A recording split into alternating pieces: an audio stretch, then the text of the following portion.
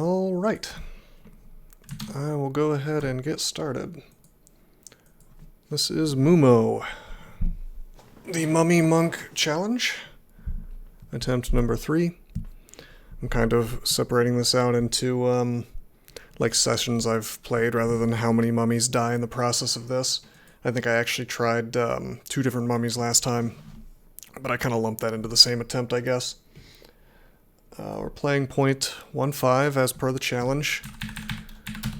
And just to refresh, we're supposed to not wear body armor, not use weapons, not use evocables, not use amulets, not worship a god, not use magic, don't throw anything except things that are funny, which is basically just fruit.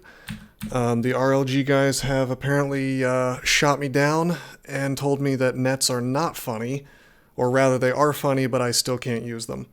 So we won't be trying to cheese our way through nets. I still am on the fence about whether or not I can throw arrows of dispersal at people, but I'm gonna assume no.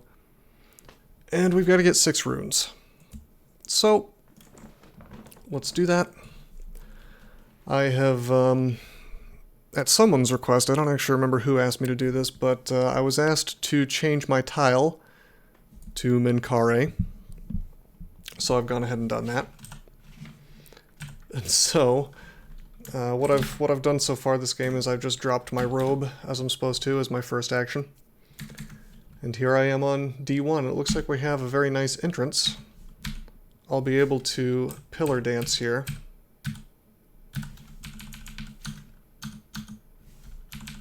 And let's just get started.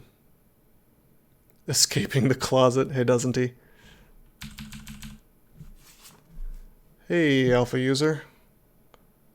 I see that you're subbed to me. Thank you for that, I appreciate that. If anybody ever subs to me and I don't notice, please just say something in chat and I will definitely give you a shout out. Kind of messed up there. I should have not been fighting next to that jackal. Let's exclude him and probably not try to fight him.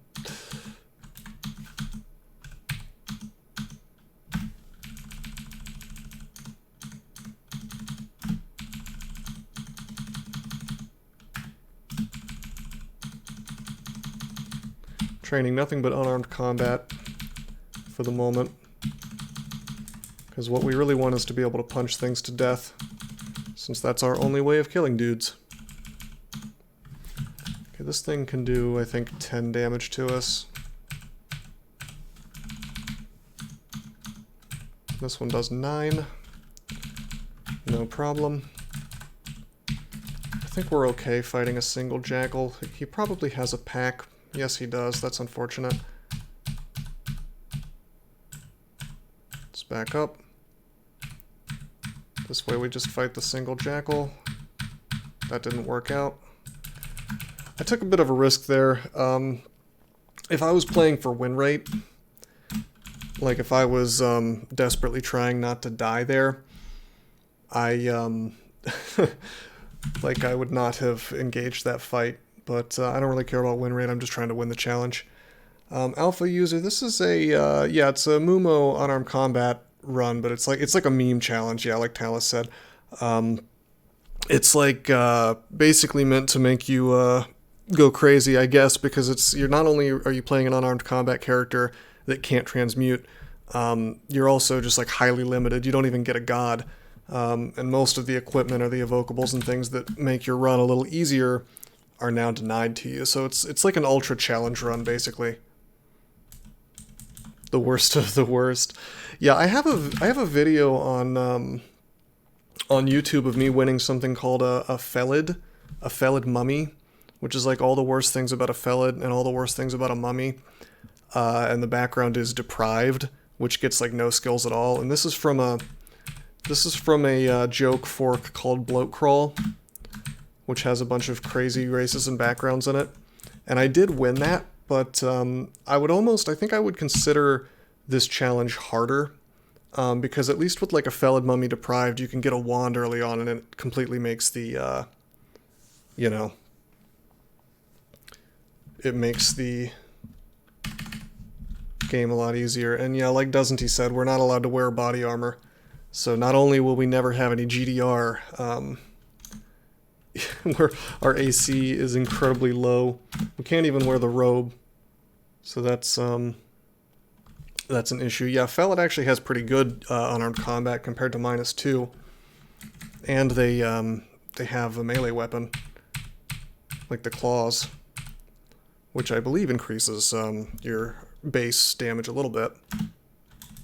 I think they're considered to have claws 1, so that should be like +2. Although unarmed combat gets pretty good.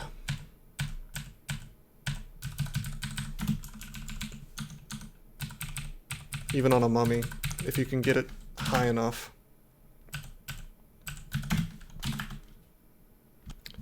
Oh yeah, Felid mummy doesn't have claws. I was talking about regular Felids.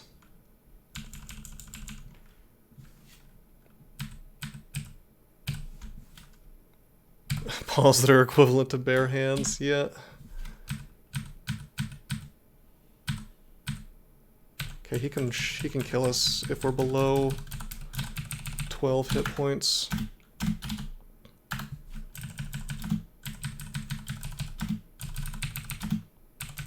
Let's get back to full.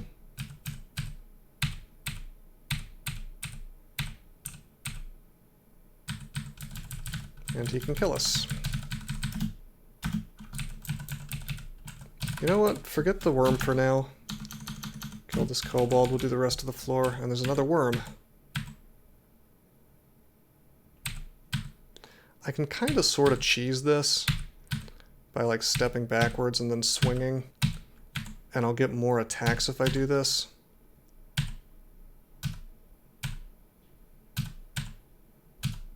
Because he's slow.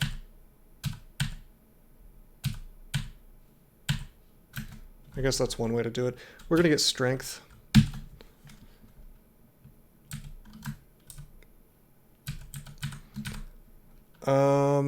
Yeah, Talus, that's interesting. Yeah, Brave had this promotion running where they were giving token grants to just like random people for trying out the Brave browser, but I thought that was over. So maybe they're running something new, perhaps? Enjoy your free money, though. Isn't the Brave browser like the gift that keeps on giving? Collected from ads. Interesting.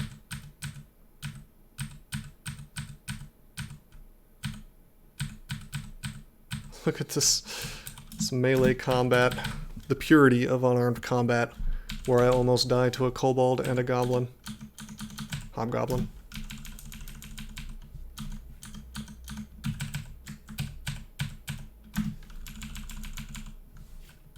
Let's back up. Pull this dude away from his pack. I think it was only 2 jackals, huh? I don't actually want to fight an adder yet if I can avoid it.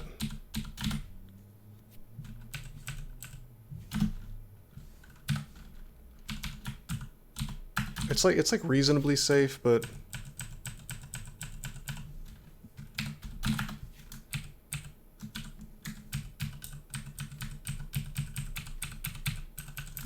I mean, we're immune to poison, but they can still do like 5 damage to us.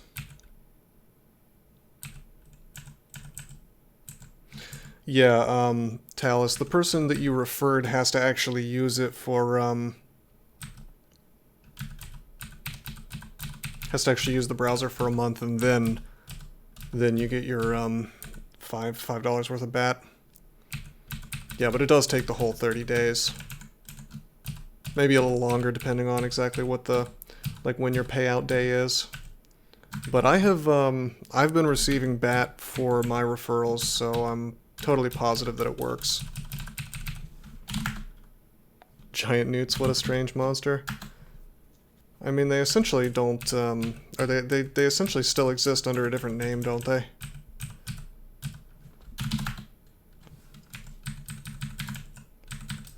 I'm gonna have to fight some adders soon.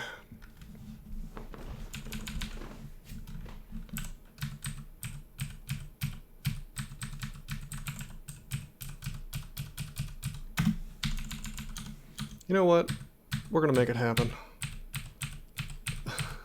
Can we make it happen? Are we gonna die to this adder? We almost did. That's why I didn't want to fight it. Even a humble quokka can mess us up pretty bad.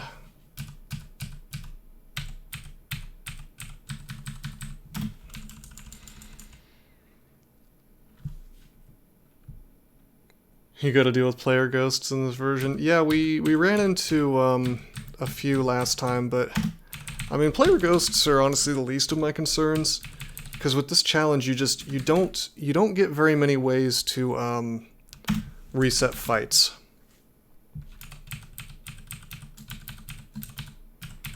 So it's like, it really is just a, well, I wouldn't say that it's just an RNG challenge, but skill alone is not going to win you one of these games consistently. Alright.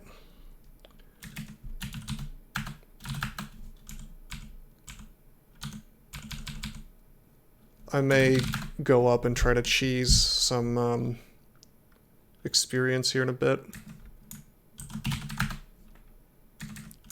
Looks like we only have a cloak as an ox slot for now.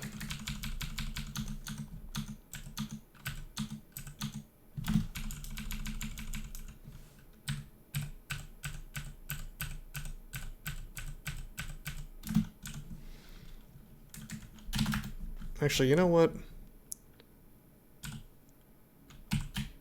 Let's use some scrolls. Hey, William Blake. I hope you're enjoying my mechanical keyboard. You will get used to it, I promise.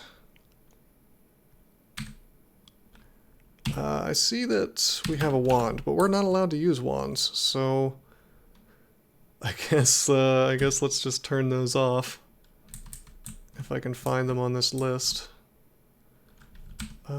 Unknown staves, unknown wands, it's all the way at the top. Mechanical keyboard asthma. You know, it's funny, I get an equal number of comments complaining about the keyboard as people saying that they like it. So, I mean, really there's nothing I can do except use a different keyboard, I guess. It's very satisfying to type on, though.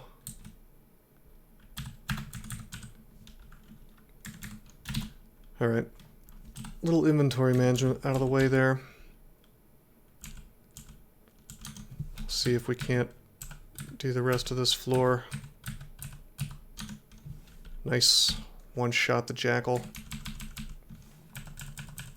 I try to pull them away because it means I'm less likely to have to fight the whole pack at the same time, and oh boy, we've got a centaur. And,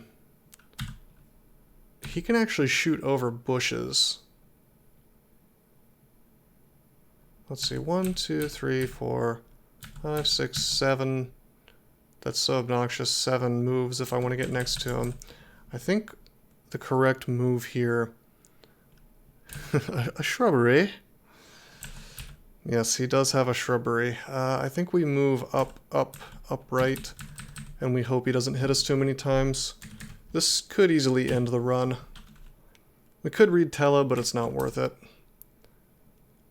Okay, I don't know why... I'm actually unclear on why this is blocking line of sight. I guess if there's multiple bushes in the way, you can't see stuff. Some kind of wacky rule with that. I'm totally okay with this. Why don't we just do that? You can't see through 2 bushes, same rule as clouds. Okay. I'm surprised that I didn't know that. I'm also surprised that the exclusion code doesn't seem to be aware of that.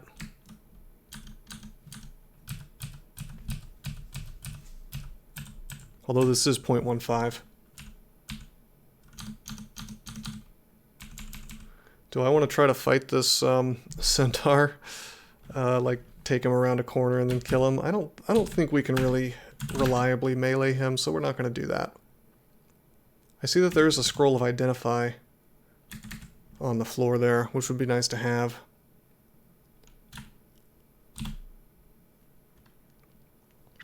Oh, nice, William. Glad you like it, then.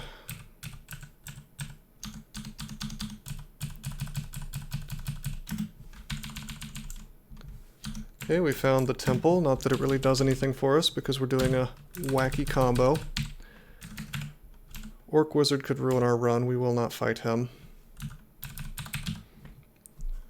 Iguanas are the ones with 15 damage, right? 13 to 19 hit points, 15 damage. I don't think so. I don't think we can really face him reliably. Dude, there's so much stuff on this floor. So much stuff we don't care to fight. I'll tell you what we're gonna do.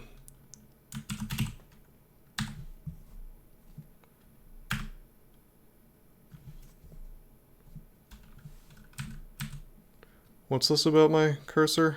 Doesn't he?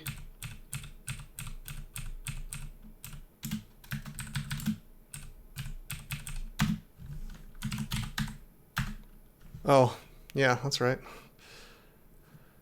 But yeah, this is before staircase auto marking, so unless I manually go down each one, it looks like I haven't explored it. Alright, it's time to get a little cheesy. I really need some more experience. I want another level. So we're gonna do, if I can remember the key to do it.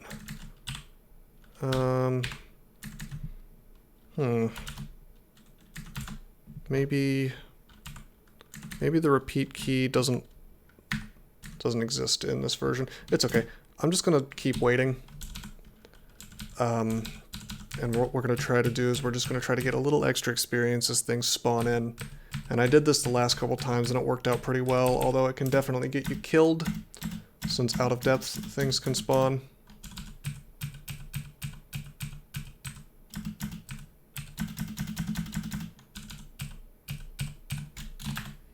Take this down because an adder showed up at the same time.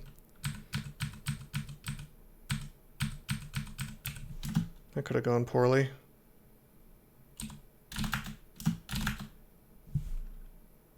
Okay, we'll pull him down because we don't know what all dangers will show up. And we one-shot the orc. Very good.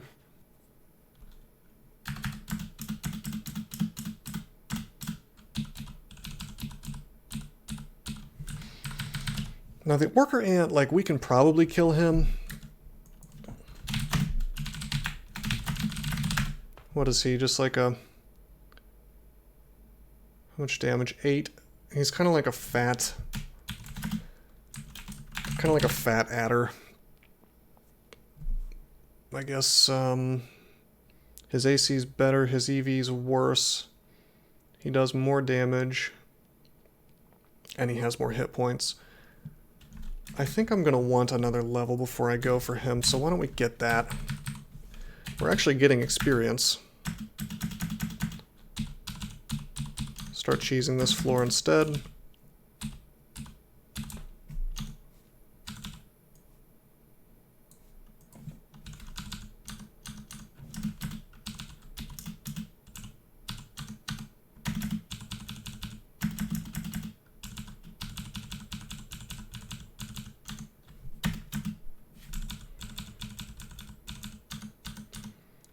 Pretty soon a fire giant's gonna show up and just wreck me. But hopefully that doesn't happen. Alright, that's level 5. I think we're going to... Yeah, I think we're gonna go back up and we're gonna try to fight the ant, and this may or may not work. By the way, why don't we train... Whoops. I just tried to set a skill target, and I can't do that because this is an ancient version. Let's try to melee the ant. It may not work. He's going to have to hit us 5 times for max damage if he wants to kill us. Which is not... I don't think it's super likely. It looks like he's winning, though. Okay, that could have gone badly. We cannot reliably kill those guys.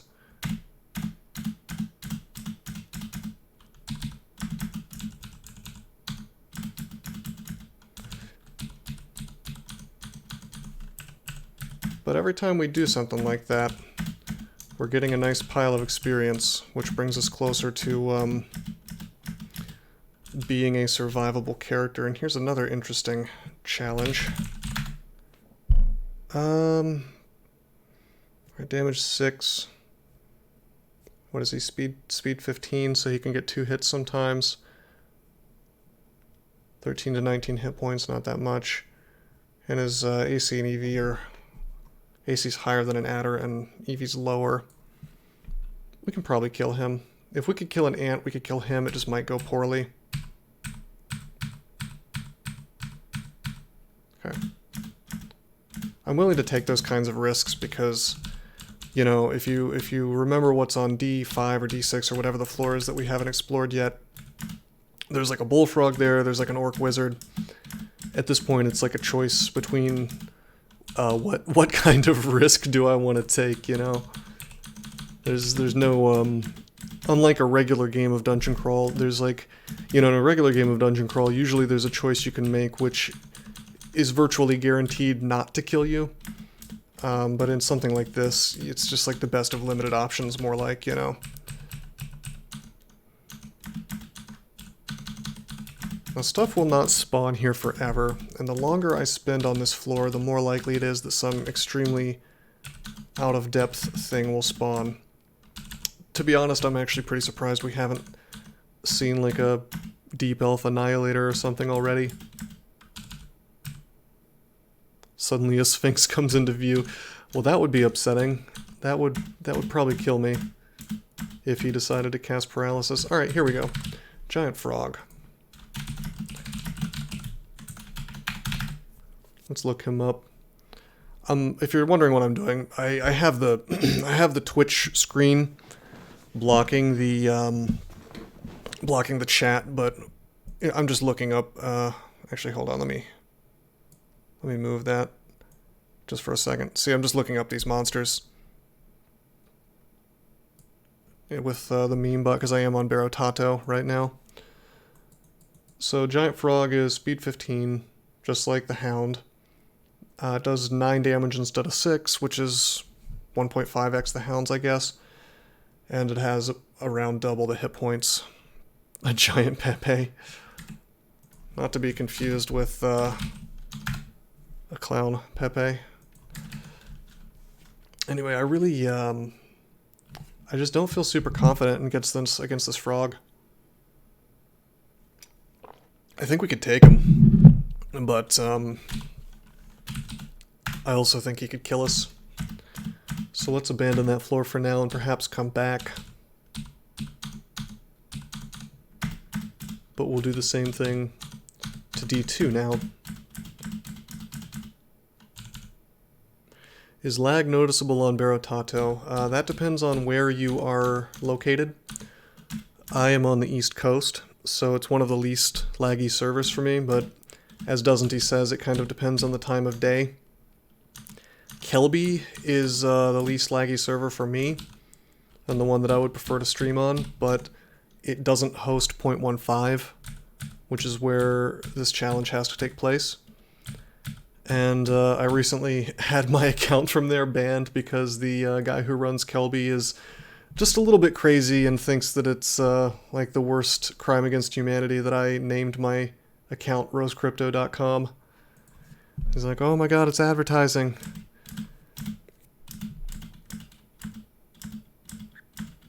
Yeah, Barotato is located in Georgia, and Kelby is located in New York. But I think, in general, Barotato is more overloaded, both with people and in terms of what that server's doing on top of the hosting of the Dungeon Crawl server. Alright, this is slightly unlucky. Another frog. Maybe when I'm level 6 I'll feel confident to fight that. But I don't just yet. And now we're in a position where it's like, do I really want to wait on this floor, you know, for the centaur, which probably would be, let's see, speed 15, damage 10. That would be worse, in fact, than fighting the frog. So maybe we try to do a little bit of this floor.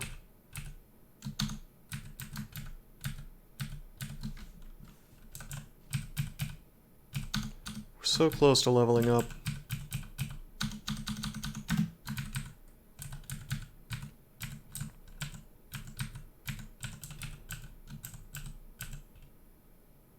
That's not what we like to see. It's a halberd knoll.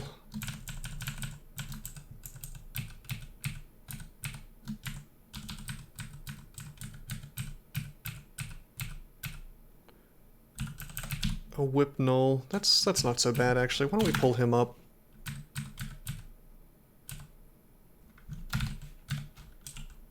I kind of wish I hadn't waited around on D2 because this D3 is not actually that safe for me to mess around on because of that freaking centaur.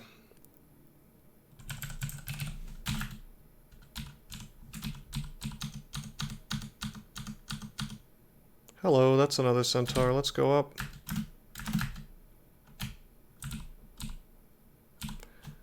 Well, it would seem that the safest thing that I can fight right now is a bullfrog.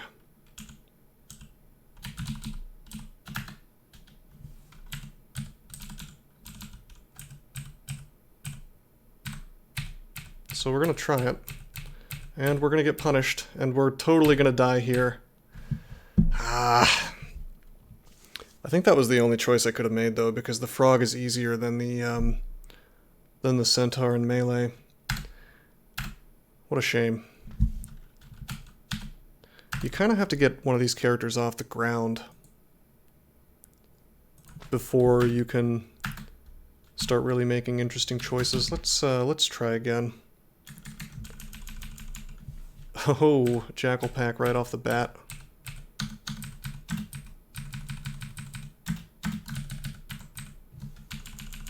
Hello. Oh wait, I screwed up. I'm supposed to drop my robe. I hope I don't get disqualified for fighting two jackals with a robe on. Yes, you're allowed jewelry, but not amulets. You can wear anything except for amulets and body armor. +2 cloak, that's a good start.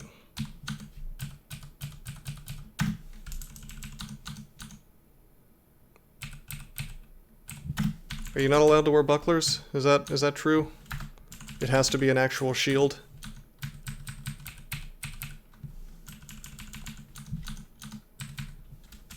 Well, that is an interesting rule.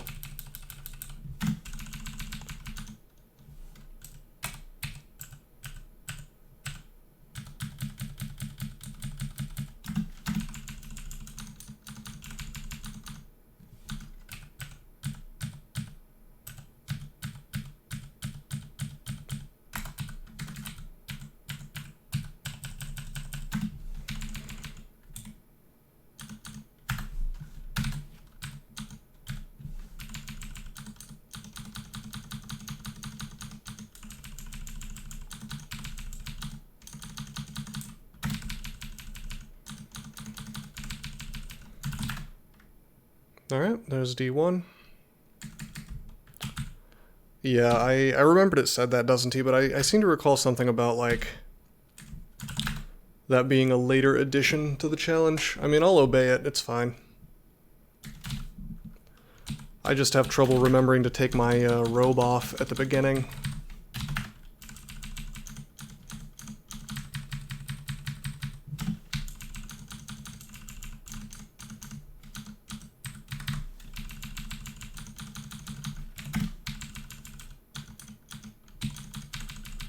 Maybe I could set up an RC file to do that for me.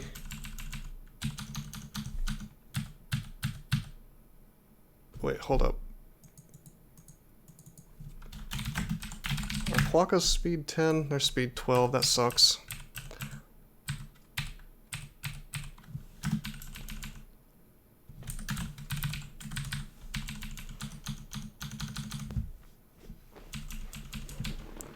Yeah, I mean, Alpha User, that would be ideal if I did find something like Shield of Ignorance. I wonder if Shield of the Gong exists in this version.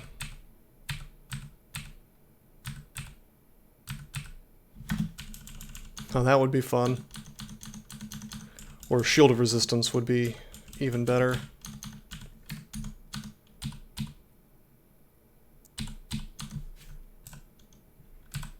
Whoops. Let's reset this fight.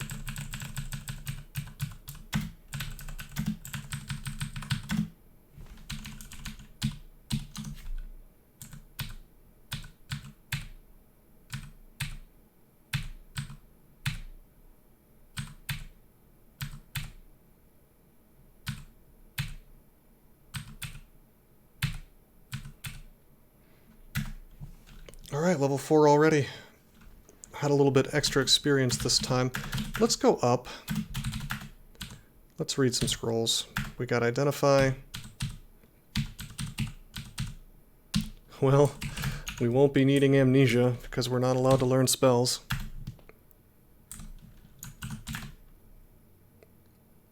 Yeah, I would love to find any of those 3 shields. Having a big shield will be a massive, massive, massive game changer. And may even make winning this thing possible.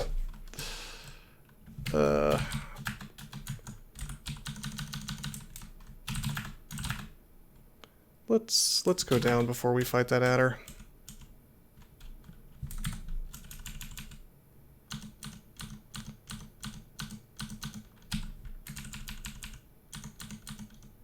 Oh god.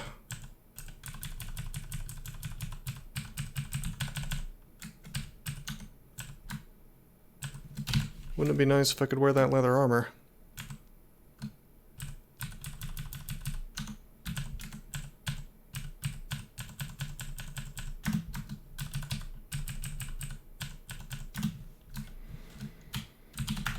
Okay, let's fight the adder. We're gonna have to fight an adder anyway. Nice.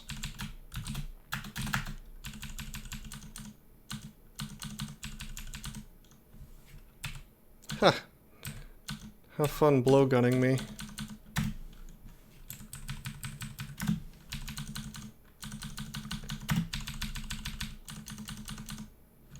Doesn't quite work on a mummy.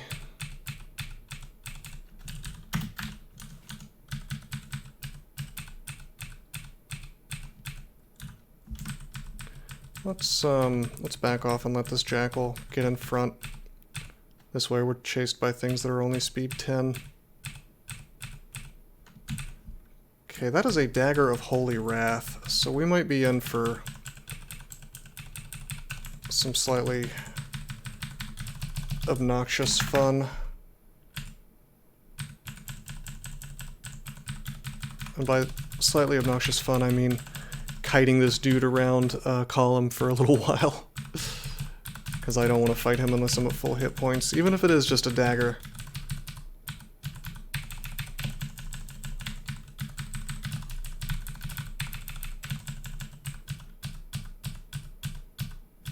Here we go. He's not too tough, you know, we can still kill him quickly. It's just a matter of the RNG behaving nicely. Yeah, this is a little bit of lag there. I notice that when I'm coaching people in there on Barotato, it works fine most of the time, but then like every so often the screen just sort of freezes up and I have to wait for it to catch up, and the same thing seems to be happening when I play here.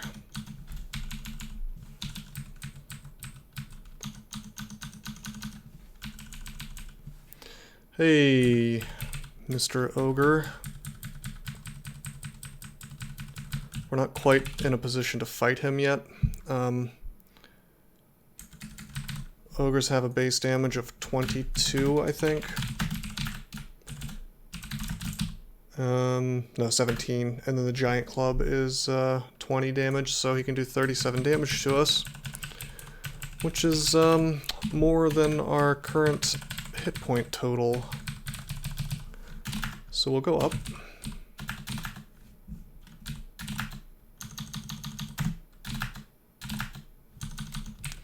I see that there's an iguana.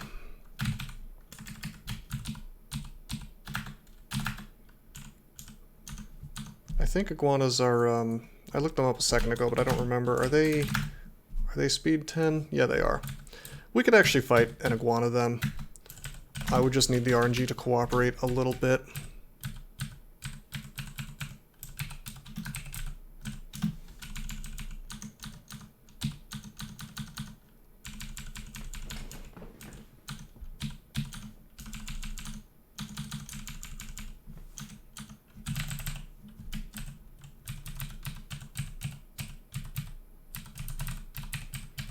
fight this stuff in this hallway. And there's the iguana.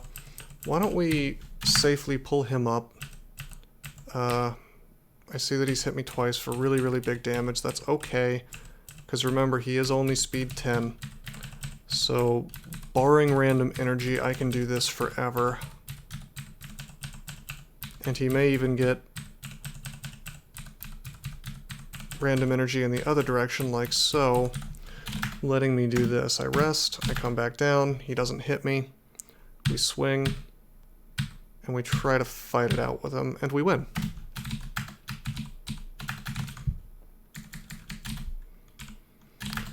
Still have a bit of a problem with the ogre on the floor because we cannot safely do that with something that can do so much damage to us.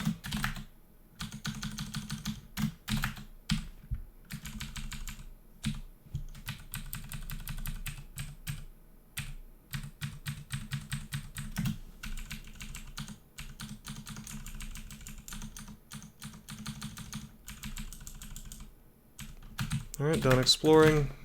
Seems like the ogre has gotten away from me for now. Why don't we identify this scroll? It's remove curse. Drop this wand. Stop picking up wands. We have immolation, which is kind of useless to us right now, but could be useful later. I'd really like to find some rings. This is definitely the kind of challenge that you need just like you need a little bit of luck. Just some. Not too much, but in the item department, you know.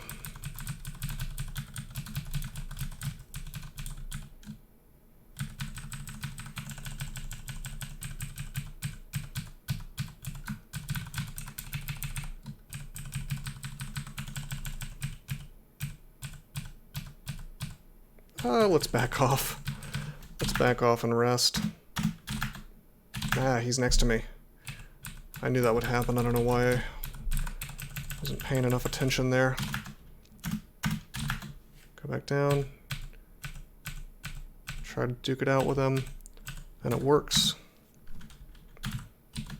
D3 ogres are gambles even on strong builds. Yep, I'd agree with that.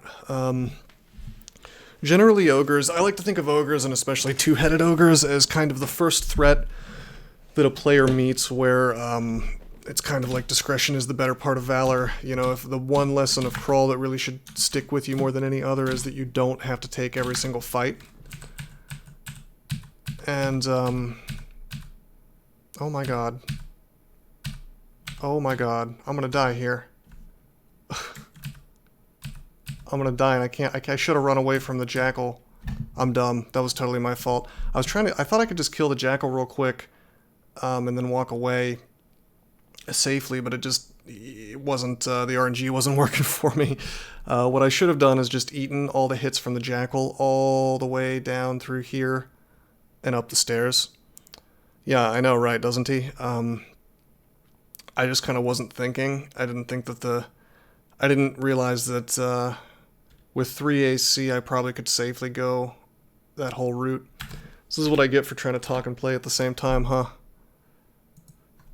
That's okay. Let's try again. But yeah, as I was saying, and it's even more topical now, is that, yeah, that's the number one thing about the game, is like you don't have to take every fight, or at least you don't have to take it like right now, and you don't have to take it in the exact way that the game presents it to you. You know, you can reposition first, which is what I should have done.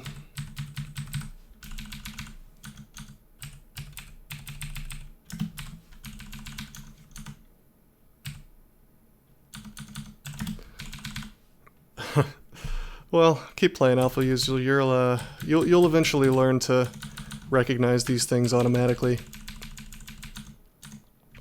if you play enough games.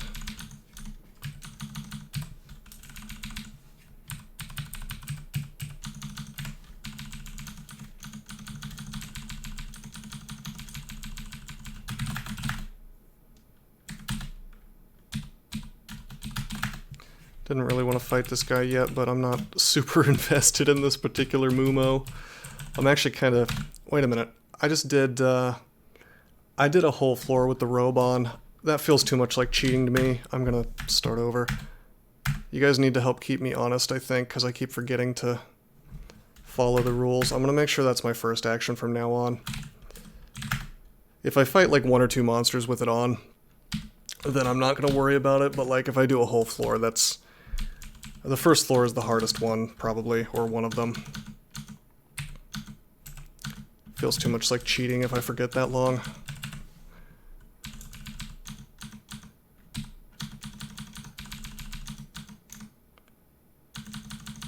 What does the robe provide? 2 AC? I feel like that's pretty significant, even without GDR. Against stuff like an adder, especially. Alright, this stuff is speed 10. We'll just kite it until I get my hit points back. Thankfully, we didn't have a problem with the cockroach.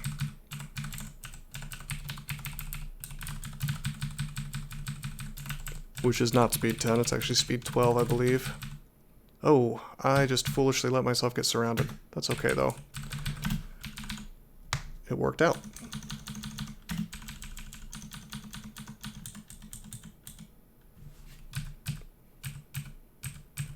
I'd like to lure these guys in the water somehow, but there's not really a way for me to do that without me also being in the water.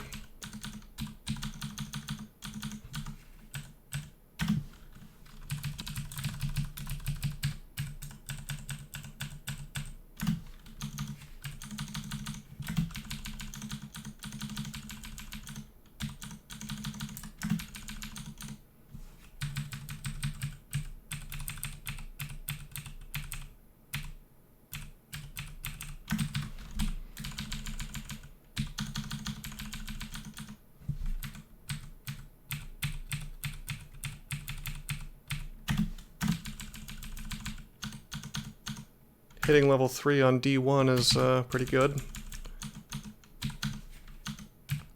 Nice dense experience here. Wow, and a knoll, which I don't feel confident with yet. The most fun challenge you've done is SPBE. Yeah, that is an interesting one. You know, because you actually have to pay attention to your rations if you berserk too much. And I mean, it is really interesting because Spriggans don't usually fare well in melee, but you're playing a character that kind of wants you to be a melee guy, or I guess you could go throwing, which is also pretty good under Trog. But yeah, this is definitely a different kind of challenge. Okay, normally I would not be using scrolls, unless I was on a safe safe floor, rather. But I don't really care too much right now. Hey, Ring of Fire. That's exactly the ring that I want.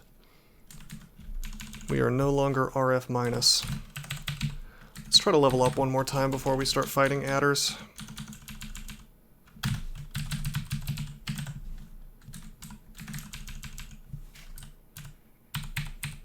Can fight the iguana in the water. There's steam here. I think that's steam, or is that just fog? That's steam. Wow, plus 11 Randart Quick Blades. That's pretty rad. Generally, I prefer not to use Quick Blades if I can avoid it. What is going on here? What a wacky tile. I forgot how funny tridents used to look.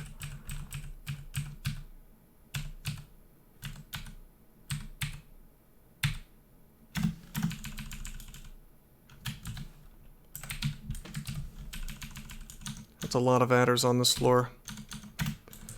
But yeah, I mean, plus 11 on a quick blade, if it's got a nice brand like electricity especially. That sounds pretty fun.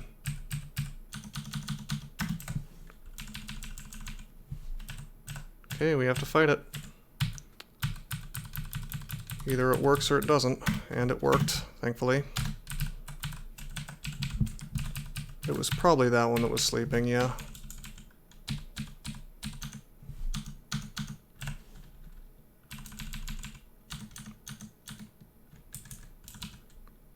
You know, you can look up your old names. Like if you know your username right, you can with one of the bots either in Discord or in WebTiles. Like I run Meme, GammaFunk runs Beam. You can actually bring up old logs. I don't know. I think that every time I fight an adder at this low level, I'm kind of risking death if the RNG decides to go poorly for me. Like I want to, the whole idea is that I want to fight things that are speed 10, because then I can kind of kite them around for a very, very long time and get my hit points back. But like with adders, you don't have that choice. It's just, you're gonna fight it, or you're gonna win or you're gonna lose. I think it's very important that I pick up this pizza so I can throw it at people like a chakram.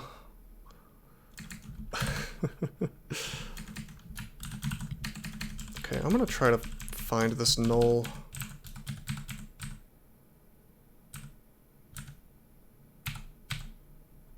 How much damage can he actually do? I should probably check on that. Let's see, Knoll does 9 damage, and then the spear has 6 damage, so he can do 15. Crap, we just don't have enough hit points to guaranteed safely do this. I'll go down. My friend, I think you are right. I think I have to go for these adders.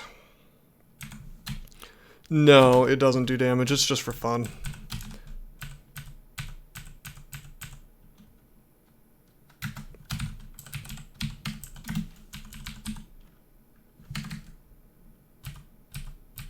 Please don't make me fight 2 adders in a row. Oh, come on. You gotta be kidding me with this. Am I gonna die? I'm gonna die. That's ridiculous. See what I mean? Because, like, you can't walk away from these guys. They will catch you. Well, you can if you have enough, like, tiles between you and them. But once the fight starts, unless you're willing to use a resource to get away from them, you're pretty much boned. Now, like in a regular game of Crawl, there are a lot more resources available. I would be allowed to use things like nets. I would have like god abilities, maybe not at this point, but some other time. You know, so this challenge really does kind of screw you in terms of like there's only so much that you can do. It's definitely not like a regular game of Crawl. All right, I'm supposed to take off my robe. I guess I killed that bat with the robe on, but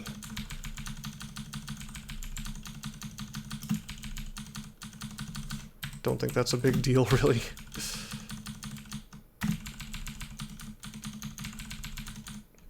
Although I did see a guy complaining on Reddit about how a bat had killed his felid enchanter. Or maybe that was in my Discord, I don't remember. It was today, though, I think. Which goes to show that if you have 0 AC, anything can happen, I guess. Alright, let's grab this ring. Again, I wouldn't wear rings normally without having a remove curse scroll available. But because these runs are kind of so throwaway already, I might as well try to get a benefit sooner than later. Whoa! Okay. Alright, there's no way I could have anticipated that. This is an older version. Yeah, probably alpha user. This is an older version where it doesn't tell you if it's an electricity brand or not. So he hit me, and the only way I could have known is to like guess that, alright, it's glowing, therefore it might be electricity. So he just one-shotted me, basically. Since electricity can do like, what is it, 30 plus damage? There's going to be a certain amount of that in older versions of Dungeon Crawl. Yeah, I appreciate that update as well, for sure.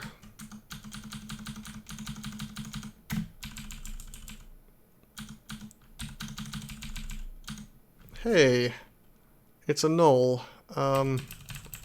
We can try to just lose him, but we really don't want to go into the black, so I think we're just going to have to see if we can't get lucky, and we do.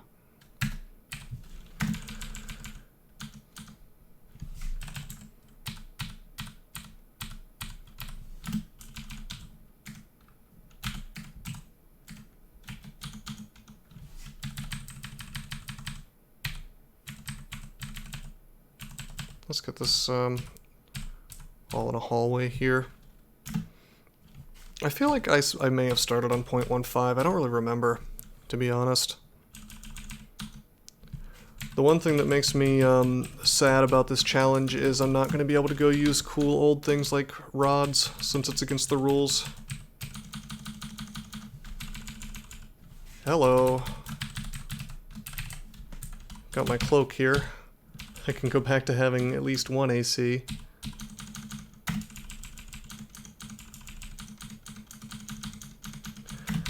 This is actually weird though, like, I consistently was getting runs off the ground before. Like, I got much further on my first 2 attempts very quickly, so I don't know if I just got lucky at that point, or if I'm getting unlucky now, or if I'm actually playing worse, which... I guess that one run with the Knoll and the Jackal was like 110% my fault. But some of these, I think the majority, maybe even like every death except for that one was just pretty much unavoidable RNG. Well, unavoidable under the MuMo rules. It took you a while to win. I mean, 0.15 was a different time, so I think the game has gotten... Well, I think the game has gotten easier mainly because more information is more easily available. You know, I think that a lot of what made Crawl hard in the past was that understanding how the game worked was not exactly easy. Because information was not built into the game, like how much damage things can do. Okay, enchant armor. Okay, that's cool. We can have a +2 cloak. I like that. We got remove curse. We'll leave the unidentified scroll. That's a helmet. Bro. Let's put that on. I feel like I'm Diesel now, just from having 5 AC. This character is broken as hell now. 5 AC. But for real, I feel like a champion. Imagine the luxury. The luxury of having 5 AC.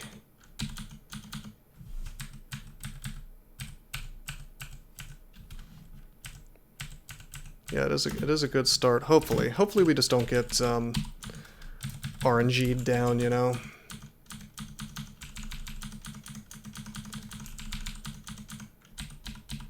I'll try not to make any more mistakes.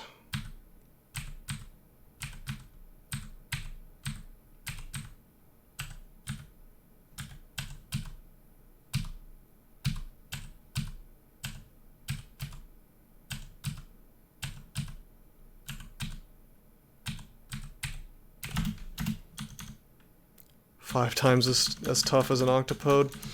I don't know about 5 times. Wouldn't I think octopodes, don't they not start with 0? I thought they have like rubbery skin or whatever, which gives them a point or 2.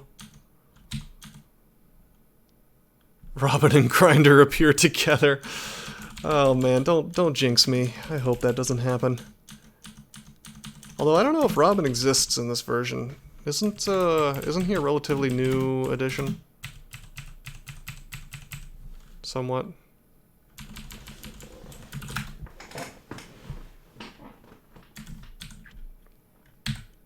Identify. We got blink. We got noise. We have emulation. Blink's gonna be nice.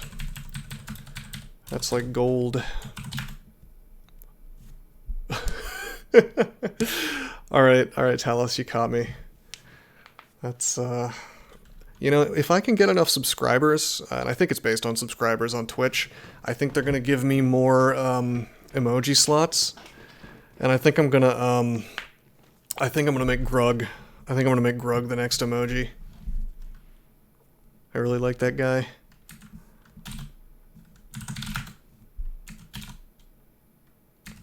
And then you can actually use that emoji at me when I fail to understand basic math.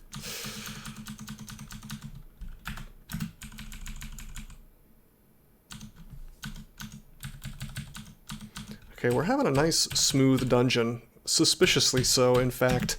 Almost all speed 10 monsters except for this guy who I'm reasonably confident fighting with 5 AC. Nice. I am very unhappy about auto-exploring into Natasha here. We are RF minus, but she doesn't have throw flames, so that's okay. But this is really unfortunate because we do not have a teleport, as far as I know. We only have blinking, really, to get away from her, and she's faster than me. So we're just going to have to punch her and hope that it works, which may very well work out well. Because Natasha only has... Let's see how much hit points. 13 to 17, so let's hope it works. Boom. Boom. Crap. Natasha stares at you. You feel troubled. I do feel troubled, because there is a white imp standing next to me now. I think if I take a step to the right, she'll... As long as she moves to attack... Yeah, she goes between me and the imp. That could have gone badly, because she could have chosen to like, magic dart me. And then the frost imp, or the white imp, would be in between me and her. But, it didn't work out that way, so let's get the kill. Awesome.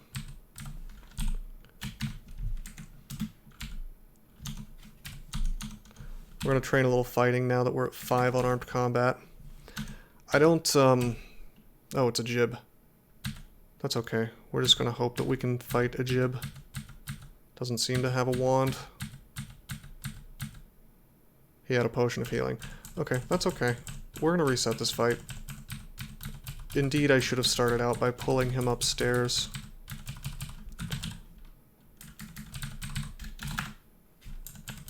To a nice, reasonably safe floor.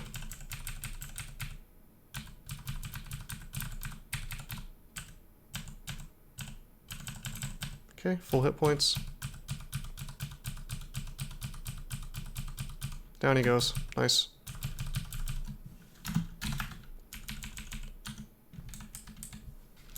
I am still pretty scared of Natasha on this floor. But at the same time, with a little bit of luck and good positioning, I should be able to take her out 3 times, and that's pretty good experience. There she is. Oh, don't you dart me.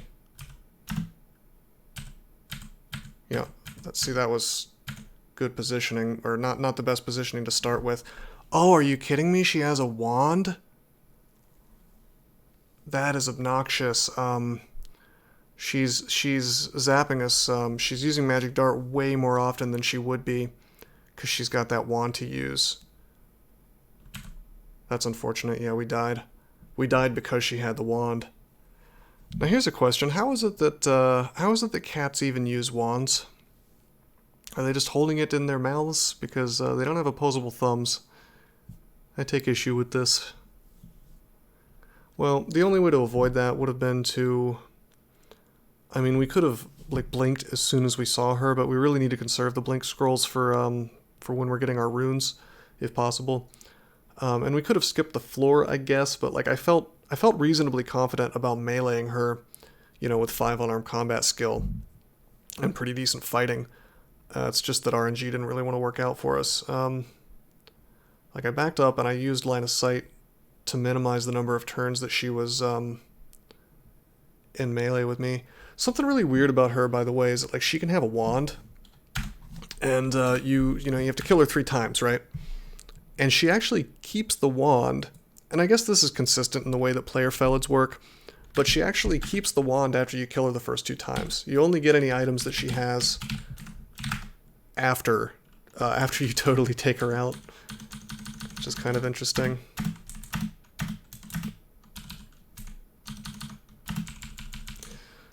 Back to the drawing board.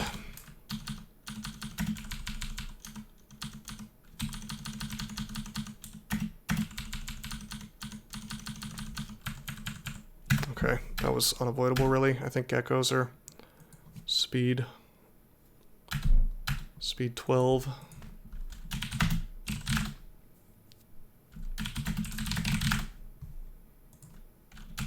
Yeah, they're speed 12, so I had to fight that thing. There wasn't any avoiding that death.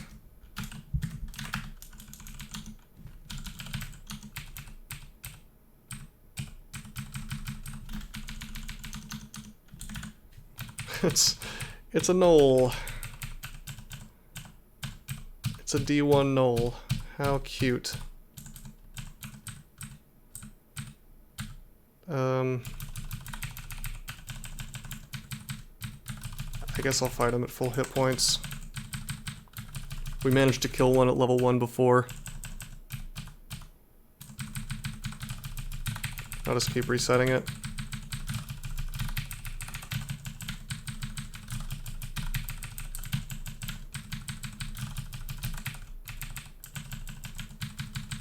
Be nice if I could get him in the shallow water somehow. It's not really possible.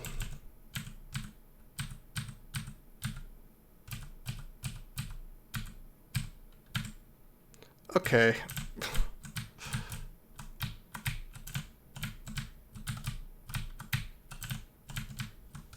I guess I could just...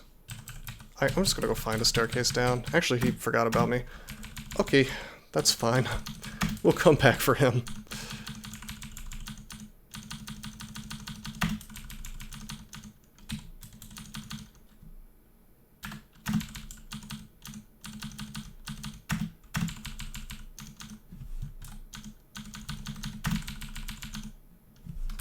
Let's fight one of these at once, not two. Giant mites, very easy. Their main thing is that they poison a lot. Kind of an old monster. I think this may have been the last version where they showed up.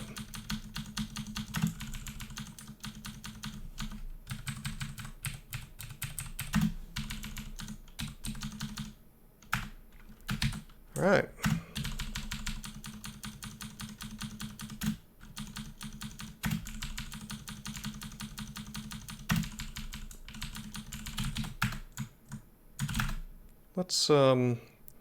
Let's come back. Oh man, Terrence. Jeez, that's unfortunate. Can't really kill Terrence. I don't think. Yeah, he does base damage of 5 plus the weapon, so he's kind of like a big goblin, but I think he may have had chainmail on, I didn't check.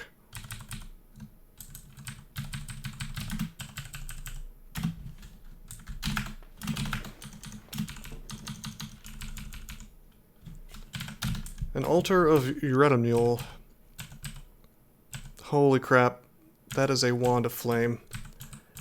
That's real bad for this character.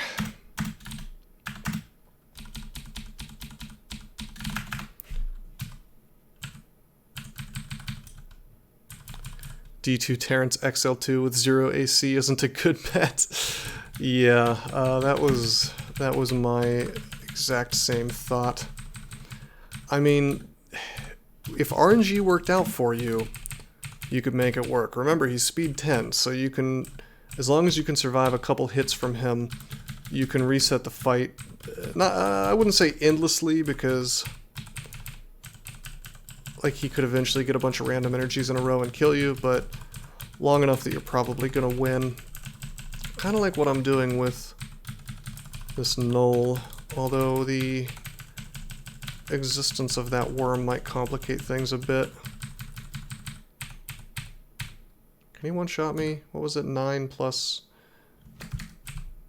6? Yeah, he can definitely one-shot me now. He can do 15 damage. Need to get my hit points back. I see I'm reading, I'm leading these guys on a merry chase. I'm picking up more goblins and stuff as I go. Wow. Nothing wants to get meleeed down. I'm training on armed combat, but -2 apt doesn't exactly make it easy.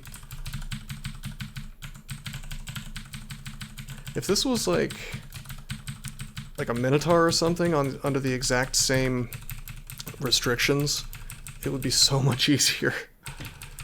It's like almost comical how much easier it would be.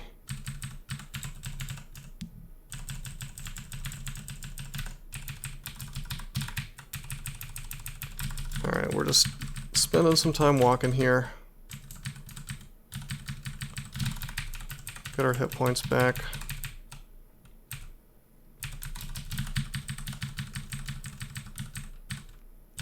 Oops. Bad movement there.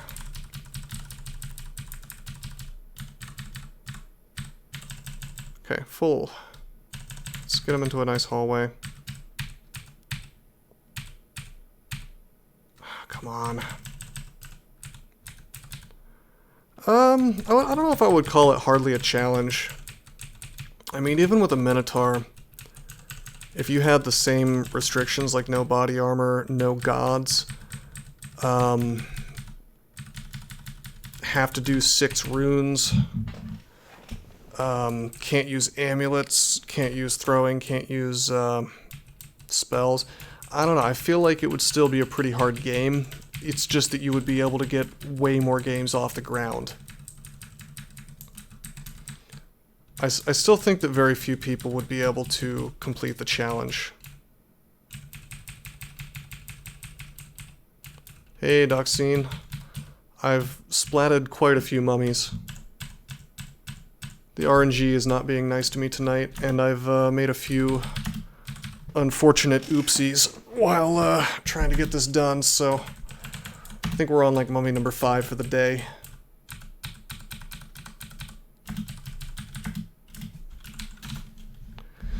But hey, thanks for stopping by the stream, I appreciate that.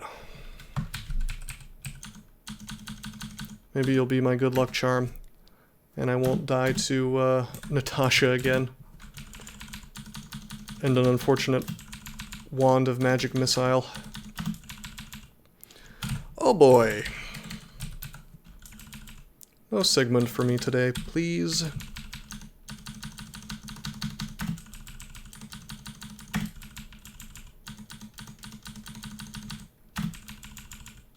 Well, I don't know if you brought me good luck, because as soon as you came in, Sigmund showed up. However, he stayed sleeping. Okay, let's go up. Dang it. Giant geckos are speed 12, we just gotta melee them. Okay.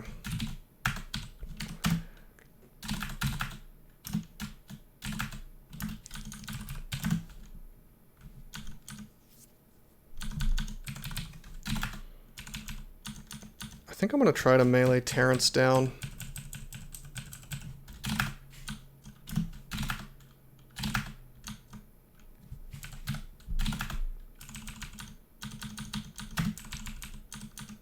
Oh god. Oh god, oh god, oh god, oh god. I forgot. This is the one with the wand. Zapped 4. He can't zap me any more times. Yeah, he can. He can get me one more time. Wow. This must be before they made it so that monsters can't use wands before D3. That's a super fair mechanic, even on like a even on a mummy that didn't have these ridiculous restrictions. That could have been an easy game ender. Just the fact that, I don't know, I've always thought that wands in the early game are just extremely dumb. Really unfair mechanic. Very RNG heavy. How long would a successful run of this challenge take? Are you including all the losses or just like a single game?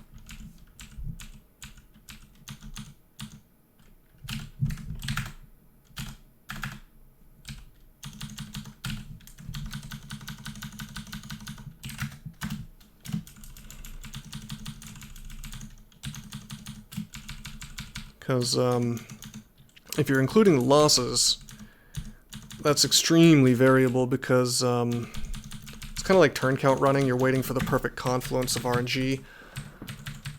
But in terms of like a single game of the challenge, I don't think, provided that RNG was reasonably kind to you, I don't think it would take any longer than your typical slow caster game. So maybe like 8 hours, maybe less. Depends on the player, of course.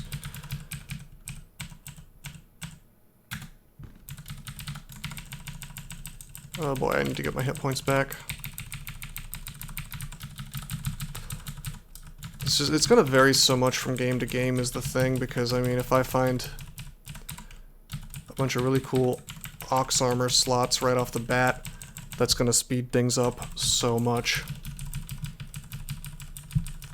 I have a feeling that once I get a character that can like survive to lair, or a little after lair, I think it's going to be a lot less RNG heavy. I just need to I need to scrape a few items together is what I need to do. The biggest thing is just like finding a shield. Cool, pair of boots.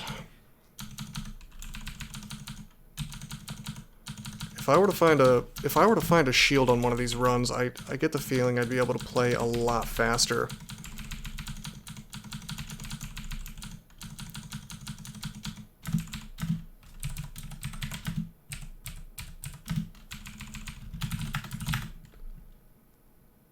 Okay, let's go down. Oh, it's Jessica. She can't do a whole lot to me. She'll try to cast pain on me and it doesn't do anything. That's just like free experience. I'm really glad she showed up. I'd love to see her every single game.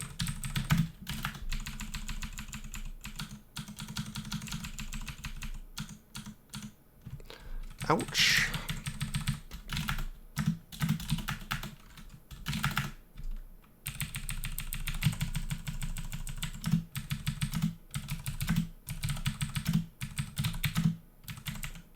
Whoa. Walked right into him. We can kill this worm, I just need to be a little more careful with him. Trying to get to full hit points before I do that. Okay, here we go. So what I'm actually doing here is I'm swinging on him, and I'm checking to see if he swings back at me, and if he doesn't, I go backwards. And this works on the modern version of Crawl too, by the way. I'm kind of cheesing the fact that he's slow, so I moved and he didn't attack me because he's so slow and he doesn't really get random energy that much. So then I swing again. I see that he didn't attack me, so I go backwards. I swing again. He didn't attack me. I go backwards. I keep doing that until he hits me, and then I attack him because I attack faster than 1 speed, so I know he's not going to hit me again. And this is just kind of cheesing the way that monster energy works. It's based on their speed. I go backwards, I swing, notice he didn't attack me, swing, backwards, swing, he did attack me, swing again, he doesn't hit me twice. And I think that if I do this, it affords me more hits and him less hits. This is just kind of something I've pieced together intuitively. I don't know if that actually is working how I think it's working. I have not checked the code or done any math to try to verify that, but I'm like 99% sure that works. Certainly seems to work.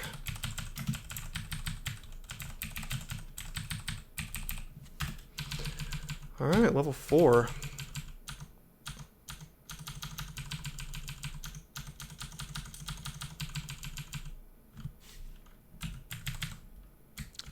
This is a Zom Vault, I recognize this. That means he has a Chaos Dagger. That's real unfortunate. I had to let him get next to me because I had to fight the... Holy shit, dude! He got, he got random energy on me, and he hit me and it paralyzed me. I've got to be dead, right? No, I'm not. That's wild, though. On a random energy hit, though? How many turns was I paralyzed? Only 1. Okay. Guess that's a small miracle. What an unfortunate surprise, though. Okay, we can get this newt in between us and the gnoll. We don't have to fight the gnoll. You can, in fact, use monsters to get in the way of you and other monsters.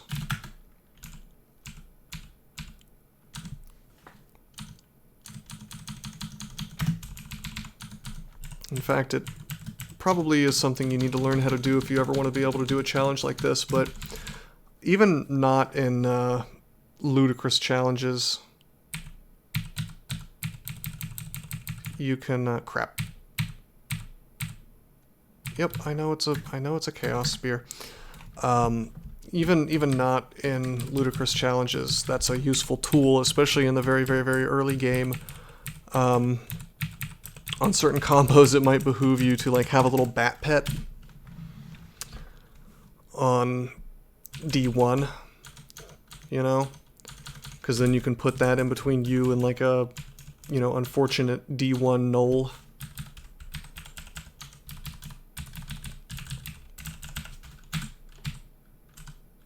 +4 ring of dexterity, alright.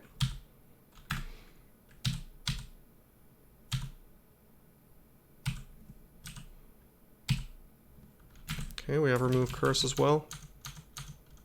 Oh my god. Could it be?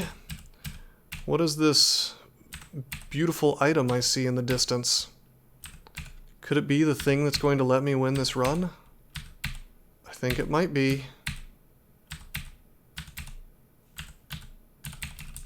I think it might be. Oh, it's cursed. I don't care. Alright. Alright. We're on the train. We now have a large shield. Let's not screw this up. That is quite a find. Alrighty. Okay. Don't want to fight a wizard. I could have hoped for a large shield with like RF plus on it, but I can't complain. We're actually a little bit slow on our attacks now.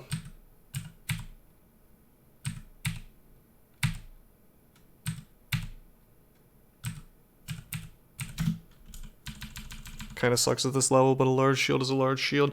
Yeah, I mean, I will admit that it is unfortunate that that our attack speed is slowed or whatever, but like wearing a large shield right off the bat is pretty much always the right thing to do on a non-caster. Oh, crap.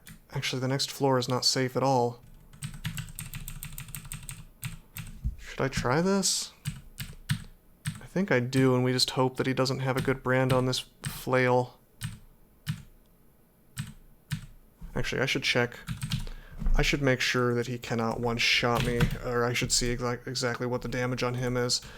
Terrence, I believe, does 5 damage. Yep. And the flail, which could be cursed, does 10. So let's say he can do 15 damage.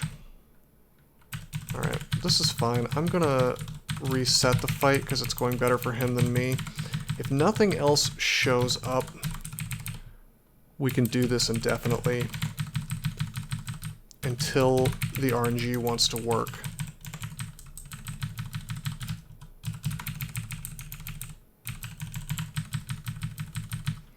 And you know what? I'm gonna train nothing but shields. Okay, this is unfortunate. But an adder can't really bother me at this point that much. Alright, Terrence, come on. I know you want to go down. I know you have chainmail on. No, gotta reset. We can totally kill him. Like we can definitely do it. We just need a little bit of luck on our side. I don't like that I'm spending so long on this floor. But I don't have much of a choice because I can either like go into the black, try to find another upstairs, which is probably a poor decision. Or I can go up here and probably get hit by chaos, which is another poor decision. Yeah, we can do this. Yeah! Hell yeah.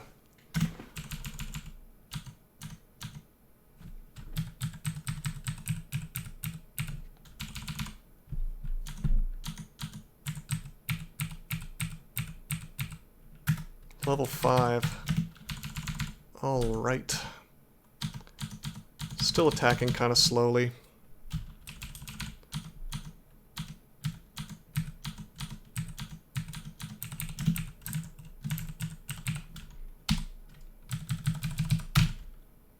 Okay, we got some gloves to wear.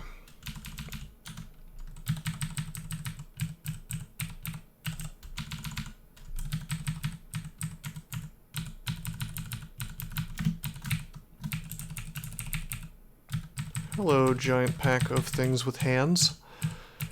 Things with hands worry me because things with hands can use wands, which can proceed to ruin my run in a very not so fun kind of way.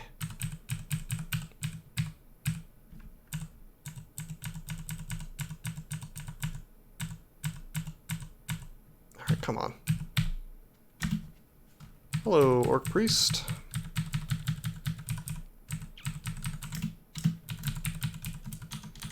Can't really kill an Orc Priest yet. We can if it goes well for us, but if it doesn't... Whoops. Judging front felled, some things without hands can use... Judging from felled, some things without hands can use them too. Yeah, that's a good point. Not allowed to use wands, so we'll drop this one.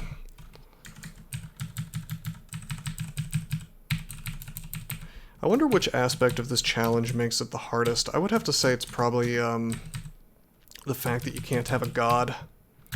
If you let me have a god, I could just get you around a mule and then win from that.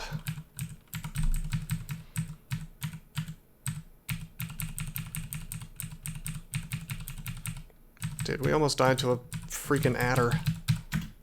It goes to show, you know, we're definitely not unstoppable, even with this large shield. Very concerned about this priest. I'm gonna try to explore into the black as much as I don't want to. Crap. Not a good exploration.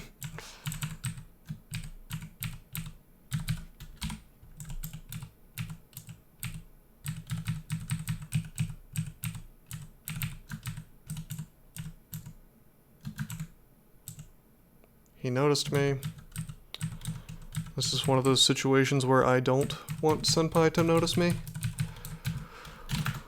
Let's go up into the hatch. Thankfully it turns out to be a good hatch. Go down. Alright. Let's try this one. Alright. I actually had located these. I just wasn't paying attention. I think I want to go down. Right? Just to avoid fighting this turbulent priest, which no one will rid me of. I have to rid myself of this turbulent priest at some point. Let's fight the guy in a hallway. Oh, is this really gonna happen? Am I really gonna get hosed like this? I thought we could do this.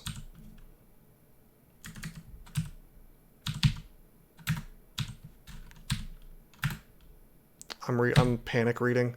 I mean, I'm not panicking. This is just like, I know I have to read. Okay, one was fear.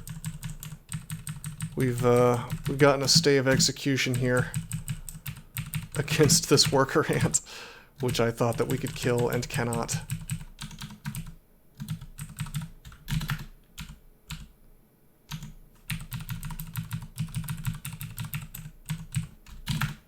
Let's pull this null.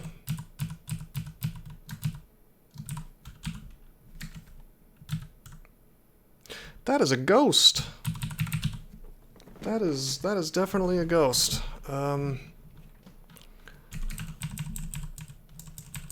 Yeah, ants are tough, Doxine. Although you would think that, you know, the thing you're usually worried about with them is the poison. But without body armor, you know. Without body armor, then just their physical attack is dangerous. Let's cheese some experience out of D1. Maybe I can get a single level. I haven't done this at all on this character. The shield is throwing off my attacks. Yeah, it is. But I think overall we're getting a lot more benefit out of it than problems. I'm starting to attack at speed 1 sometimes.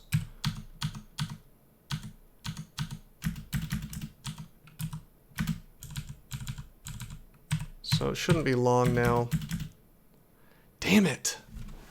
Another worker ant. Alright, who would have thought that worker ants would be like the bane of my existence? What a shame.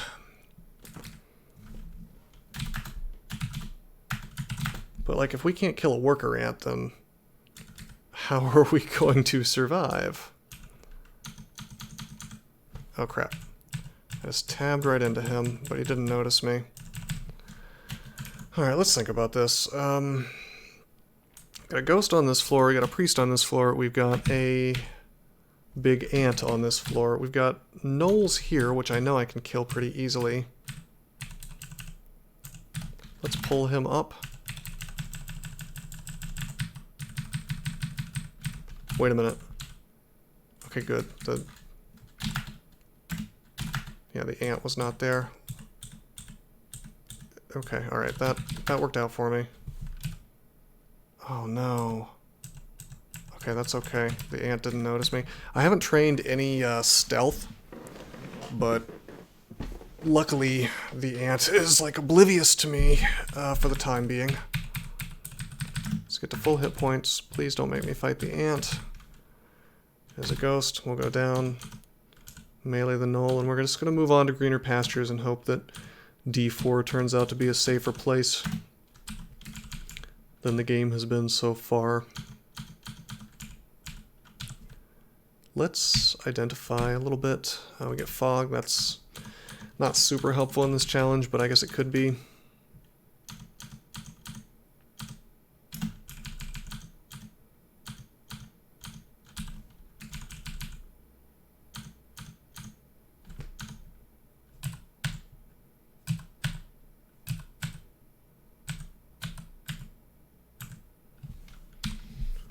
I feel like maybe I should just be training unarmed combat to get my speed up more.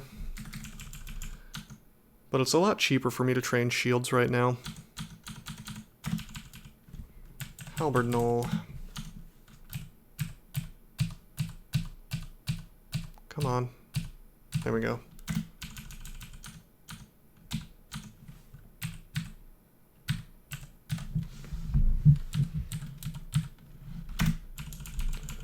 Almost level 6.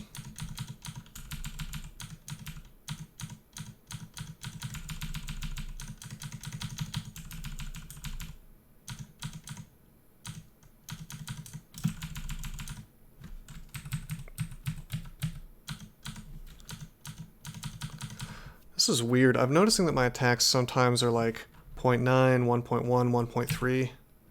I guess shields give like a variable delay increase in this version, maybe even in modern versions, I'm not sure, depending on what your skill is, but it seems to change from attack to attack, which I actually wasn't aware of.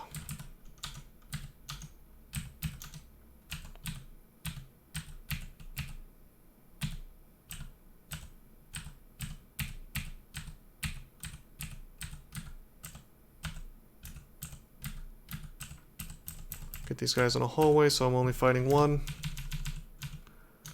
Be very sad that I see a Trog altar, but I'm not allowed to take it.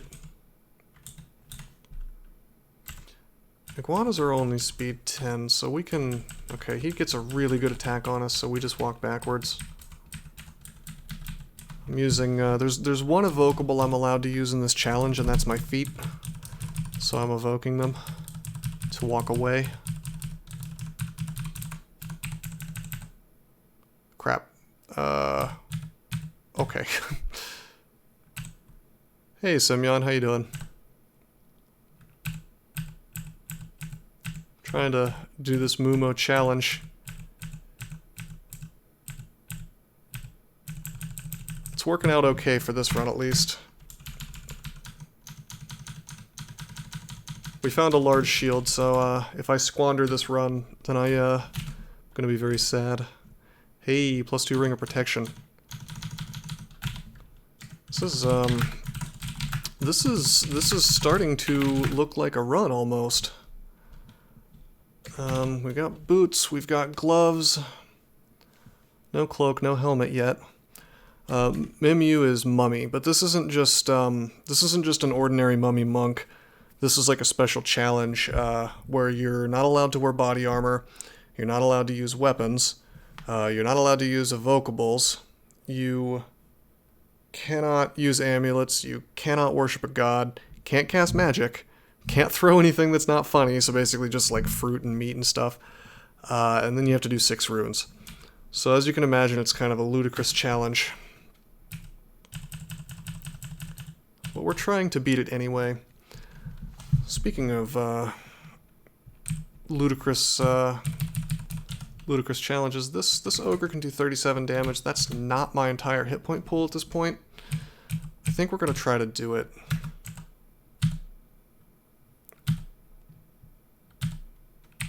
Technically he can get 2 hits on us when we swing, but it's not like super duper duper likely. This is definitely a risk that I'm taking, but if I can get him off the floor, I'm gonna get a ton of experience for doing so. Maybe like 50% of the current level, perhaps. I might be exaggerating, but I know we can melee him down. Shit. Okay. Probably shouldn't have tried to take that extra hit. I know we can melee him down, I just need the RNG to cooperate. Yeah, this is attempt number 3. Technically it's like I've attempted more individual mummies than that, but this is like the 3rd Twitch stream I've done on it. It's not an easy challenge, and while it is skill-based, I think there's a lot of RNG involved in it. This is the main roguelike game that I play, but I've tried out Tome. I've been meaning to try out NetHack. What I really want to do, and what I might do really soon, maybe even later tonight, I don't know, depending on how late I stay up, I want to do this old DOS game called Castle of the Winds, which is like, it has a lot of roguelike elements to it, even though it's not really a roguelike, because it's not really randomized that much. Well, it is and it isn't. But I just kind of wanted to show off this super, super ancient game. But yeah, I mean, I would definitely stream just about anything if people wanted me to. I'm planning on, you know, with regards to this channel, it's going to be kind of a variety thing. So, like, if one of my subscribers asks me to try something out, it's not like I'm going to say no. The easiest way to get me to do something is to bribe me with cold hard cash. Alright, oh, is this our moment? It could go poorly at any time. Oh, it works. Didn't take a single damage that time. Okay, let's get the skeleton's attention. But let's fight him at the staircase, because he can't go up staircases.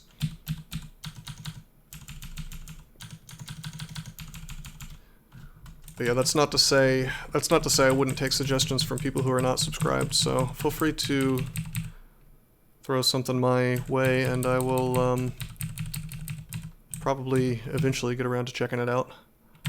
Alright, this is a different ogre. This is not the same ogre. Oh, Simeon, are you lagging or something? Did you not hear what I said? Man, this is a problem here, where he hits us for a big pile of damage, and now we're in one-shot territory. And there's no avoiding this kind of risk, because if he gets random energy, we're dead, assuming the shield doesn't block it, and he rolls high on damage again. But there's just no way around it. Yeah, I mean, I tried Tome. I had heard that at one point the add-ons were like hilariously vulnerable to keyloggers and stuff, which made me a little nervous about putting Tome on my actual box, so I put it on a virtual machine instead, which was annoyingly slow because I didn't quite set it up right. And I don't know, like the game itself, I didn't hate it, but like I kind of found it a little hard to get into. I'll probably play it again at some point, but it seemed like I don't know, like I prefer kind of old school bare bones interfaces like this more than the sort of World of Warcraft style like point and click stuff. Doom RL is definitely on my list to try out. I've got a friend, Blokes, who has been trying to get me to check that out for a while, who mentions it a lot, so it must be good. Dang it. Back into one-shot territory. I just need another... I need another sweet series of RNG happenings against this ogre. Well, that's unfortunate, Semyon. If you want me to... If there's anything in particular you need me to answer, just like... I can type it out for you if you like.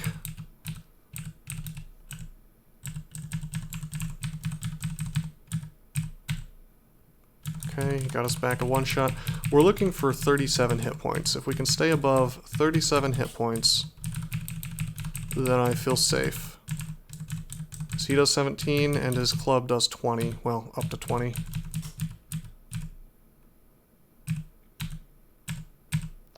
This was slightly obnoxious. A couple things showed up. Well, I have good news for you. You can, I mean, all these streams will go on YouTube eventually. So, like, if you just check out my channel... Okay, we gotta reset this. I hate the fact that we're resetting this, because, like, one more shot could kill him. But one more shot could kill me, too, so... Probably best not to push my luck. Speaking of luck, if I were to get lucky, he would stay a little hurt for the next go-around. If I regenerate a little bit faster than him, but that's all random.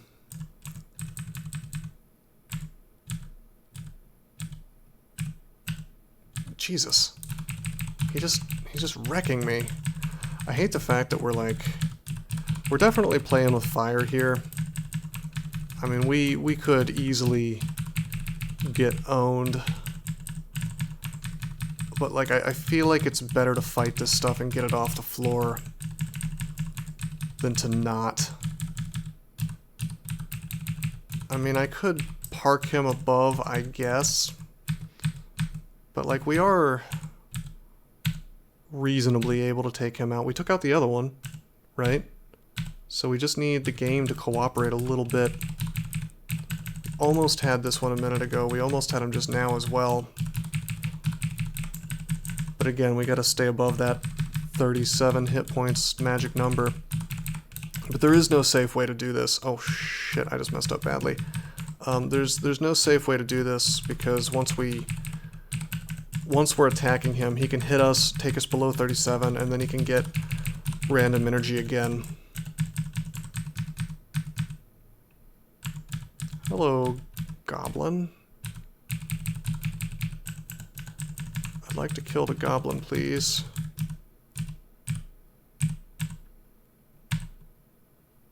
I'm gonna reset the fight.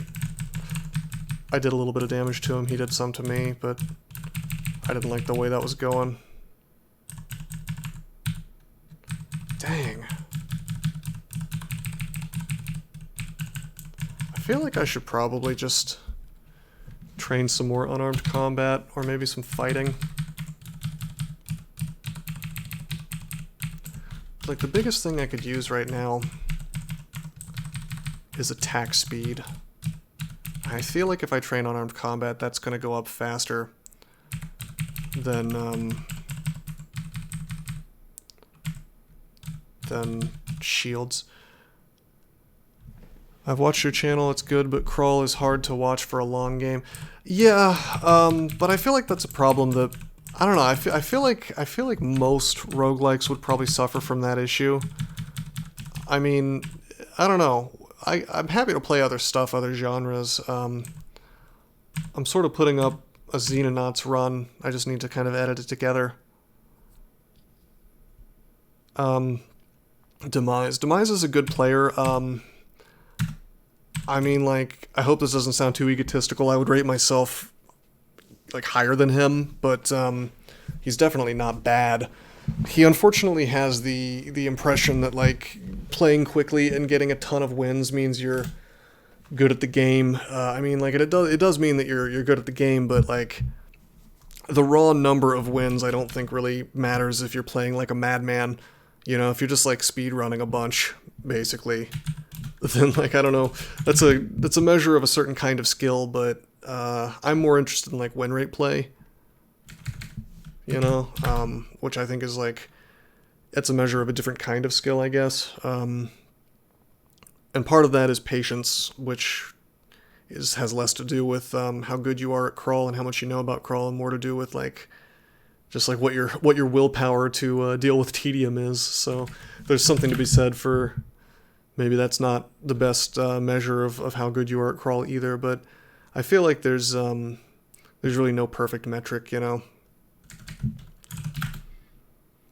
But yeah, watching a 15 rune game, once you've seen a 15 rune game, you've pretty much seen every 15 rune game, so to speak. Yeah, alpha user, I actually feel the same way. I enjoy watching people play crawl. It's very relaxing, but it's not necessarily the same for everybody. All right, so we won D4. D4 is clear. We still don't have any more ox slots. We do have our nice large shield. Let's identify these scrolls. We get teleport and blink. Those are both incredibly welcome additions. Let's definitely use those if we need to. And we're training unarmed combat, because I really need more attack speed.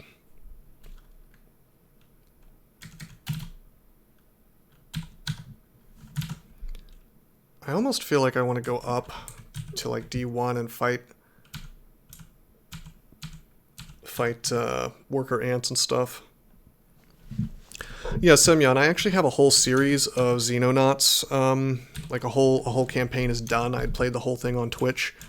The only reason I haven't published it yet is like I plan on being extremely not lazy with regards to the editing. I'm trying to... Actually, this is kind of a funny story. By the way, this guy has a bolt wand with a bolt of cold, so let's walk away. But yeah, like... okay, so I used to use this thing called OpenShot for my video editing. And it supposedly had fast forward built in, but at least for me, it was just like breaking in comical ways. It would create fast forwarded segments and then place them at the wrong part of the video. Like, it was breaking in ways that were just hilarious. So I couldn't get that to work.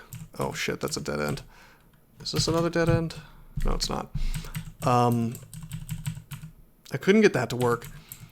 And so I threw in some, like, I really wanted to fast forward through the boring parts of Xenonauts because it's, you know, it's basically XCOM. There's going to be a whole lot of slowly moving your dudes forward. So you would be kind of like an asshole content creator to just throw hours and hours of that kind of play onto YouTube and not bother to edit it down at all. At least I think so.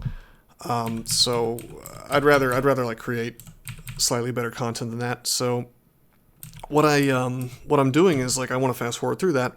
I switched to a different video editor so I can do that now. I'm using Blender VSE, and that's pretty good. But I kind of, in the meantime, for the first video, I'm sure you saw that I just kind of cheesed it and just did like hard cuts.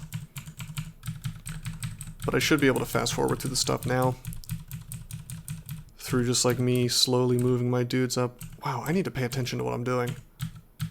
My movement is all sorts of messed up here. Speedrunning turn count is a meta challenge. Yeah, I definitely agree. But I'm just talking about like the way Demise plays is he treats every game like it's a speed run almost. And then because he has like an enormous number of wins total instead of win rate, I think he wears that as like a badge of honor. Like, if you go to his Discord, he even has a phrase up there that says snarky win rate pull-ups will be banned because his win rate is abysmal, I believe. Because he plays so fast, and I'm sure you could have a good win rate if you just played slowly. But, I mean, I don't know. Personally, I think that having pride over a video game is kind of silly in general. But, like, to me, the interesting thing about Dungeon Crawl is you play slowly and you kind of beat the game as like a chess game, you know? Like, it's your mind against the scenarios that the game throws at you. But I don't disagree. Like, I do think, I will agree with you that speedrunning and turn count are meta challenges, and I actually, you know, when I'm specifically setting out to do speedruns, I enjoy doing it a lot. I use a different account for that, so it doesn't screw my win rate on my account, where I'm like almost always trying my hardest to win. But like, after getting a 35-minute real-time speedrun in the .22 tournament, like, I really started to enjoy that. And I'm hoping, you know, maybe at some point I'll do some more of that. There's a video of that on YouTube, but I think I might do some more. I've never actually done some speedrunning on Twitch, but I think I might try that. The only problem is I will not be able to really be interactive with the chat, like, at all while I'm speedrunning. So it's going to be like a slightly less relaxed kind of stream. Can we kill this phantom? We should be able to. He does 10 damage. Let's reset this fight. Dude, I'm feeling pretty beefy. 52 hit points. 5 AC sucks, but 52 hit points. Large shield. I'm not unhappy with the way this character is going. I hate to say it, but it feels like a powerhouse. I know it's not even a little bit a powerhouse, but like, it feels like one after all these painstaking MuMos.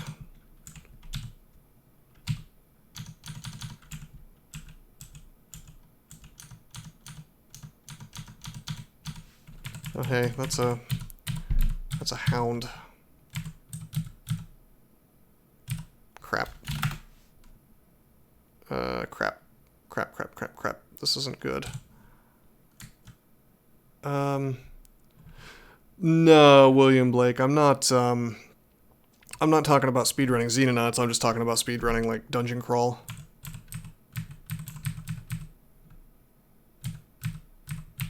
Okay, let's try to fight this thing.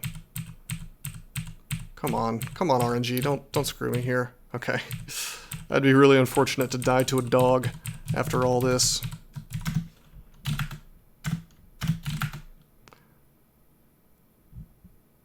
They removed it? Semyon, I was told a while ago to get better Twitch TV. And I, to my great shame, have not done that yet. So I'm assuming that you're trying to make an emoji show up on my screen. I promise at some point I will get that. I just keep forgetting to install it.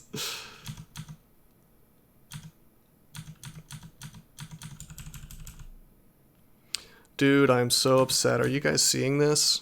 Look at what... Oh my god. That is... What a find. Pearl Dragon Hide. Best armor in the game by far, in my opinion. And we can't wear it.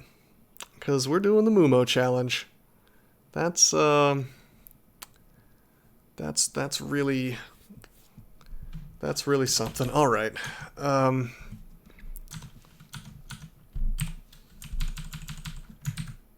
Oh, my auto pickup got turned off.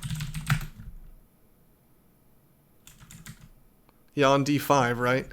Now, if we had enchant armor, I guess we'd have to need it. We would need an enchant armor to turn that into the real jam, you know, the real Pearl Dragon Hide, or Pearl Dragon Scales, because this is an older version of the game.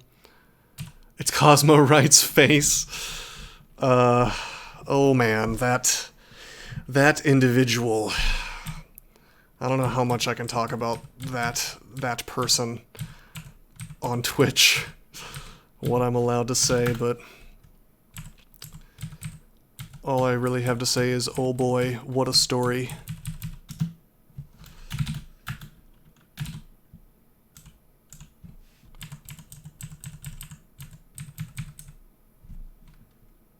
Alright, let's melee this dude.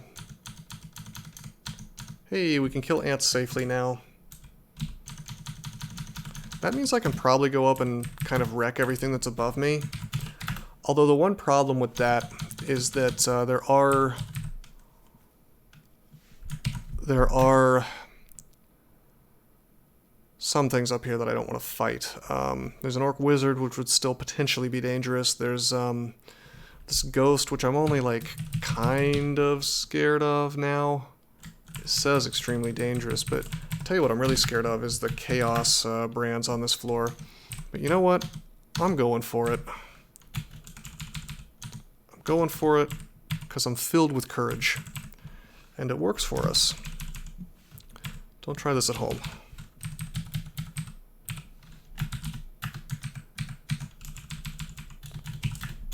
Okay, I don't want to pick up scrolls of recharging automatically.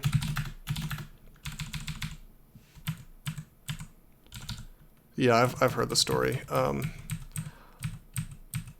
You know, I will say that, like, I actually enjoyed the Wind Waker world record. You know, back in the day when Cosmo did. I mean, I don't know if that person is still streaming at all at this point, but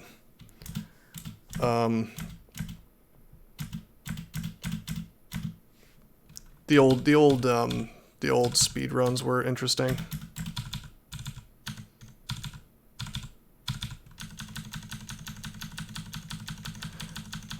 Speedrunning in general is kind of a weird thing.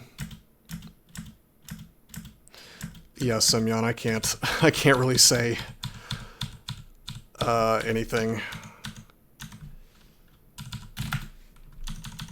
Like, in general, I try to keep my opinions to myself on platforms that are, you know, if I say the wrong thing, my account gets banned, so it's best to just not say anything at all. But, I mean, unfortunately, there's really... I mean, is there even a competitor for Twitch? I mean, I talk about this a lot on my website, how, like, we're living in sort of a dystopia when it comes to... And it's something that a lot of people don't realize, but we really are living in sort of a weird combination of 1984 and Brave New World. Like, the worst possible aspects of both dystopias. And I'll tell you why. I'm not just being hysterical here. Like, I am totally serious, totally unironic. I talk a lot about Bitcoin, right? Like, I'm a huge freedom of speech guy, whether you're like a leftist or you're like a right-wing guy or somewhere in between, libertarian, an ANCAP, I don't care what you are. I believe that as long as you're not directly threatening people, you have a right to be heard, or you have a right to free speech in a public square. That's my big thing, right? And again, it could be maybe you want to talk about trans rights, maybe you want to talk about the opposite side of things. I mean, I don't care, as long as you're not directly threatening somebody. You should be allowed to speak, because I think that, like, a true civilization, like a society that is truly free, allows people to have those kinds of discussions, right? But we're now living in a time where certain opinions are forbidden. And I guess that's pretty much always been true throughout human history. And the pendulum kind of swings back and forth. It's not always, you know, in modern times I would say probably that the left has more ability to censor than anybody else, because, like, all the major companies, it's a technology thing. All the major technology companies are on the West Coast. Silicon Valley is I don't think it's controversial to say that it's a fairly leftist place. And so companies like Twitter, Facebook, Instagram, which is owned by Facebook, all these major internet companies, Google, if those guys don't like what you have to say, and they generally have the same opinions on what it is you're not allowed to say. And again, I'm not talking about things like direct threats and things like that. Absolutely, I believe people should be punished, under the law for that kind of thing. But just like saying something that offends people is liable to get you just completely, like, your tongue's cut out, essentially. Like, you will get shut down off the internet as a whole. And it's kind of like a horrifying amount of power that these companies have. Like, if you take all those companies as a whole, they essentially have a monopoly over speech on the internet.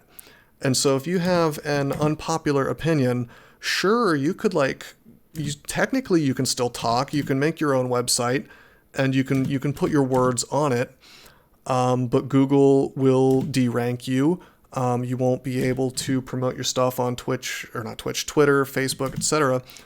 So it's kind of like yeah, you have free speech, but you can't use a printing press. You know, it's this whole modern technology thing that people really have a hard time wrapping their heads around, and it's just the fact like the advent of the internet has placed this sort of grubby group of Silicon Valley authoritarian types like Zuckerberg in charge of whether or not you get to have a livelihood on the internet. You know, so there's like financial deplatforming is one side of it where you can't, you can have your livelihood taken away very directly by, say, nuking your Patreon account. You know, that happened to somebody recently over something that I didn't think was really really worth banning over. And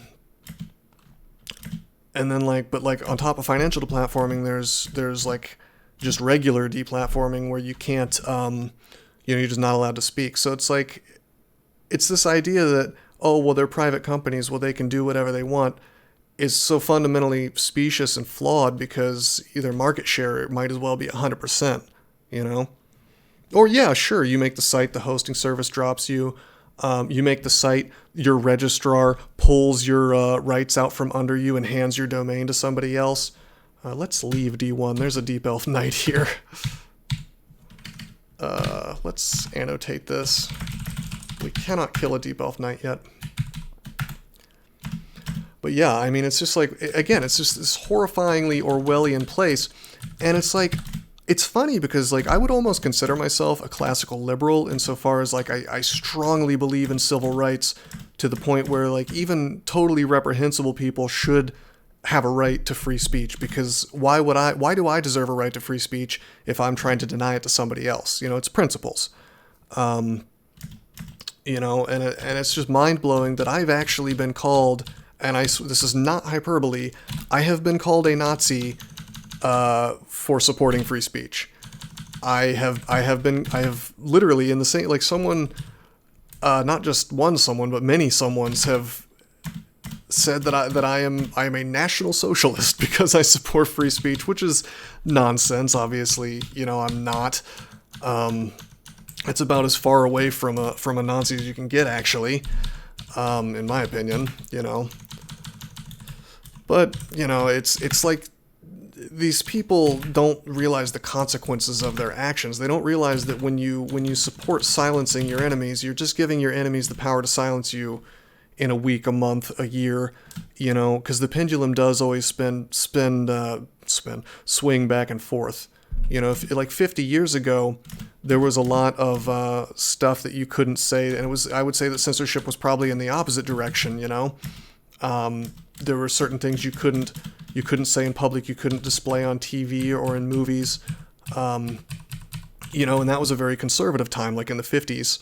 I guess it's more like I guess it's more like 70 years ago now, but I mean, you get what I'm saying. But it's like these people are just so short-sighted, and they don't seem to understand that, you know, this stuff is going to come back to haunt them, because that's what censorship is. It's this sort of threshing machine that grinds all of us up and destroys all of our civil rights, no matter what your opinion is. Semyon, I don't know about that, but maybe, I don't know. Like, I do think that sort of rhetoric does push people to the right. I mean, no comment on whether that's good or bad, but I do think that that's a phenomenon.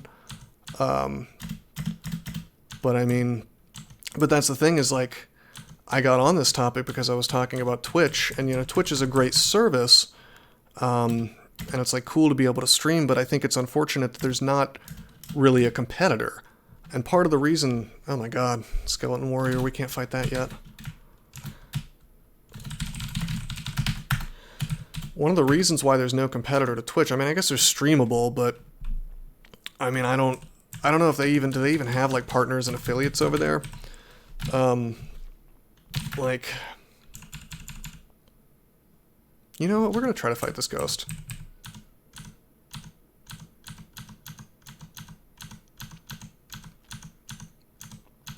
Doesn't seem to want to die. Of course, it's a gargoyle, so the defenses are outrageous. YouTube gaming. All right, alpha user. I guess there is the YouTube streaming service. I don't know if I would even consider that a competitor though, because like for all the exact same things, I mean like if the Cosmo topic, I mean you know what I'm talking about. If I made any kind of comment on there, and like I don't even think I have controversial of opinions on that stuff, but I'm utterly terrified to say anything about it because I know that the people who run Twitch will ban me for saying even like something slightly outside of the Gestalt thinking on the matter. So it's like I feel like, you know, it's a chilling effect. I feel like my tongue is not in my mouth anymore. But like that's what I'm saying is a YouTube streaming service is really not much of a competitor, is it? Because it's the same. The company has the exact same ideas on how Orwellian the world should be. You know, maximum 1984, I guess. You know. So it's like, where's the competitor? And then you start to realize that these companies, you know, it all comes back to the financial world, you know, because at the end of the day, you cannot accept credit card payments unless the credit card associations are happy with what you're doing. So there's a reason why Patreon is able to get away, for example, with just banning whoever it wants from their platform for spurious or specious reasons, and it's that they, you know, it's like they don't have to worry about competition, because if you try to make a competitor to Patreon, you're going to have a real hard time, because the credit card associations ultimately are kind of filled with the exact same kind of people who are happy with censorship and happy to have the power to destroy your livelihood for thinking or saying the wrong thing. And that's one of the reasons why fake Bitcoin? Do you mean like an altcoin? I mean, that's what I was about to get on my soapbox about, is like I run rosecrypto.com, where I teach people about Bitcoin, and that's the main reason I'm into Bitcoin, is that it's free speech money. It bypasses all this nonsense, you know? The credit card associations cannot shut you down for having the wrong ideas, neither can Patreon, neither can anybody. I mean, if you need like a streaming service that hooks in everything, that doesn't really exist yet, except maybe this DLive thing, I guess. But like the times are a-changin', so to speak. I think that more and more platforms will exist given enough time. I think that cryptocurrency is going to be at the forefront of these changes, and I'm really excited to teach people about how Bitcoin works so they can buy some before it's, you know, unaffordable. Because I do think that another bull run is coming, although I don't know when. But I mean, a lot of people don't even know that there are cryptocurrencies other than Bitcoin out there, you know? And it's like, a lot of people just don't, I mean, if you're not like a tech guy, you may not think that you have the time to even learn about it, which is why I write about it, because I try to put it in terms that's like a little easier for people to understand, so they don't have to be a computer scientist, you know, to get the basics of how to buy it, how to safely own it, how to safely hold it, that is. You know, because it's like, I think people, their instinct is to be sort of dismissive of stuff that they don't understand, but it's actually a really interesting technology. DLive has some weird cryptocurrency, and DLive is the only one that controls the emission. No, that would be an altcoin. That would be like their own proprietary coin.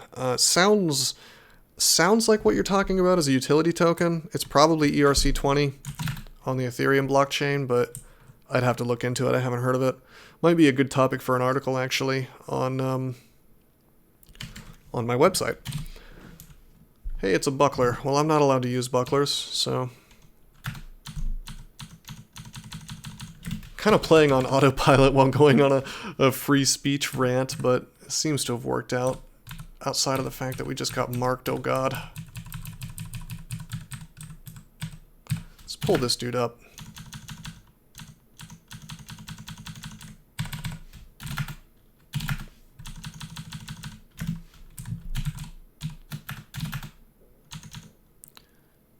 So I pulled this up. I pulled up while I was marked, and now everything's heading to the spot where I was before, and I came down another staircase. Old Canadian Hands told me Monero is a good one to invest in, but that was a while ago. Well, I would actually still think that Monero is a good one to invest in. It's a privacy coin, and I think there's always going to be a place for privacy coins. And I think that Monero is the best privacy coin. There are several, but I think it's the best. Ring of Pro Fire, I think, is better than a Ring of +4 Dexterity. But yeah, my favorite coins right now is there's Bitcoin, of course, and not Bitcoin Cash, not Bitcoin Cash SV, just original Bitcoin, because that's the one people know. It's got, oh my god, are you joking with me here? You've got to be kidding. This freaking Orc Warrior. All right. Okay, we have to teleport. Outrageous. Okay. Oh, this is real dumb. Am I gonna get screwed here?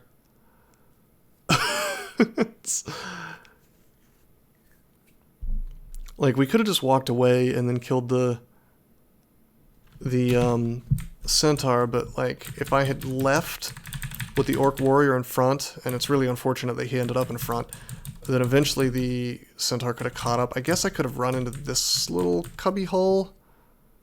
Might have been okay.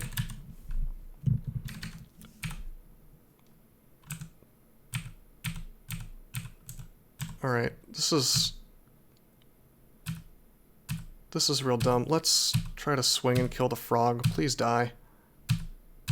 Please die.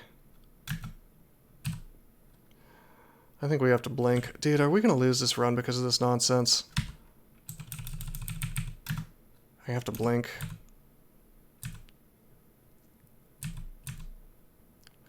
Damn it.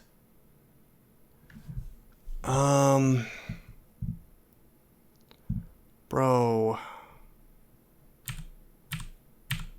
I have to kill the frog. I'm gonna die. I'm totally gonna die. There's nothing I can do though, right? Yeah, we don't have anything we can do to kill the frog other than to just swing and pray. He's hitting me and I'm not hitting him. I hit him, but I didn't kill him. This is so grueling. There's nothing I can do. Okay, so we killed the frog, but we still have 3 hit points and we're next to stuff that's faster than us. So we actually have to melee 4 jackals and win. And not only that, we've got a freaking wizard now.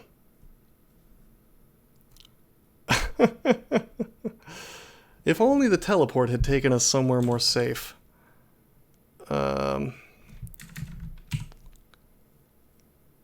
Jeez.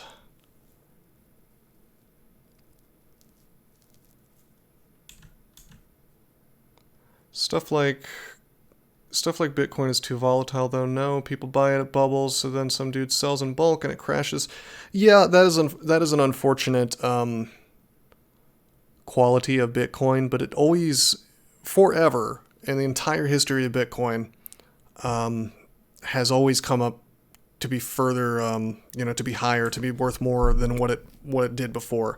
So, like, I'll give you an example. It went to like $1,000. It crashed to like 200. It did that several times, that sort of thing several times. And then recently it had a crazy hyped up bull run to like $20,000 over the course of 2017 and early 2018, and then crashed all the way to like 3,000. And now we're back up to like 6,000 and climbing. So I don't know. I mean, there's no question that it does bubble up, that people get on this hype train and they think that it's like a free money machine. And I think that side of it is very unfortunate. I never advise people, well, I never give anybody any financial advice, but I never suggest that buying Bitcoin for the sake of a get rich quick scheme, it's just not a good idea.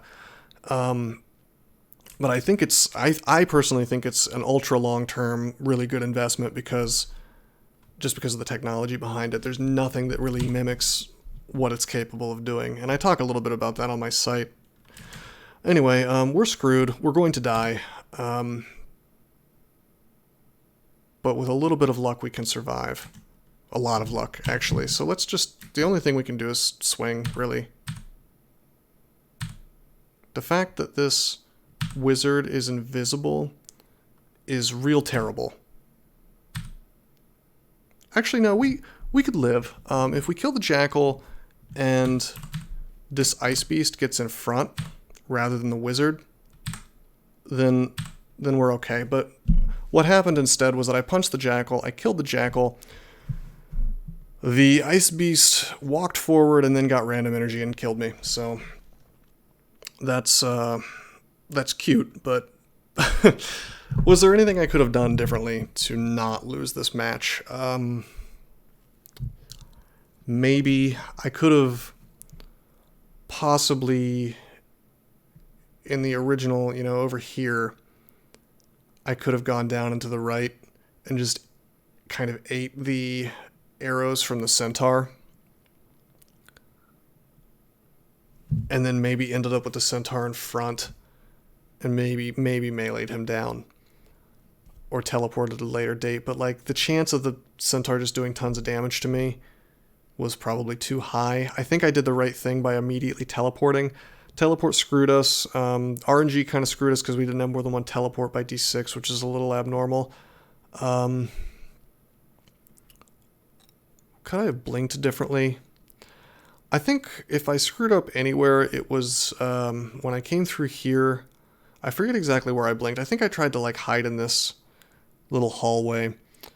I could have ignored you guys to focus on the game. Where's the fun in that?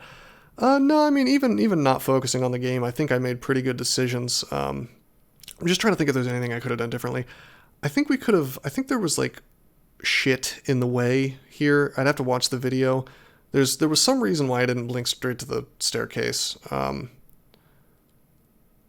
But perhaps I could have done that. Or perhaps I didn't know that staircase was there. I think I might have revealed it on my way over. Well, yeah, I don't think I played terribly though. I think it's just that the game, actually, I will tell you this, like auto-exploring into that stuff, knowing that things were bunched up on the floor, that was definitely, I won't say that it like outright killed me, but it didn't make things better for me. Oh, right. I should control Q. Can't fight things with my robe on now, can I?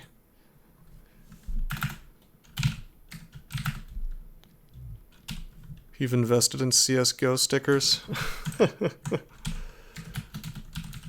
Actually, I hear that CSGO, like betting on CSGO matches can be lucrative. Didn't some people get in trouble for like throwing a match? Like they bet on the other team and then they threw the match or something a while back. And Valve didn't really like that.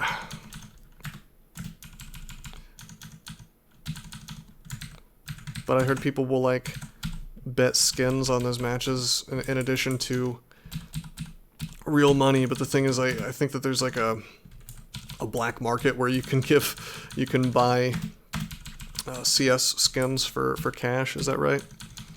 And actually, I know there's a cryptocurrency that's focused on trading digital assets like that. I don't quite remember the name of it right now.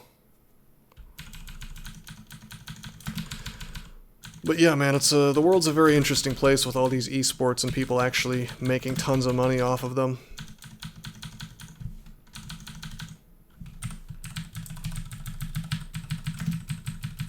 Look at this guy, he has 1,000,000 stones. Let's just close this door over and over until my hit points come back.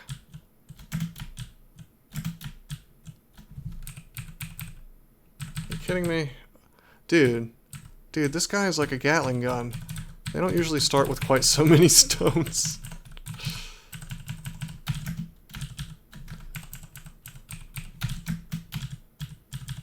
Bro, I just want my hit points back. Can we... You may not be able to see this, but... Wait, what happened here? Okay. I saw he got injured, but it turns out he was just really hurt already, and he's healing. Okay, we got him. What a wacky combat there.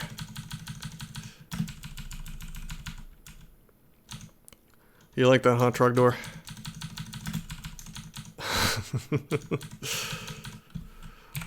I'm playing a little faster. I've gotten a little impatient with this.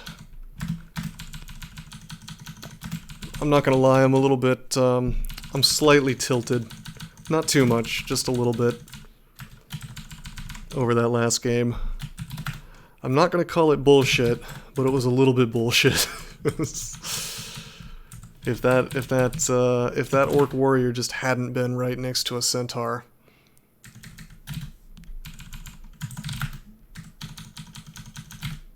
Okay, no rings, no 2 stacks of scrolls. Oh, hello. Hello, net gnolls. Okay, he can kill us.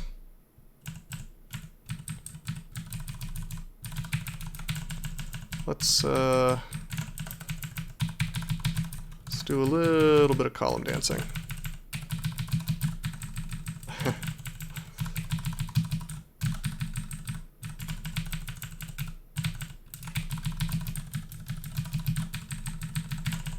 Should just write a macro to run around this column like 50 times. Got him. Okay, I shouldn't be fighting this thing, but okay, we died. That's okay. We could have avoided fighting the adder until another level, I guess, but like honestly, until you're like freaking level 5 or something, you're kind of rolling the dice anytime you fight an adder anyway, so that early in the game, I don't know if I care so much. So what happened to stream.me? Did it just like, did they get shut down?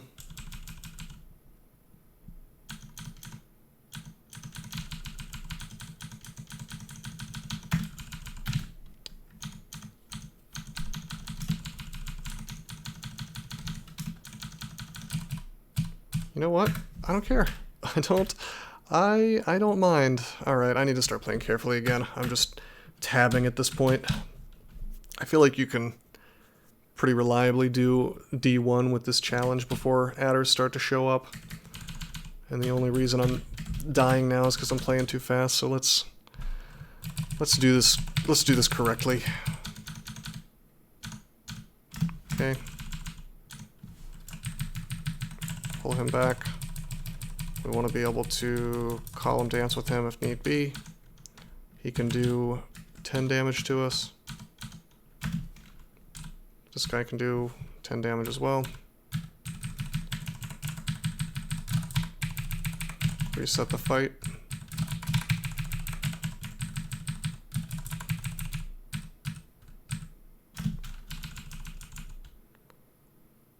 Cosmo got banned from Twitch, huh? That actually really surprises me.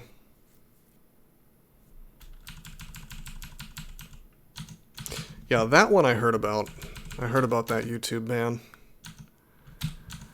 I don't know. Banning is stupid. That's the nice way to say it. I think you could also say it's, you know, depending on the reason for the ban, I would say like 9 times out of 10, maybe 99 times out of 100, social media bans aren't just wrong and inappropriate, they're like monstrous. It's just a way for people to silence people that they disagree with, and I really find it unfortunate that people are unable to act like adults and accept that there are others with different opinions than them in the world, and instead they feel like they need to ruin someone's livelihood because they're the enemy, you know, and I think that's so messed up. I think that's, I don't know, man, I think it's evil, like, because I disagree with a lot of people about a lot of things, but what I don't go out and do is I don't try to ruin their lives over a difference of opinion, you know? For me, and I feel like it should be this way for most people, it's like, if you don't agree with somebody, just like, either avoid that person or avoid that topic, man. Like, how hard could it be? You know, but like, I swear there are people in this world that are like whipped into this frenzy and think that they're like on this one-man holy war against anybody with a different opinion, even if it's like not even that political, you know? It's just weird. And you know, it's the funny thing is people try to avoid politics, or at least they say they do, but the reality is you can't get away, you can't really get away from it.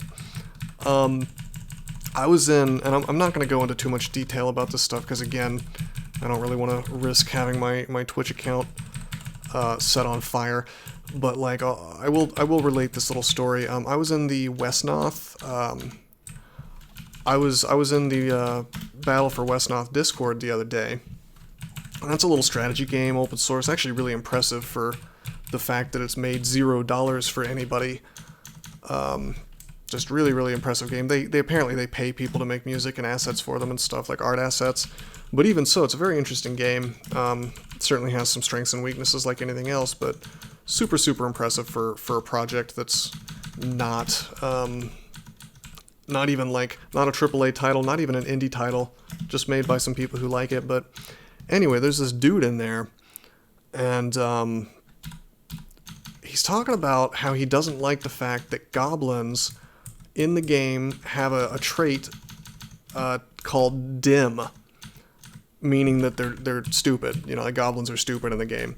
And I think the mechanics effect is that it takes more experience for them to level or something. And it says that says something. The unit description is like, yeah, well, goblins are inferior or something like that.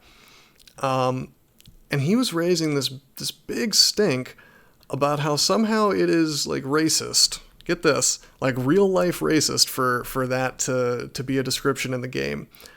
And I was just like flabbergasted looking at this, because I'm thinking, you know, does this guy know that goblins and orcs don't exist in real life? Is he aware that these are mythological creatures? You know, like, are you serious? And I tried to have a conversation with this dude, but it wasn't long until he started like. He started saying words like problematic to me, and I couldn't continue the conversation. I just couldn't do it because I knew that I was seconds away from being called a Nazi, and I just didn't want to deal with it. But that's the thing, is it's like, how do you even have a conversation with someone who thinks that calling a goblin stupid in a video game is racist, you know, and not even like in a joking way, but in like, this is a serious problem kind of way. It's just hard to wrap your head around that these people exist. See, I don't know, was it, I don't know the history behind stream.me. I am reading what you're saying, by the way.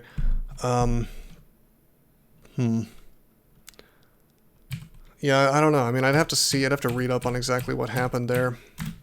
But I wouldn't be surprised if they were financially deplatformed for non-pyramid scheme reasons, but who knows. I mean, it does surprise me that some kind of long-lasting competitor hasn't really shown up.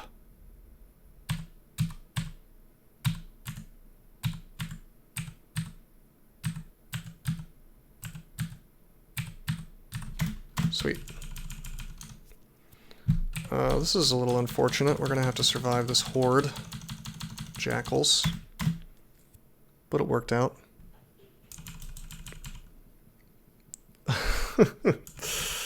Alright, Semyon. I think that's a great example of something that I should definitely not comment on.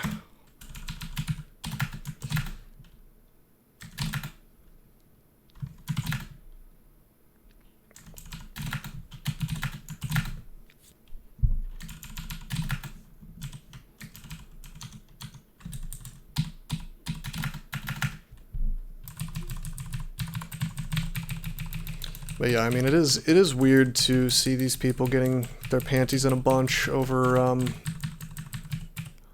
you know, a fantasy world.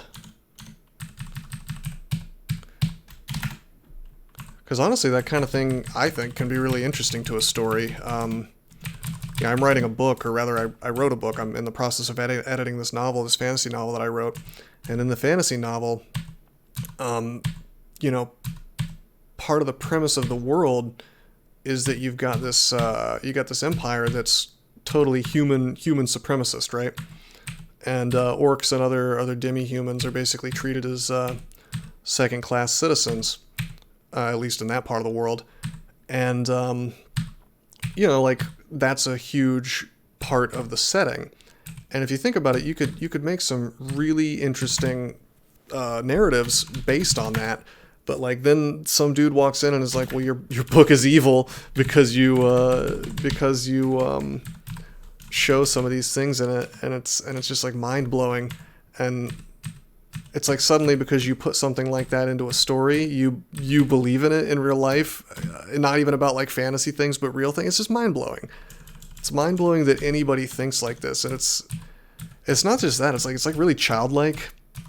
And it's like, I've started to think that maybe there's something in the water, you know, like where did all these people come from? You're like, why, how is it that there are human beings, adult human beings, like above, you know, at the age of majority or whatever, you know, over 18, fully matured, over 25 even, just like brains stop developing, totally as smart as they're gonna get, who think that if you tell a story about orcs being treated as lesser, or even orcs like being lesser, or something like some fantasy species that obviously does not exist in real life, having certain traits, well, that makes you like a racist in real life. I cannot wrap my head around the fact that this exists.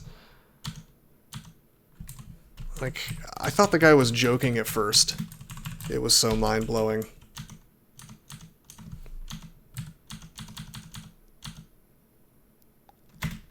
It's like, I hope these guys never read any classical literature like, I don't know, Uncle Tom's Cabin or something. Because then they're really gonna have some issues.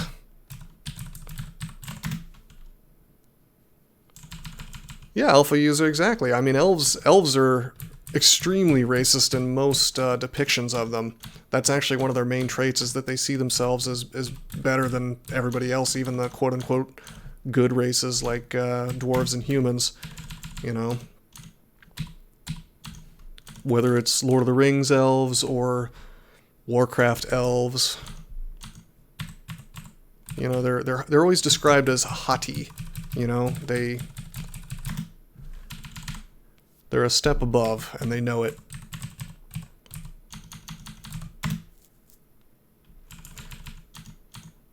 I think dwarves are usually depicted more as greedy than anything else, and sort of insular. I don't necessarily think of them as seeing themselves as better than everybody else, but they just kind of want to be left alone, I think.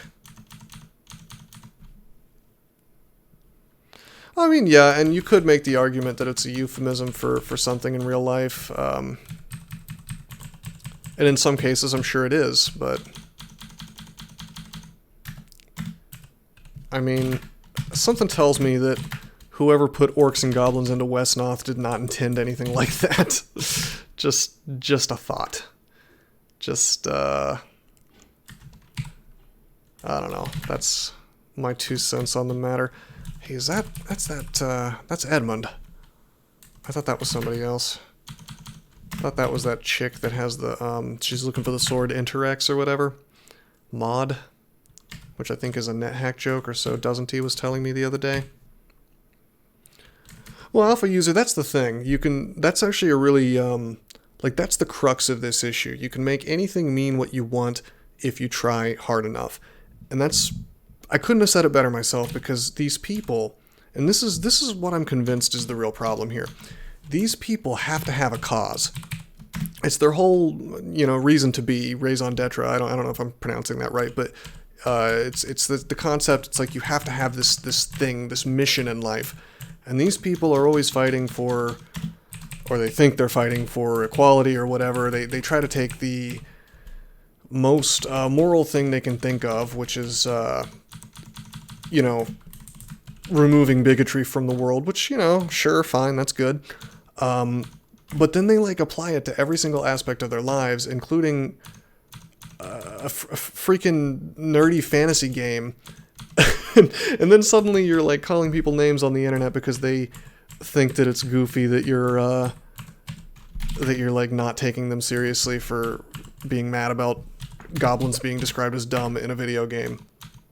And it's like this endless black hole of nonsense and, you know, stupidity almost. And I don't know, man. I don't think this problem is going to get any better anytime soon. Nobody can really pin you for it because the trick actually works. People used it for a reason. It was a necessity back then and is now a vessel for proscribed ideas. Yeah, there's definitely there's something to be said for that, but I don't think that approach even works anymore. Like, I don't think, the thing is that, like, you will get labeled as some kind of bigot just for telling a story about that kind of thing. They'll say that you're, what do they call it, dog whistling, which I've always thought was like a nonsense idea. This idea that, like, bad people have this sort of secret secret language they talk in to communicate amongst themselves, like this is like a spy movie or something. You know, I mean, you will get accused of all sorts of horrible things. Remember, I told you I've been called a Nazi for supporting freedom of speech. So it's like there's just no getting around it right now. It's like you're either one of these people or they consider you to be against them.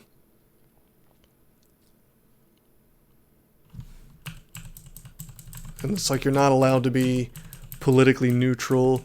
You're not, it seems like you're not allowed to be like a classical liberal and just believe in civil rights and that's it.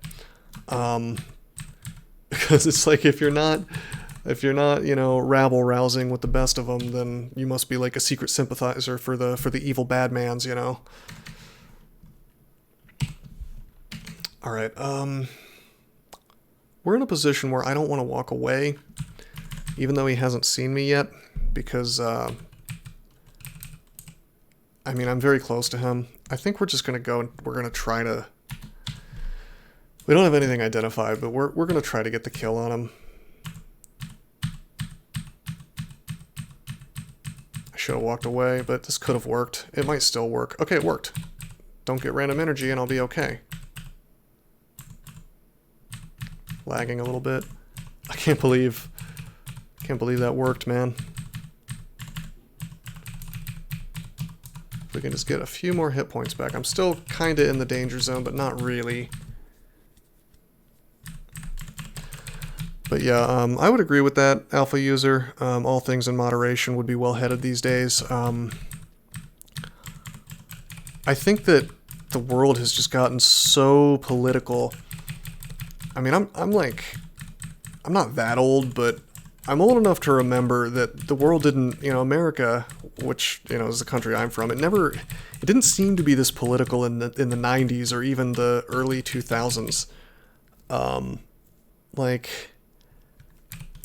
this country is so divided, and it kind of came to a head in 2016, but, you know, and studies and polls and things will indicate this. If you look at a graph of people's political opinions from like the early 90s, and then you look at a graph of people's political opinions now, left-leaning people have gone further to the left, and right-leaning people have gone further to the right, and there's less overlap. And it's like, this almost seems to be like a recipe for a civil war, man. Like, I think that we could very much see, you know, it's definitely possible that you could see some kind of civil unrest like you haven't seen before, because, or that we haven't seen in a long time, because it seems like nobody can get along. Nobody can have, like, discussions anymore without it sort of descending into a brawl, you know, and that's the biggest thing that's unfortunate to me, is, like, I think that you can't have a society without discussion, you know? If ideas cannot be discussed, if they're just shouted down immediately, or worse, if shouted down with, you know, with actual violence, it's terrible, you know? How do you maintain any kind of society, any kind of civilization without that?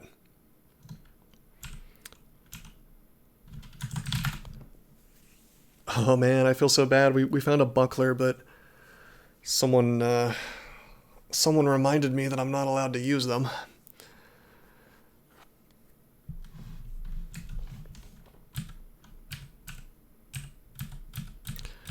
But yeah, I mean, there doesn't seem to be a lot of overlap in the opinions of just your average leftist person and your average right-leaning person these days. Really at all.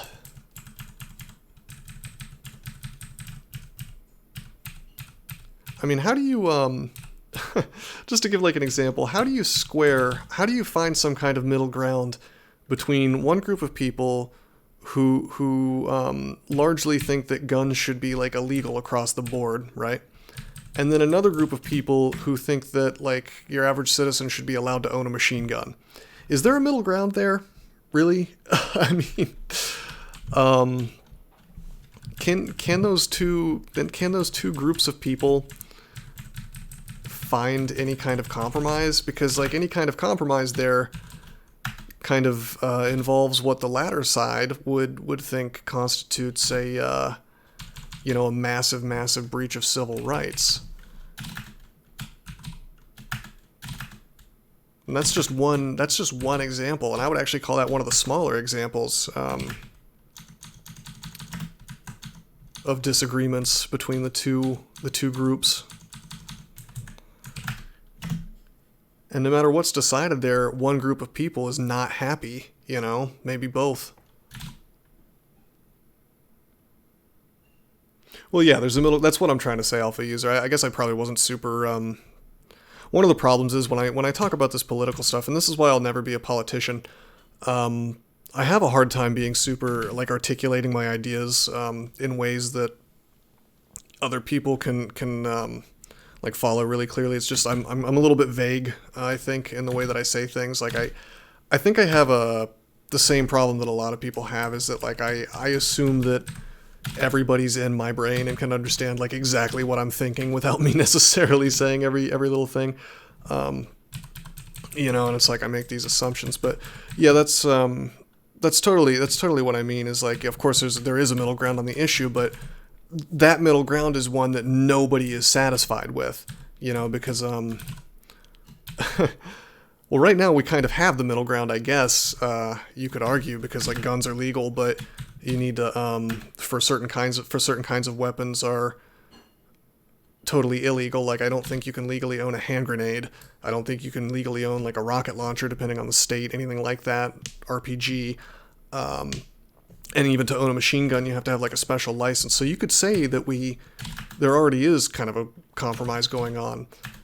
But somebody who's totally anti-guns would say, well, no, this is like a crazy situation that people have access to. Yeah, I think they would like call it, what do they call it? Assault weapons or whatever. And they would pretty much think that we're in, through their eyes, through their perspective, it's kind of like a very bad situation already, But then the funny thing is, from the other side of things, the pro-gun people believe that, we're also already not in a great situation, because, it's like, if you actually look at the history of gun control laws, we used to, in this country, there were many fewer laws. In fact, during the Clinton years, it was actually illegal, I believe, for people to have, what was it? I think semi-auto rifles were actually banned during the Clinton years, like, or something like that. I think fully auto stuff has been banned for a very long time without having a special license. RPGs can be owned, just not live missiles. Well, an RPG can blow up quite a lot of stuff. An RPG just literally propels a grenade, right? So I wonder, if you can't own grenades but you can own the RPG, what's the point?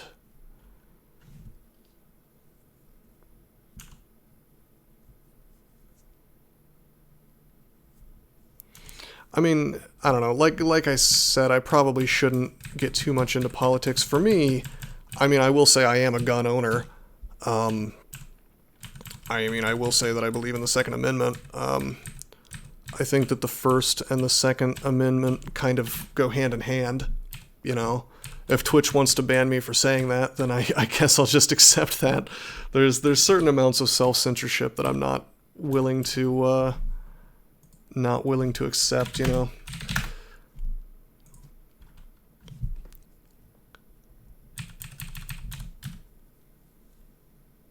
Leave politics to an offhand Discord chat sometime. That's fair. Yeah, I mean, but that's the thing, is like certain aspects of that is forbidden, you know. You can't really hear both sides of certain issues because it's immediately shut down in a variety of ways. Oh, hey, Lustful Pastries, what's up? Or should I say Dazzlier? You just caught me having a little bit of a political rant. Or I should say discussion. Makes it sound better.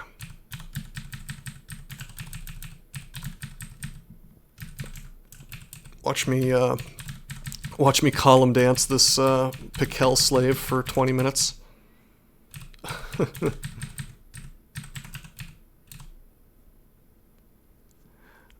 Semyon, I assume that's true because they used it during the gold rush, right? To get to the gold and silver. Oh, what guns do I own? Alright, I have a 44 Smith & Wesson revolver, which I open carry that because that's legal in my state. I've got a Vepr semi-automatic shotgun, which is, it's funny because it's illegal to import because it's Russian, but I actually got grandfathered in because I purchased one that had already been imported before the ban. So it's like, it's funny because it's legal to buy it and it's legal to own it, but if I wanted to ship one in from Russia right now, that would be illegal. I've got a DB-15 rifle, which is basically an AR-15. It's just like the Diamondback Firearms version of it. I've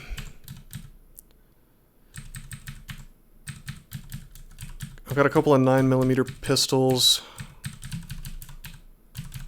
One is a Smith & Wesson Shield. The other is a Ruger P95. And that's it. Yeah, the MuMo challenge is going very painfully, Dazzlier. We had a really radical, awesome run going where I had like 50, maybe 60 hit points. We were level 7, I think. We had a large shield. We were just really wrecking stuff. And then we just had a bad luck floor where we got marked. Everything got bunched up. We left the floor, we came back, and then we, unfortunately, I was kind of playing, I was trying to, I guess I was like talking and playing at the same time, and I auto-explored right back into the giant pack of things, which would have been okay, except there was a centaur and an orc warrior set up in such a way on the board that, like, I couldn't walk away, and I couldn't kill the centaur in a hallway because I got really, really unlucky, and the orc warrior stood in front.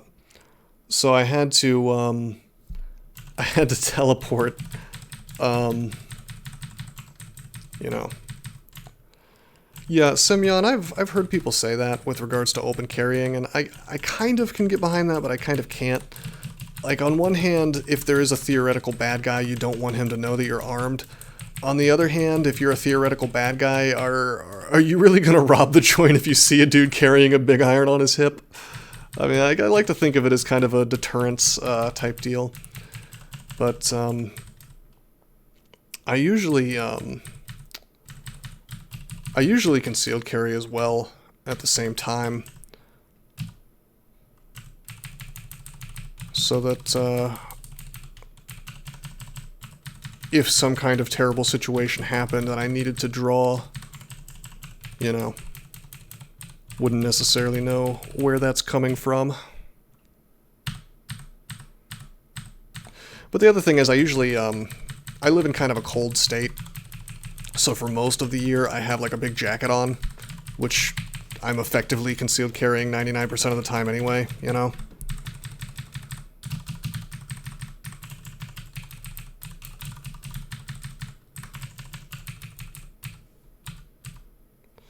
That's true, he might. But I mean, looking through the eyes of a criminal,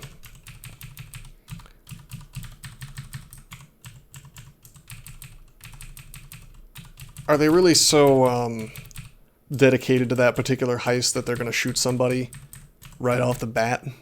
I mean, why wouldn't they just, like, try to rob the place another day? You know? I can see where you're coming from.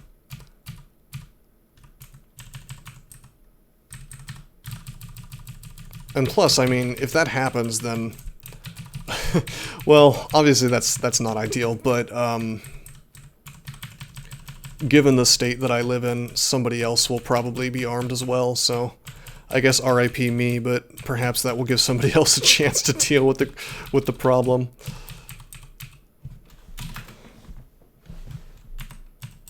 Uh-oh. Dude, this floor. This floor, I'm trying to, like, talk and play at the same time again. And I'm sort of neglecting how absolutely disgusting this floor is. We've got an ogre, we've got Pakel, we've got a ghost.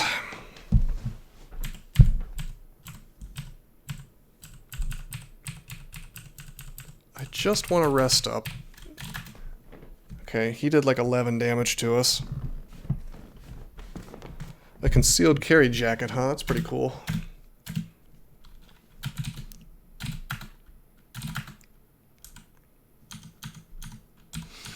But yeah, I firmly subscribe to the concept that that an armed society is a polite society.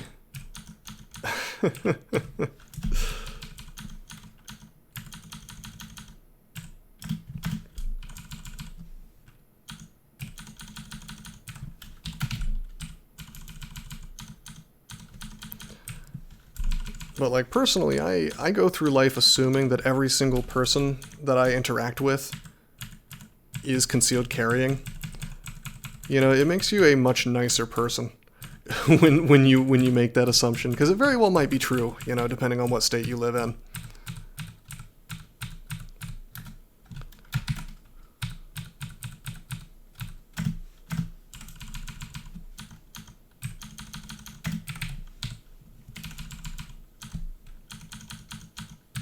This isn't so good.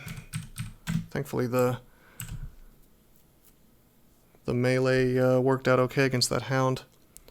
All you're left with is watching Forgotten Weapons. I don't know what that is. Is that a show or something? Oh, it must be a show because handguns aren't legal to own in your country. You know, it's funny, some countries where it's either totally illegal or hard to get a hold of guns, you can own a bunch of wacky stuff. Like in Germany, I don't think it's very easy for anybody to own a gun. It might not even be possible. But there's this dude I used to watch on YouTube who builds crossbows, and he just builds these increasingly massive, like medieval-looking ballista things that will totally pierce armor as much as a gun would, or maybe even more.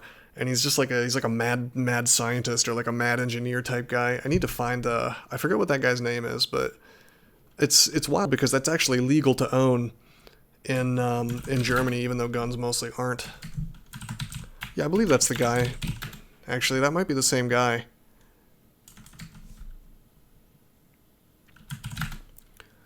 I believe I am following Dynast on Twitch, although I haven't, I think I've only watched his stuff once. He's a very skilled guy. That reminds me, I need to set up a version of Lom Lobot for him for his Twitch chat, because, Gamafunk banned him for no particular reason, just because he doesn't like him, really. Which is, I know, very hard to believe. I'm sure that the devs of this game would not do such a thing, right?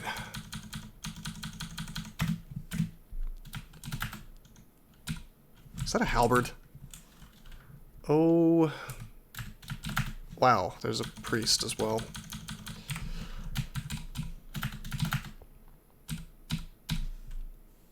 Let's go up. Let's go down, let's go up. Let's go...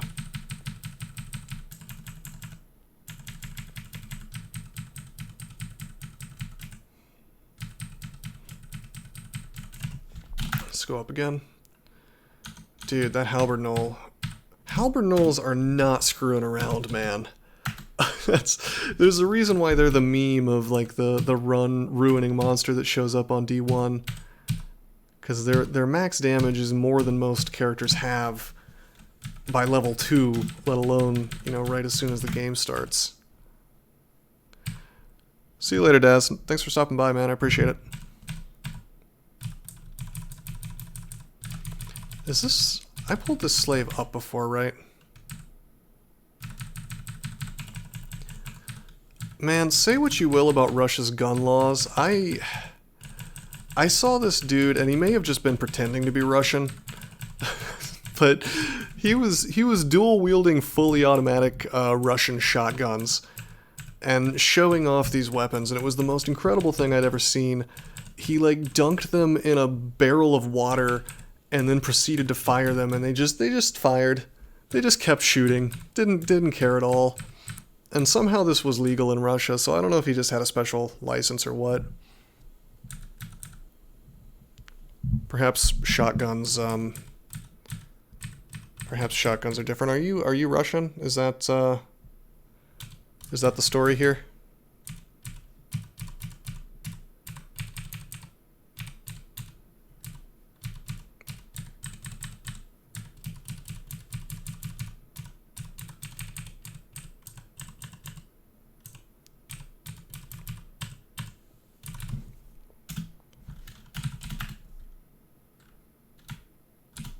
I have to jump through hoops first, yeah. Oh, Venezuela, huh? That's really, really interesting. How is it down there? Are they overcoming their economic crisis?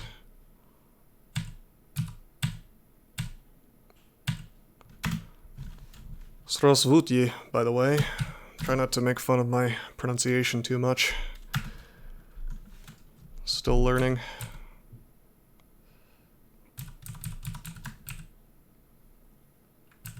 Alright, there was a warg that showed up on this floor. Definitely out-of-depth monster because I've spent too much time screwing around on here. And a Goliath beetle as well. We could probably kill the Goliath beetle, but I think we'll just skip this floor for now. Get the melee on the halberd knoll. Wow, Simeon. But if you have that opinion, why are you in that country?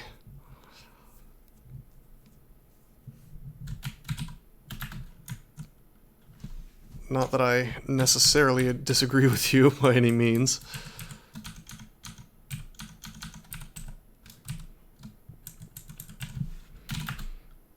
I shouldn't have gone down.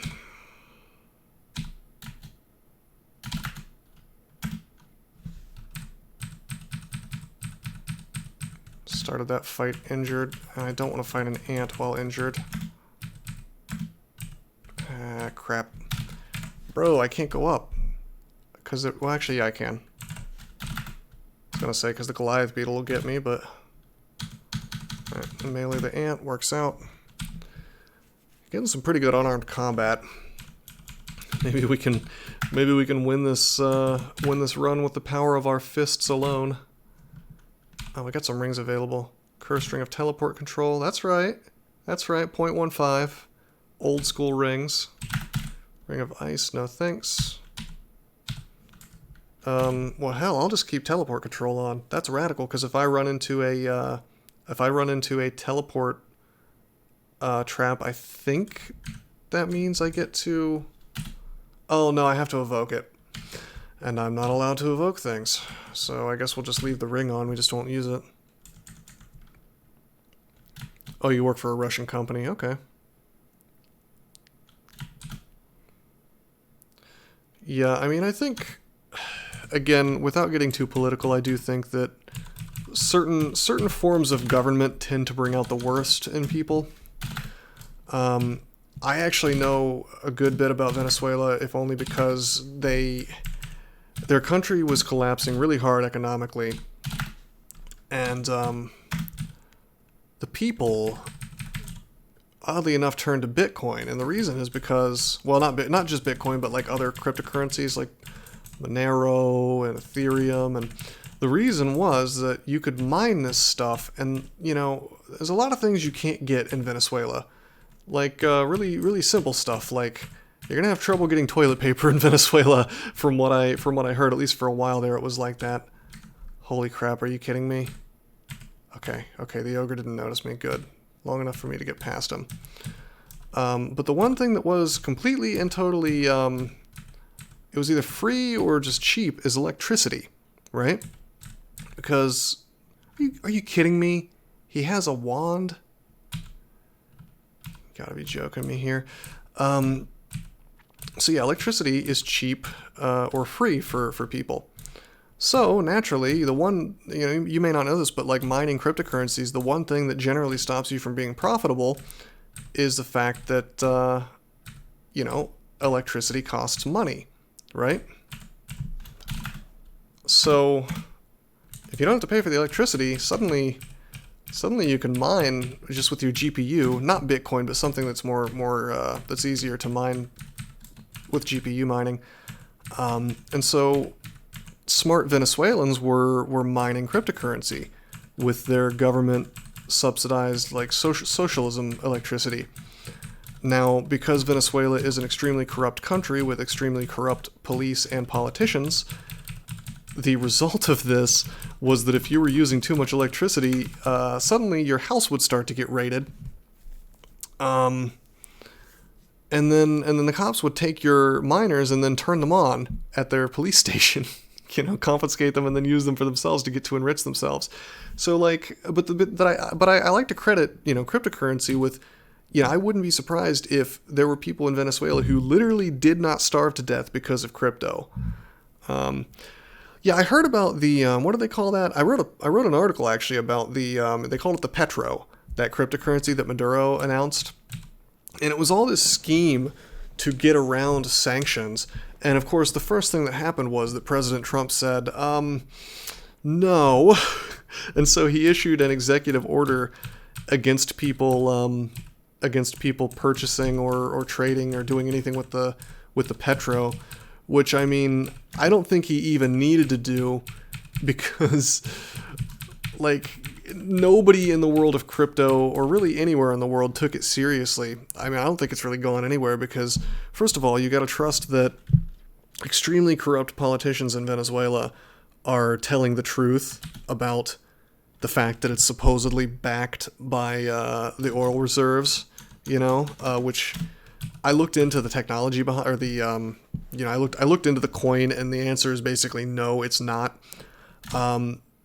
And then not to even mention the fact that like the technicals, you know, like the actual technology behind it, they couldn't seem to decide which blockchain it was going to be on, you know, and so these people clearly didn't know what the hell they were doing. Like the white paper said one thing, and then some of their announcements said something else.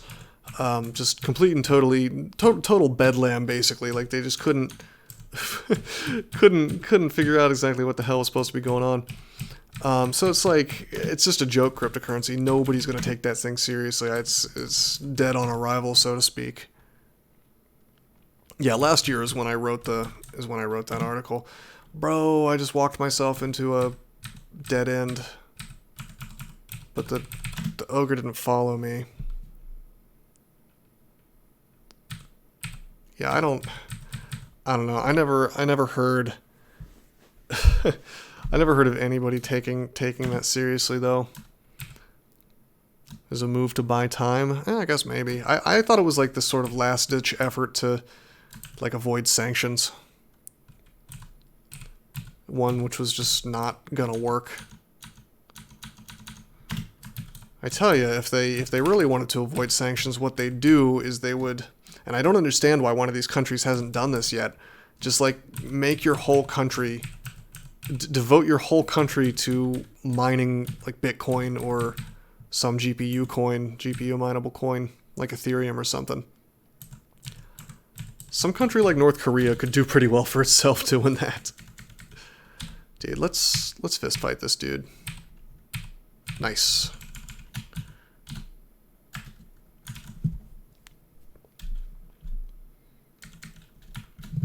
What's down here? A hippogriff, huh? I think that's a hippogriff. 33 to 44 hit points, 10, 8, 8, and we have 1 AC. That thing will just tear us apart.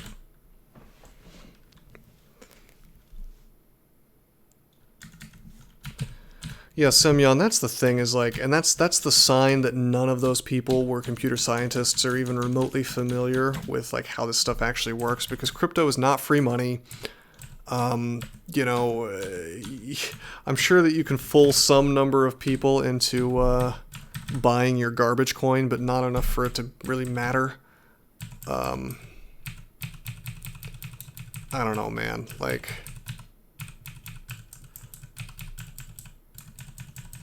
it's just goofy.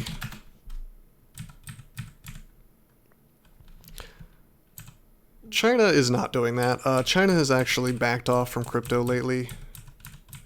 They do have, or had, a lot of miners, but not as many as before.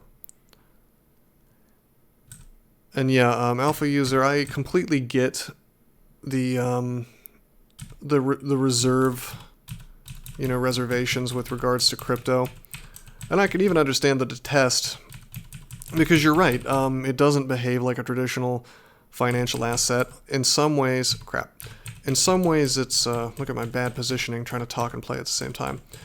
In some ways, it's like a volatile asset, you know, and the price certainly behaves in a volatile fashion. And so you would expect it to do poorly in situations. Oh God, God damn it, God damn it! I can't outrun a warg. Ah, I didn't see the ghost. This is what a disaster. This wild and crazy chase here. I just need to get my hit points back. Anyway, yeah, on one hand it's volatile. On the other hand, you know, the argument can be made that it is a store of value, or a type of store of value. You know, not really because of the price, but because of the fact that it's untouchable by governments and by, especially by like institutions. You know, like your bank can technically stop you from sending your money from one place to the other. Your bank can actually confiscate your money for very stupid reasons. PayPal can do the same thing for months and months and months, leaving you to either sue them or accept the loss for an enormous amount of time. So Bitcoin has certain things about it, where it's, you know, it has a lot, you know, in a way it's like digital gold. You know, you can infinitely subdivide it. You can send it from one place to the next very easily, which is something that's like an edge it has on gold. Since if you want to ship gold, or if you want to actually, what's the term? I can't remember the term right now. I wrote about this, but it's not coming to mind. Settlement. Bitcoin is better at settlement than any other form of money that has ever existed, and I mean actual physical settlement. I can send Bitcoin to you instantly around the world in like a couple minutes if I want to. Not a lot of other things can do that. Nothing really, except for I mean, yeah, the banks can do it, but that's not really physical settlement. That's like virtual settlement, I think it's called. So, I mean, be skeptical, but there are reasons why crypto is really interesting and potentially going to change the world, especially free speech reasons, since it lets you bypass things like Patreon. Like my interest, I mean, it's cool that you have a, it's cool that you're into economics, but like, for me, it's way more about just bypassing these really horrible monopolistic companies that think that they should have, you know, a monopoly on what speech is considered to be acceptable and what speech gets your entire life shut down. Yeah, Semyon, that's true. If you don't have the internet, then I guess you can't send your Bitcoin. Although you can receive Bitcoin without an internet connection.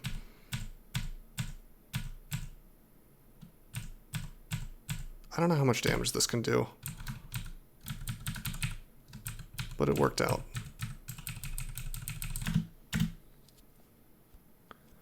Alright, I'd really like to kill Edmund. I mean, honestly, I just want to be done with this floor because there's so much garbage on it that's not even worth experience, like the slaves. Also, let's put the Profire back on. Look at all these 1-stacks, bro. Are you kidding me? I haven't found a single 2-stack of scrolls. I guess this is kind of normal because this is only D4. Like, I have to keep reminding myself that I'm actually not getting very far in the game. It's like the game is just incredibly slow because of the kind of game we're playing. Because, like, normally with each of these runs, like, with the amount of time I've spent on each run, I would have been, like, done with Lair or something, you know? But I'm playing maybe 3, 4, 5 times slower than I normally do. Well, Semyon, if you ever decide to not be lazy, use my website.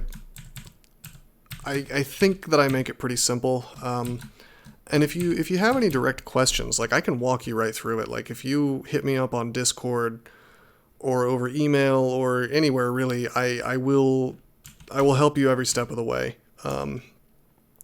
All I would ask in return is that when you make your Coinbase and your Binance accounts and things like that, like the exchanges where you're buying this stuff, I just want you to use my referral links because then I get like a tiny portion of your trading fees if you do that. And for that one small favor, I will help you as much as you need.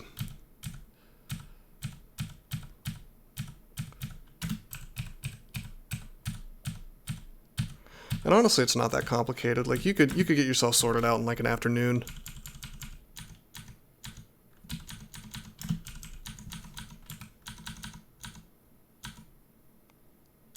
Giant newt zombie was like borderline invisible against the...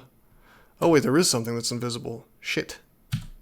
Shit. Dude, we have 1 AC. We're not living through this. Scroll of Identify. Oh, okay. Dude, I was freaking out. I thought this was a, I thought this was an unseen horror. You know, like speed 20 or whatever. We were so owned if that was the case. But it's just a sky beast. We can beat a sky beast. Did you guys hear the fear in my voice? Oh, nice water pile, actually. Tactically causing issues.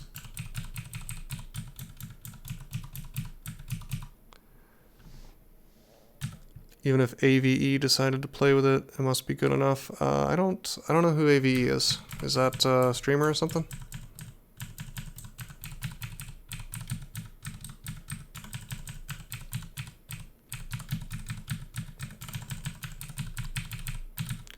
We can melee this dude. I just want to get my hit points back. Probably be a little bit smarter about my positioning. I'm messing up repeatedly. You know what? Let's pull this down. Of course, I get a lair or a temple where I can't stair dance at all. I'll fear it. I hate using resources like that, but I'm gonna wait. I have to go up. Sucks. This is... Are you kidding me? Bro, alright, that's 100% my fault. I mean, in a lot of different temples, I would have been able to column dance that thing. Oh, what a shame. This is gonna be a long challenge. Dude, alpha user, like, that's the thing, is like, if I can just get some half-decent luck, I would be very surprised if there's anybody who's won this challenge, you know, without finding something really good. Even just a full set of Ox slots relatively early into the game. There's several different kinds of RNG happening here.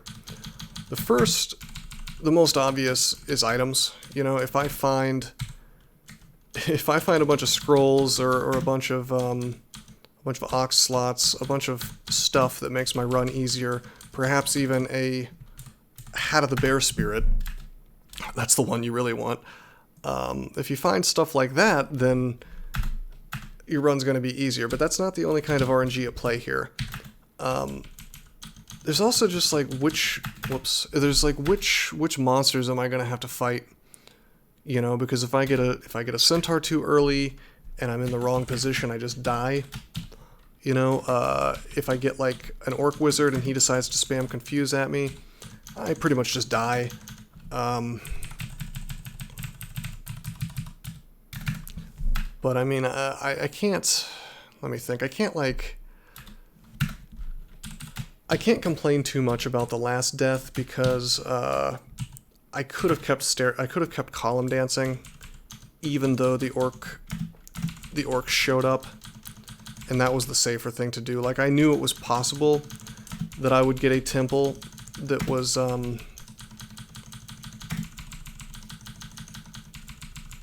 not column danceable. I'll check out that YouTube channel after the stream. I could have just closed the door here, but I just didn't care.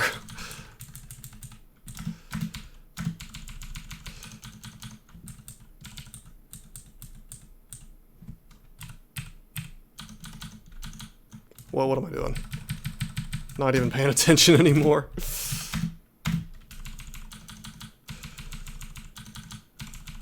Dude, I think I'm tilted.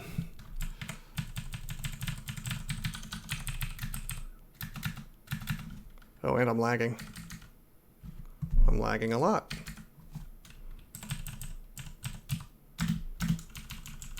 Just need dual rings of +6 slay.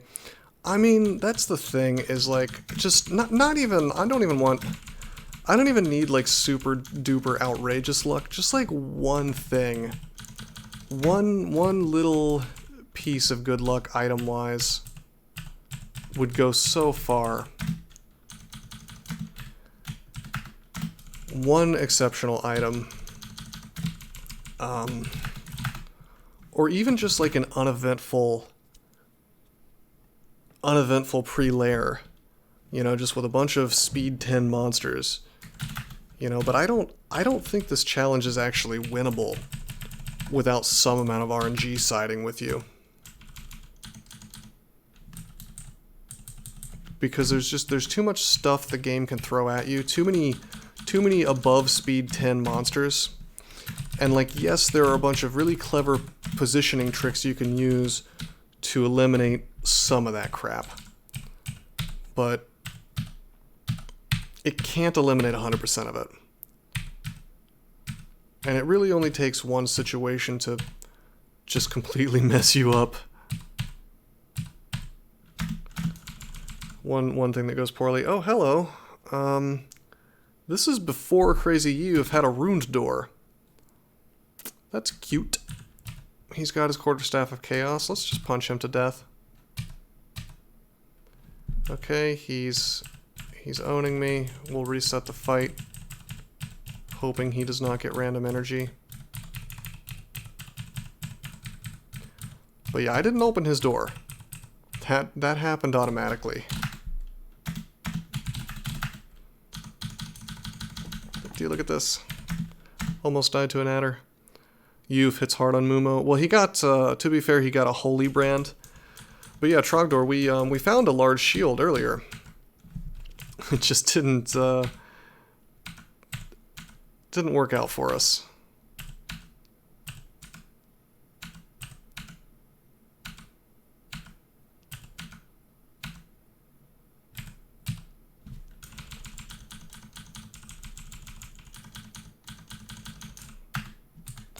But like, I know for a fact, I know I can win this challenge. Like, I can do it. I just need the game to just behave a little bit better.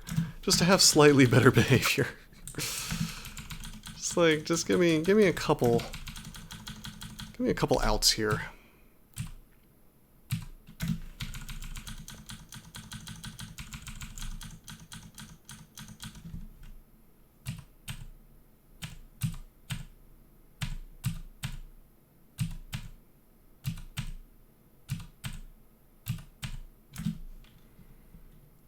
Orc wizards are awful. Yup. They're especially bad on this challenge. But in general, they're kind of a BS enemy. You should think of every single orc wizard you see in the early game as just like Sigmund without a scythe, because that's essentially what they are. Alright, let's roll the dice on this dude. I want his cloak. If we die to him, that's okay, I guess. Got him, okay. Get the cloak, +2 cloak, that's an enormous benefit. We've had higher AC, but not often. Let's use, hello, I just wasted a blink scroll. We had 3, and I thought it would be identify. Turns out we had a 3 stack of blinking. That's okay. It's unfortunate, but it's okay.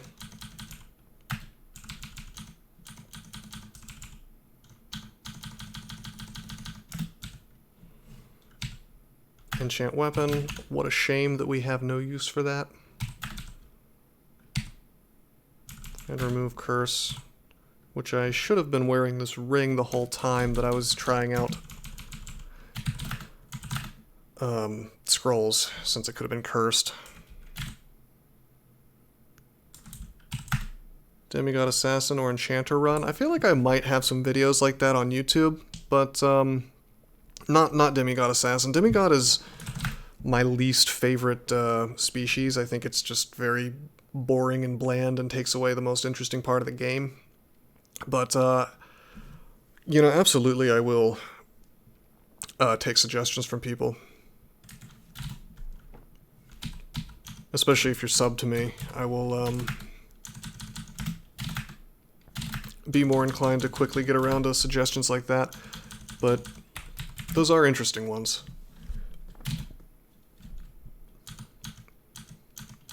Enchanter, I think, is one of the weakest starts. At level 1, anyway. It gets a lot better at level 2.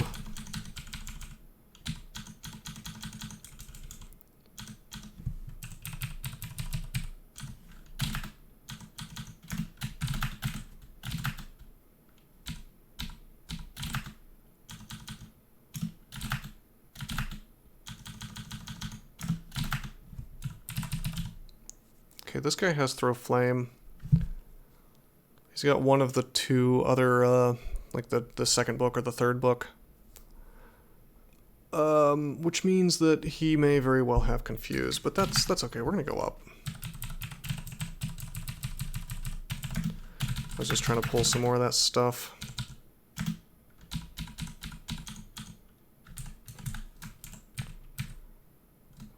Do I want to just go for it? Not really.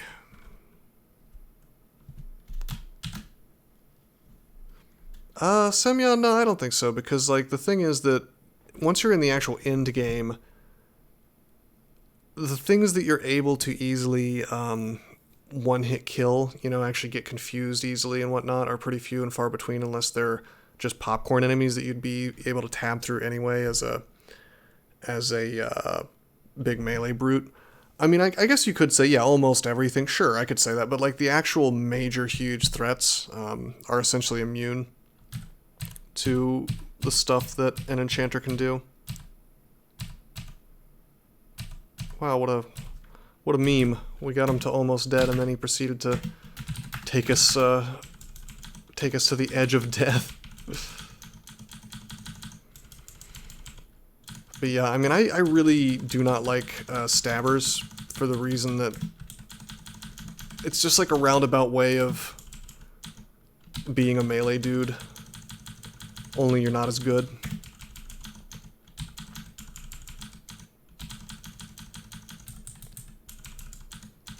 I'd be happy to do it on stream just for fun, you know?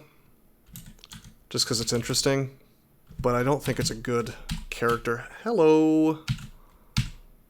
Hello, large shield.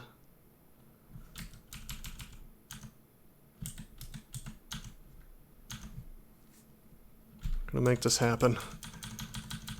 Never give up, never surrender. We're gonna do this. Throw as much as you want at me.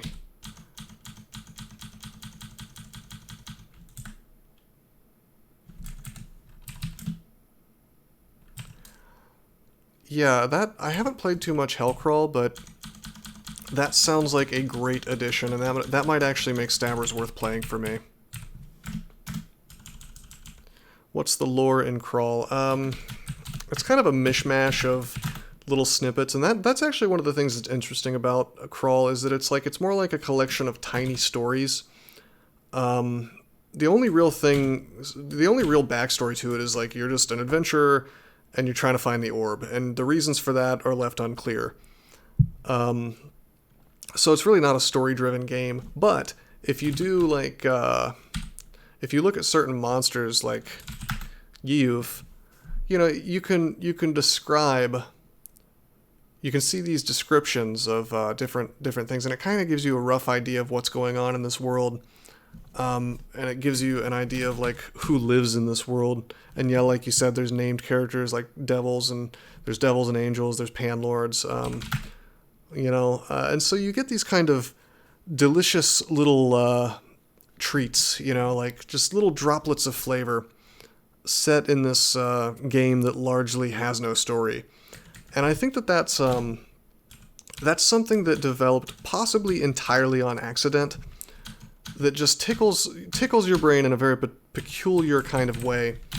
Something that's just really appealing to a certain kind of person like myself, where you can, you're left with so much left unsaid that your brain can kind of fill in the story and craft these narratives all on its own. And that makes a game, I think, way more appealing to a certain kind of mind. Alright, I'll do the writing for the webcomic. You find me an artist. That actually might be a good idea. I might have to talk to my artist friend about that. Hey, look at me. I've got a sapphire amulet that I'm not allowed to wear.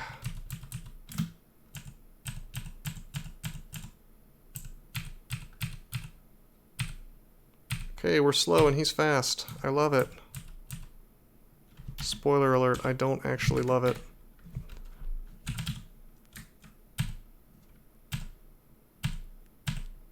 Please die. Dude, come on.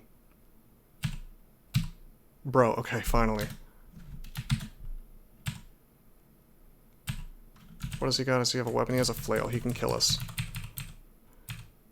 I keep thinking these guys are unarmed. Semyon, I don't know about that. I don't know if that's going to get me some universal appeal or not.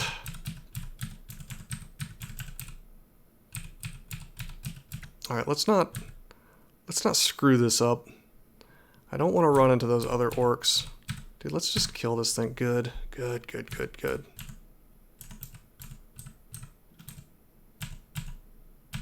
Okay, he's dead. I'm resting on this staircase, or close to it, so that I have somewhere not necessarily safe, but somewhere to flee to if need be, because everywhere else leads me down like a 1x1 hallway, which I'm just not so sure about, since I could get blocked.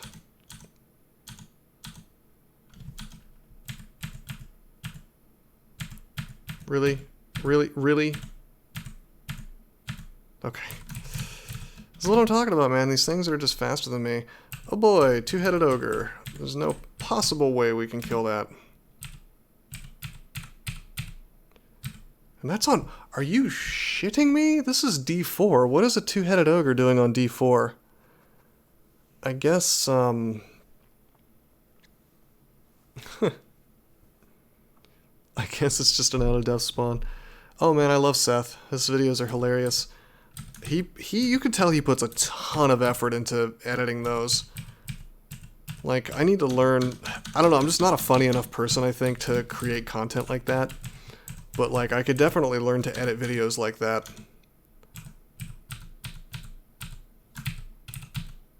I have thought about just sort of copying his style and making a review of something like Xenonauts and seeing how well received it is.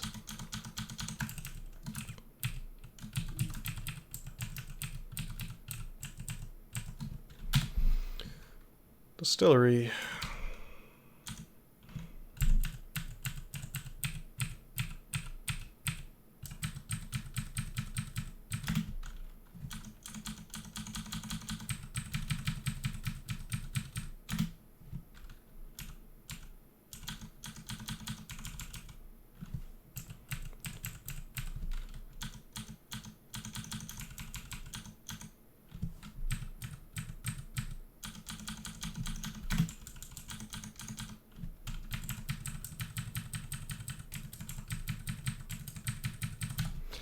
Alright, let's go up.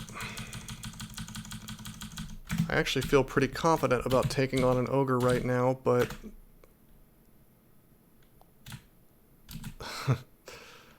I could just do an impression. Right? Hey, hey, people.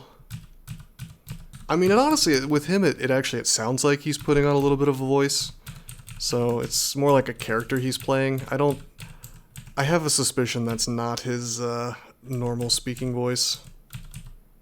At least I'm pretty sure. Could be wrong, I guess. Bro. Let's pull this thing. And he immediately punches us in the face. What a shame. Careful not to step on the gotcha spot here.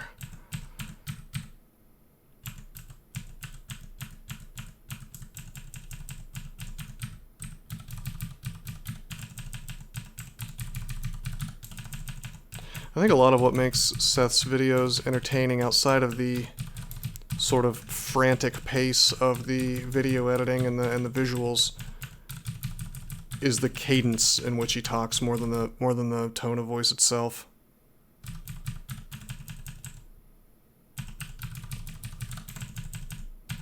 I do think it's interesting to try to like quantify what it is about those videos, or about anybody's videos, that makes people want to watch them. Alright, come on, my dude. I just don't feel comfortable fighting this guy without 100% hit points.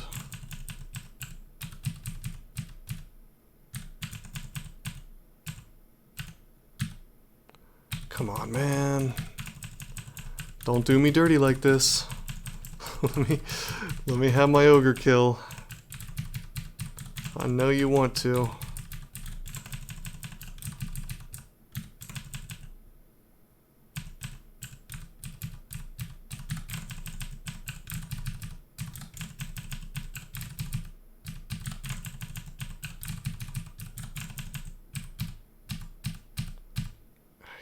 I'm doing it. I'm going for it. Got frustrated. Normally I wouldn't do that, but this is not a win rate thing. This is a win the challenge thing. I knew one more hit would kill that. It's just, did the game want to give it to me or not? Normally I wouldn't advise playing chicken with the RNG like that, but sometimes it's almost required to keep your sanity. Hey, we're regenerating pretty quickly now.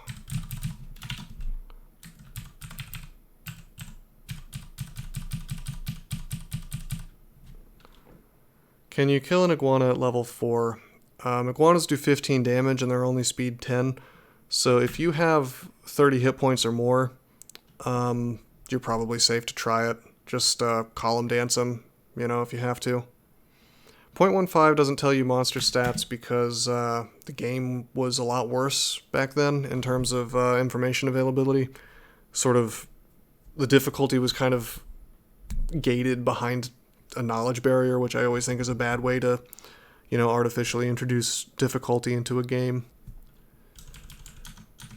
You can always look up that stuff in infobots. Are you, by any chance, are you trying to do the MuMo challenge, Trogdor?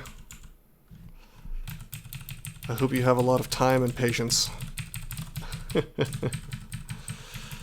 Alright, Mr. freaking D4 two-headed ogre. What a meme. It's a meme, you dip.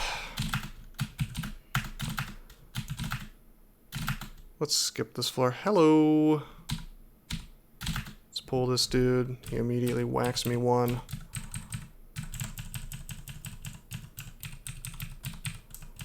But we can kill him, just like we killed his friend.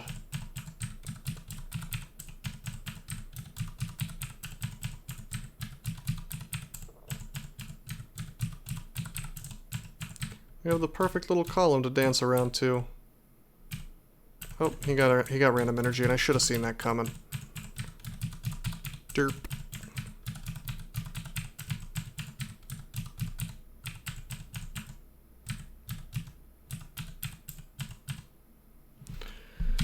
I feel like I should train fighting for this. I'll get a little bit of hit points from it. Damn.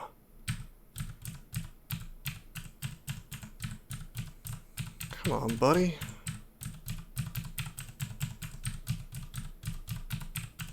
And probably the safest thing to do is just not to fight these dudes, but on the other hand, is that safe, you know? Like, you need as much experience as you can get, right?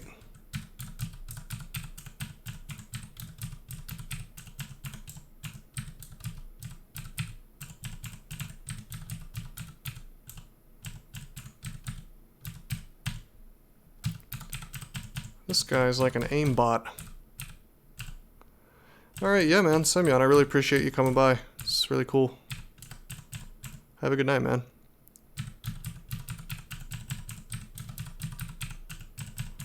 I will probably call it a day after this run as well if we lose. Or perhaps once I get to Lair if we survive.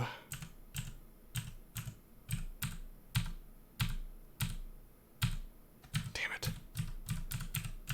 I was above 37 hit points for a while there. Now I'm in the unfortunate position where if I get hit from random energy, we probably die.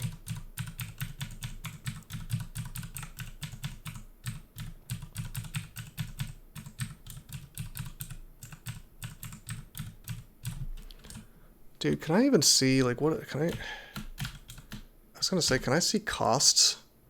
I don't think I can in this version. It's comical. So I don't even know if fighting costs more or less experience right now.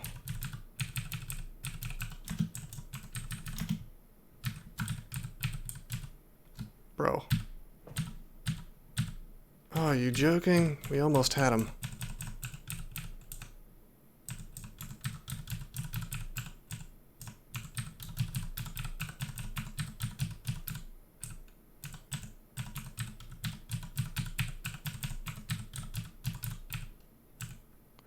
What infobot gives monster stats? On Discord, you should use YouFbot, because if if Gamafunk catches you talking to me, he'll probably ban you from Sarabot. On the actual game itself, if you're on Barrow Tato, I run Meme, which you can ask. You do like percentage sign and then question mark, and then space. And then the monster, and that'll give you the older versions of monsters, give you all the stats. On servers other than Barotato, you'll probably need to use Beam, or you can just look it up in the LearnDB directly. It's kind of goofy that this stuff is not built into the game.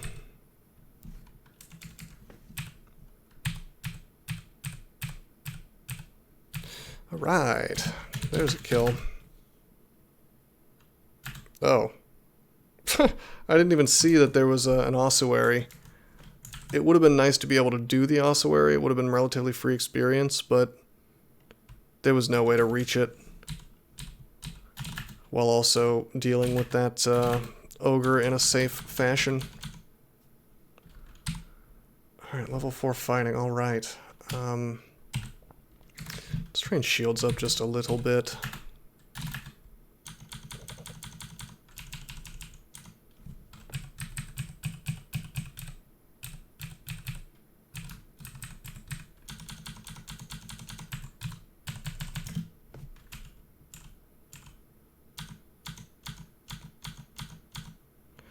Okay, reasonably safe to kill wizards at this point.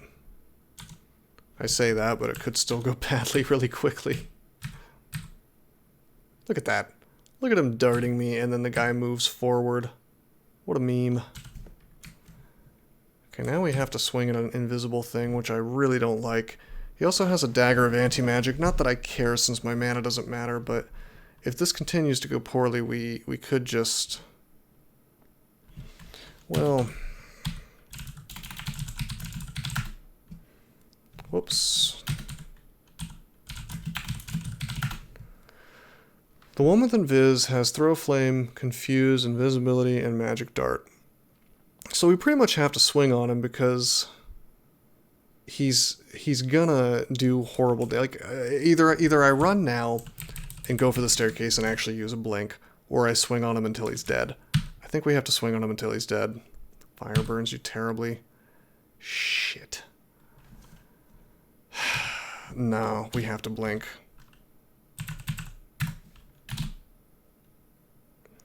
And of course, we end up going downstairs, and not only are there monsters around, but these monsters are configured in such a way that we cannot run away safely. So we go into this hallway, fleeing into the black, which is never a good idea. Trying to get our hit points back. Kill the hobgoblin. Desperately hoping for a column to dance around. And in the meantime, swinging against the saint to get some kind of damage.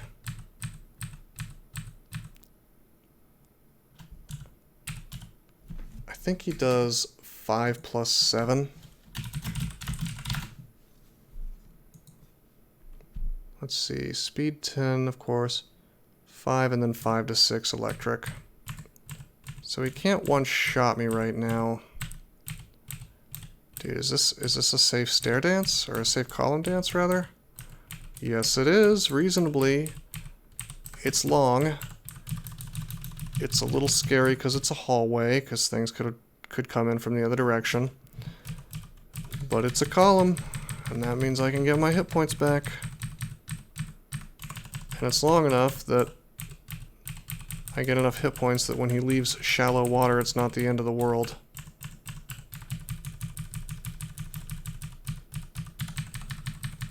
Hell yeah. I like how I just got done saying, oh yeah, it's safe to fight orc wizards now. And then one forces me into this nasty situation using a blink scroll. Well, let's not fight this thing while it's invisible. Ah, some bad luck.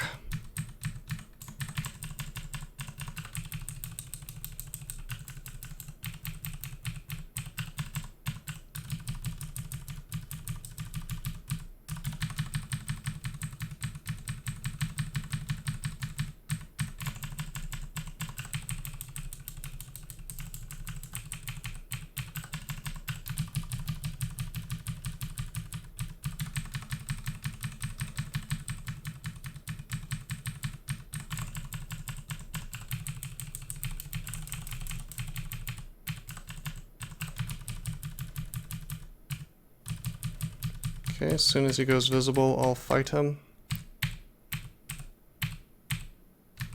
Jeez, look at this.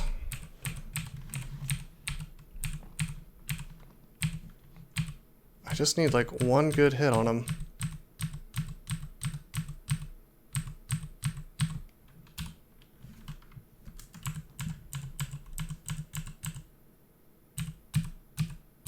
Come on.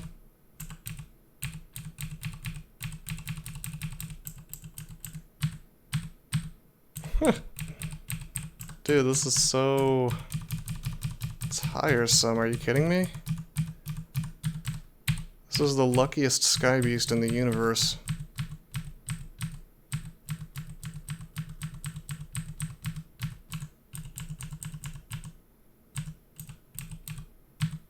Nice, okay, finally. Good God. Whoa, what a headache.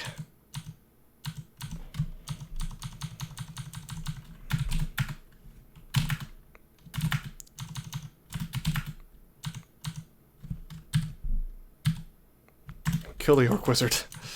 You know, suddenly it seems easy because I actually get some functioning melee, you know.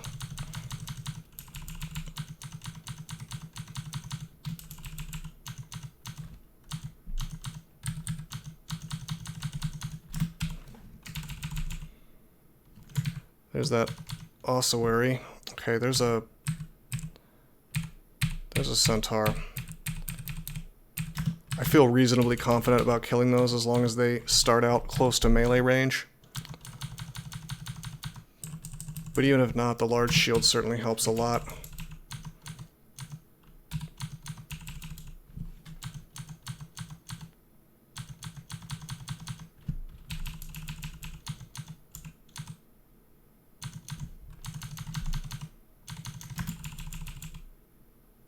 Huh.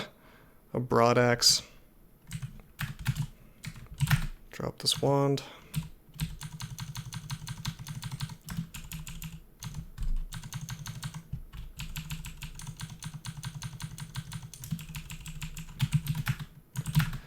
Normally a broad axe would be such a wonderful sight in most games.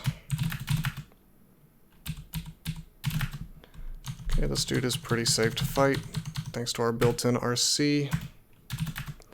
We'll stop training shields as soon as my SH goes to 14. I want to get one more point out of it.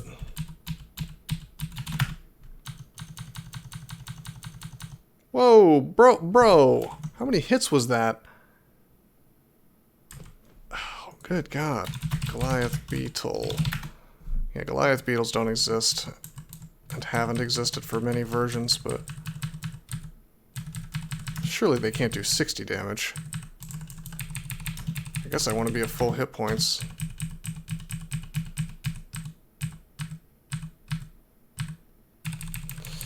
Well, I know he can do 28, I think he did to me.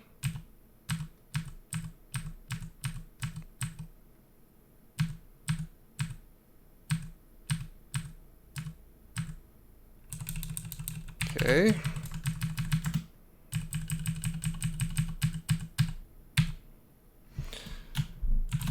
SH still only 13. I think this is the best run we've had, man. Hey West, what's up? Yeah, this isn't just a mummy. This is the MuMo challenge, and I will I'll just paste exactly what the rules are in here. It's really something. Let me I'll tell you what. I'm gonna find you a link. Actually, I'm not gonna find you a link because Reddit is down. Oh, you've seen it, okay. But yeah, there's a Reddit post that has an Imgur link on it, and I don't actually have the Imgur link bookmarked, so I guess I'm out of luck. Thanks, man. Yeah, this is... I'm gonna mark this on YouTube as like attempt number 3 probably, but that's really just like session 3. I'm sure I've actually murdered dozens of mummies at this point trying to make this happen. There's a little bit of RNG involved, but this is a really good run. And you'll notice we have a large shield, which is hugely, hugely important. We found it before the lair even.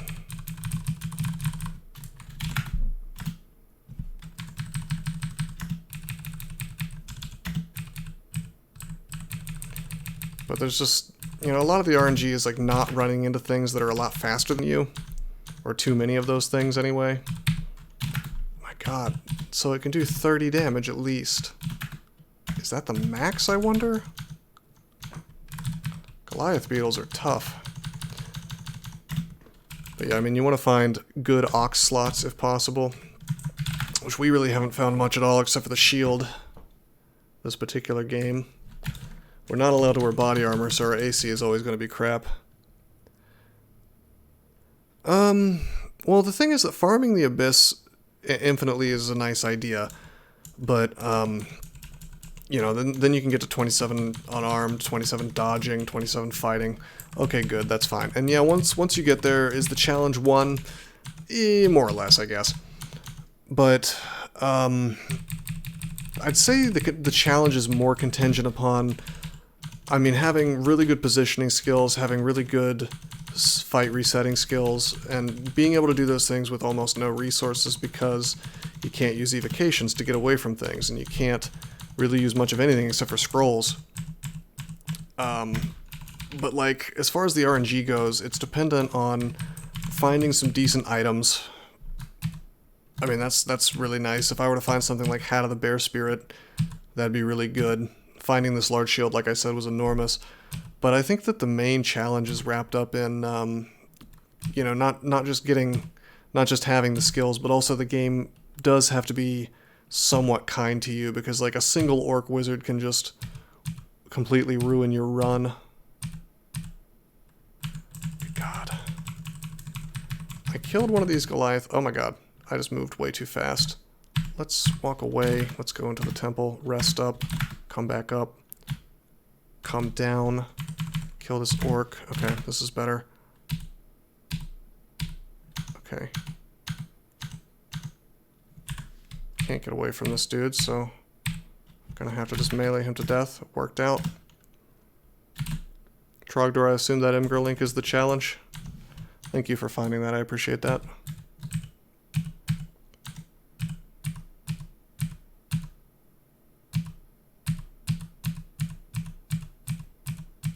Hey, is RNG working for me this time? Nope.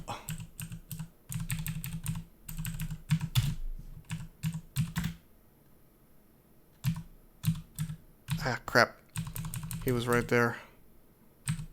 Oh, you've got to be kidding me. More priests and other assorted nastiness. We need to get to a staircase. On to greener, safer pastures. Yeah, Trogdor, you really just don't want to fight orc wizards. Even at this level, I mean, I'm level 8. I have 60 hit points. I said I was going to stop training shields when I got to 14 SH, but I don't know how long I've been there, so let's go to 15. But yeah, like, even with all the stats and the skills that I have right now, I still think that fighting orc wizards is, like, borderline suicidal.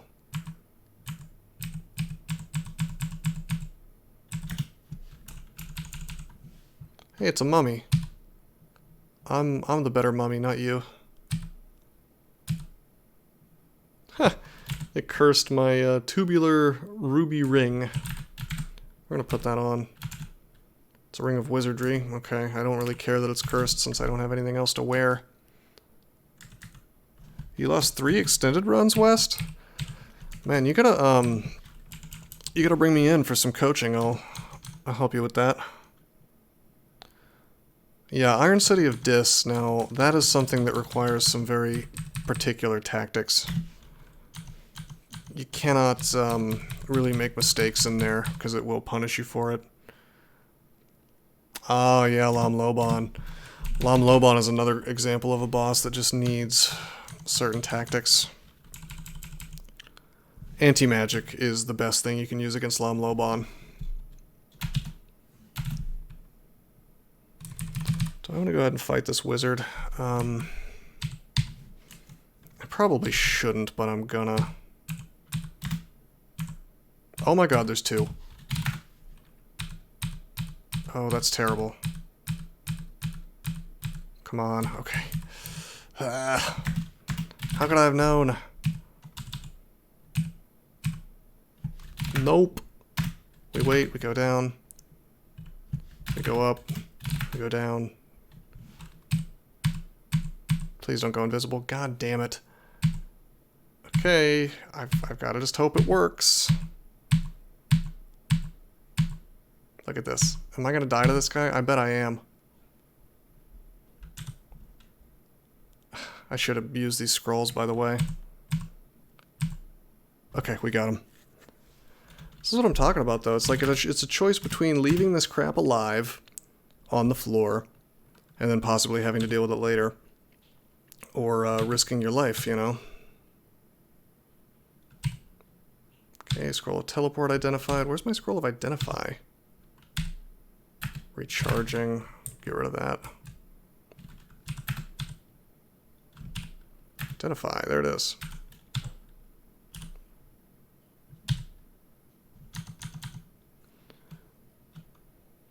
Got another run going right now. I've gotten the first 5 runes, switched to Sow, gotten rid of Trog's Wrath. Sounds good. Cleared everything in the main world and cleared Hell Vestibule, taking a breather before heading into extended branches. Gonna take it a lot slower and try not to die. Yeah, I mean, while TSO makes extended significantly less difficult, I mean, it's still extended. It will still murder you super, super fast if you make many mistakes. So I totally think that's a smart idea for you to just take it slow.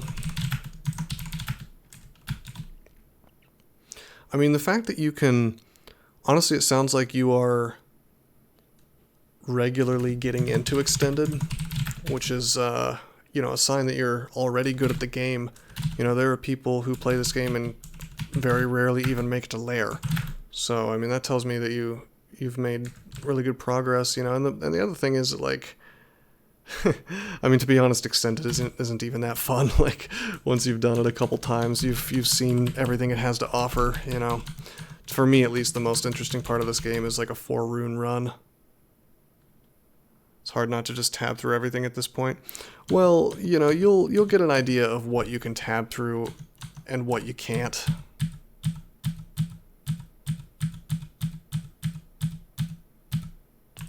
And it takes a little while to get to that point, but you'll get there.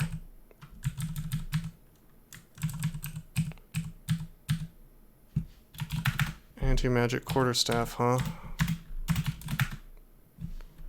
And another orc wizard. He has haste, which means he's a magic dart slow blink guy, and I'm way more okay with that, even if he slows me while he's hasted. Because at least he can't go invisible and keep me from killing him.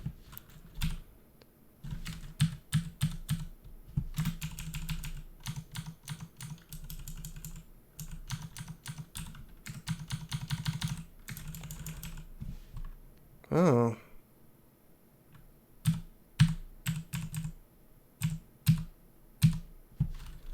Well, we can kill jellies now. Can we kill troll zombies? I bet we can. Just gotta reset the fight a lot, because he's gonna run out of hit points and I'm not.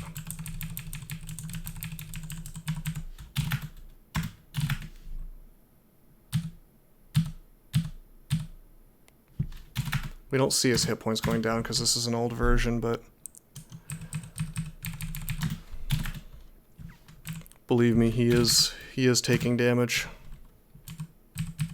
In fact, if the game just keeps throwing these kind of derived undead at me, I'm going to be super happy. You just keep doing that.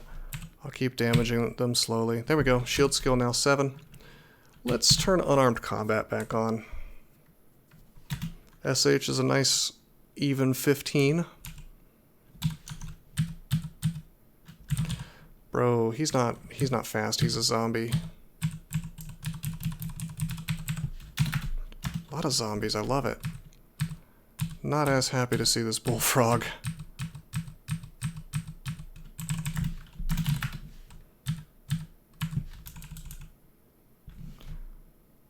Wow, that was weird. I like auto-explored and made me attack a few times. I must have misclicked or hit the wrong key. Or no, I was trying to auto-explore into an invis thing. I don't have my RC file set up right.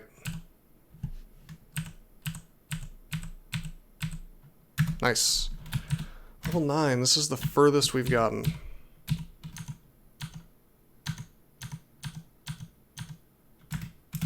Really good. Can we kill an orc warrior? Not any normal orc warrior, mind you, but an orc warrior with a trident.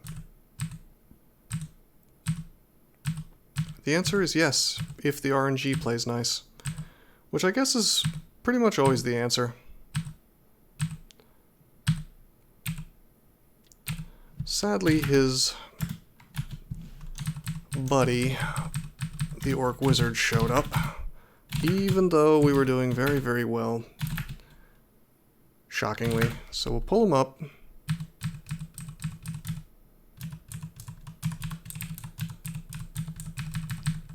Pull him up.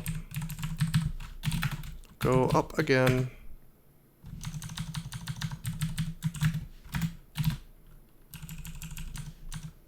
And we're going to meet with a Goliath beetle, I guess, who is proceeding to wreck me. Should probably be careful going down these one-way hallways.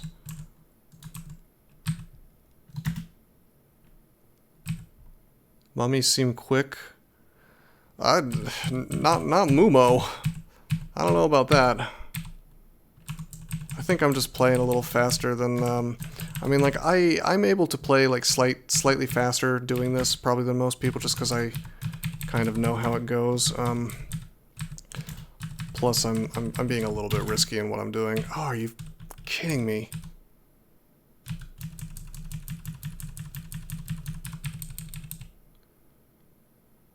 Oh, no. Mummies are speed 10 like every other normal race. It's just that Goliath beetles are super slow. And, like this orc warrior, for example, he's speed 10. He's just as fast as me. Are you shitting me? Bro. Oh, what a bad luck. Alright, this is okay. We've gotta pull this stuff. Hold on. But yeah, like the orc warrior will not get next to me under most circumstances because he's got a reach weapon. So anybody can put tiles between them and the enemy if they want to, especially since random energy exists. But it's easier, of course, if you're above speed 10. But the only races that are above speed 10 are like Spriggans and Centaurs, and I think that's it. I want to kill some of these guys. I'm gonna lure them into this little area. Let's go down. Nice. So we get the wizard. I'm unhappy about this warrior being here. Okay, there's a priest. Let's pull him. Nice. Okay, there's the beetle. I'd like to pull the beetle and not the warrior, but... Ruined scimitar.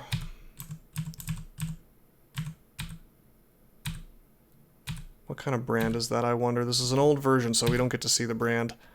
It doesn't have a brand. Okay, we're going to assume he can do... 20 is what an orc warrior does. Scimitar does 12, so let's say he can do 32 damage to us. And that is now more hit points than I've got.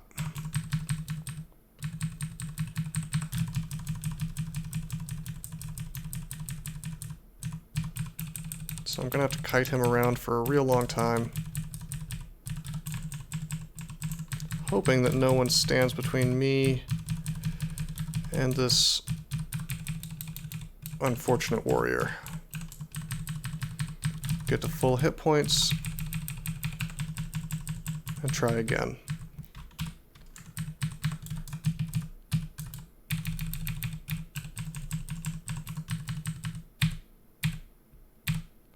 I know that we can kill this dude. And let's reset. He's at full hit points, I'm damaged. Anytime he's at full hit points and I'm damaged, that's time to... It's time to go. In fact, let's go down this hatch. Is he still hanging out right there? Yep.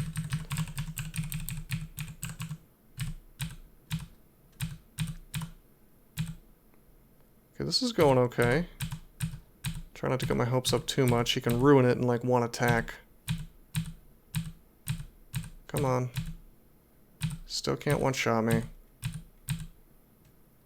Still probably can't one-shot me. And now he can one-shot me. How obnoxious.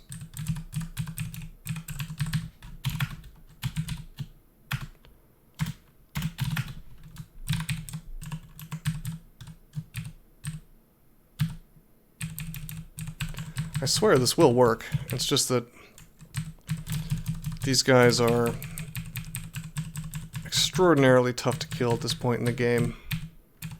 For many characters, actually, not just the MuMo, the humble MuMo.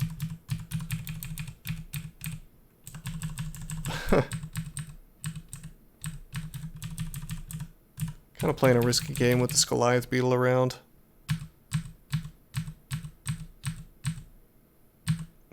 Oh. Oh. Oh, maybe? Nope.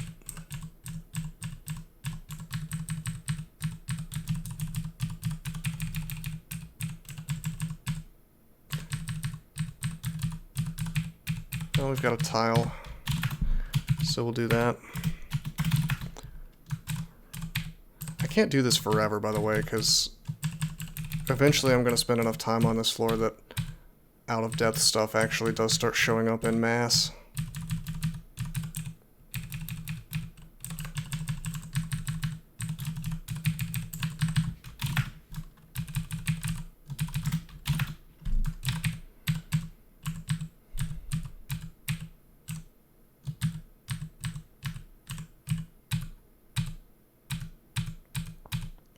You gotta be kidding me, man. Like, you can see that I can do good damage to him, you know? I just have to, it just has to, the RNG just has to play nice with me a certain number of times in a row.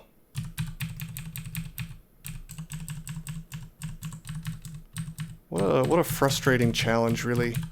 Is that what this essentially boils down to, is just doing this 5,000 times? I guess kinda.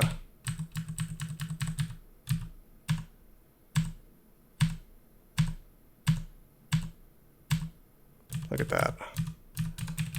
Just took down like 3/4 of my hit points.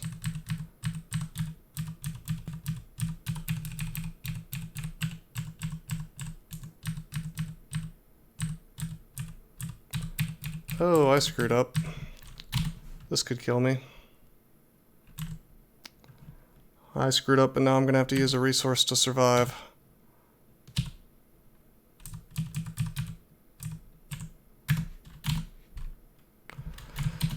Oh man, I'm just tired.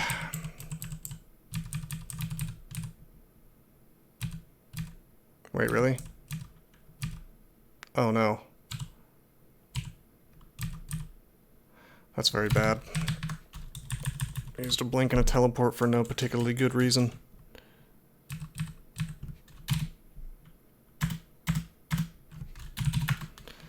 Alright, I'm done. I'm done screwing around with Orc Warriors. We can't do it reliably enough. Oh shit. These things are a very old enemy that can do a lot of damage.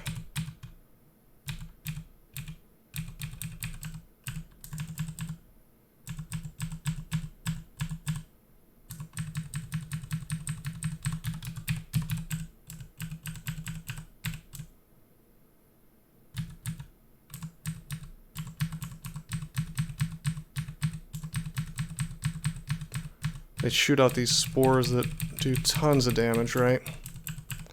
And confuse you. And they make new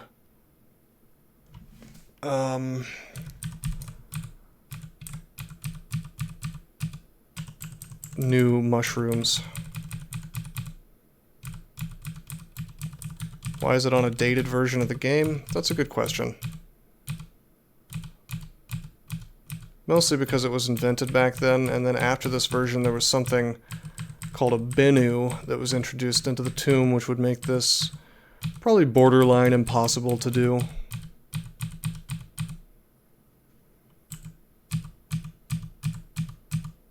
Since it's a thing, it's like a fast, you've probably seen it if you've done tomb before, the fast monster with holy attacks, sort of a bird-looking thing.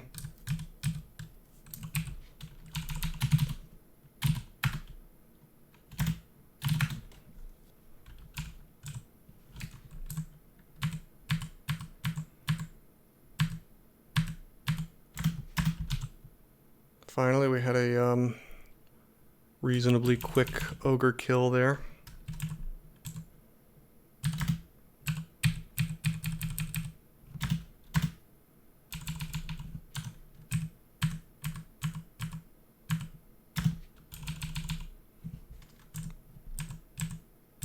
Oh, this is This is probably an unseen horror. No, that's an orc wizard. Why was he invisible when I popped up next to him? Oh wait, no, he turned invisible after I came next to him.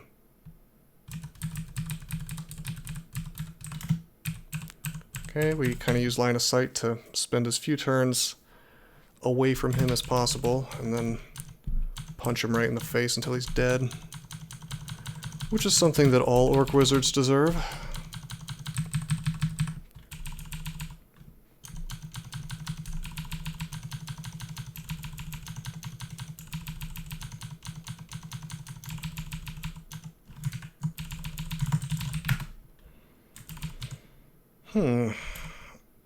Scroll of amnesia. I'm going to actually use some of these scrolls, because if I had acquirement or enchant armor, I like enchant armor, enchant up the shield. Yeah, if I had acquirement, that would have been solid.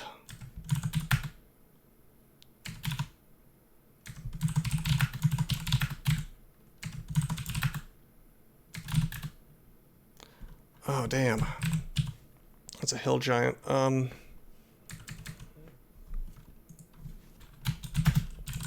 don't think I can look up... No, I can look up hill giants.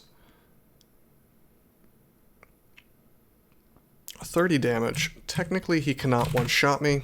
I'll pull him up. Whoa. We'll swing on him. Oh my god. You got to be shitting me. They can have nets? I don't remember this.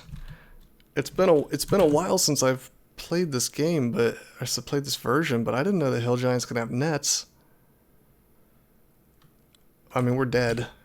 Almost definitely.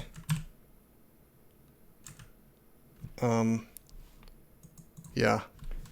We're dead. Huh. That's bizarre. I'm gonna have to put that one in the memory banks. I did not realize that hill giants could have nets. I guess they're like giant, big fat gnolls. That's good to know. I thought they were just like ogres or whatever, where they're just big dumb piles of experience, you know? And I guess 9 times out of 10 they are, but, whoops. Well, that's kinda BS a little bit. Oh well. This was a fun series of attempts, but it's getting kind of late. We'll get it one day. I need RNG to... I need RNG to kind of come together for me, and for me not to get too tired of running the challenge before that happens. So we'll see. But hey, West, thank you for stopping by. And yeah, alpha user, I wouldn't necessarily disagree that this is a grind challenge. I mean, I don't know. Somebody who doesn't understand the game really well probably can't do the challenge. So it's like I don't disagree that it's a grind challenge for somebody who knows the game really well. But I don't know. I mean, I guess any challenge that has even like a medium amount of RNG in it, it becomes a grind challenge after you get like the knowledge and the skill out of the way. But I mean, I don't know if you could really call it just a grind challenge, because there is a lot of skill involved. Like for example, in that situation, yeah, the hill giant netted me. Okay. And yeah, that was annoying, and he killed me because of it. But if I had been playing perfectly 5 minutes prior, and I hadn't used that blank scroll that I used pretty much entirely because I took a shortcut essentially and I decided to use the gap with the orc warrior, the random energy gap, to go up the stairs, right?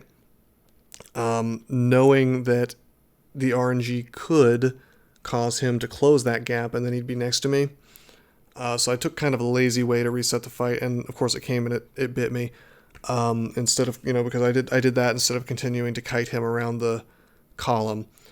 And if I hadn't done that, I would have ended up not using my blink scroll, and then I would have had my blink scroll when it came time to fight the giant, and I would have been able to blink out of that net. So it's like, while it seems like an incredibly grindy challenge, and it is, it's a challenge that just like punishes mistakes incredibly heavily, because it's like you only get so many resources to use, and once you're out of those, you're just kind of effed. So I don't know. Definitely, this death, as much as I can complain about hill giants having nets, this one's definitely my fault, because it's just like you always have to look at, where you messed up along the way. And I'm obviously, for like MuMo, for this wacky challenge, it's hard to even take it seriously almost, because there's just so much stuff restricting you. But even in like a regular game, it's really valuable to, like, after you die in the dungeon crawl or any roguelike really, if you were to like record your gameplay and look back at all the choices you made, you'll find things that you could have done better. And it's like a slow moving problem that eventually turns into your character dying, where it's like you make a number of, dozens and dozens of small mistakes along the way, and it adds up to a dead character. And that's almost what happened here, just because I'm like kind of tired and was playing poorly. And just like with those orc warriors, I shouldn't have really been trying to take them out anyway. I knew that I could, given enough grinding. But I didn't stick it out, and that was probably a mistake in and of itself. But anyway, yeah, I really appreciate you guys coming by. Honestly, it's really cool to see people with subs hanging out with me here, so that's also really awesome. And yeah, I'm gonna call it quits for now, but it's not the end of the challenge. We'll do it together. Just need a few more attempts. But yeah, thanks for coming by my stream, and until next time, I'm signing out.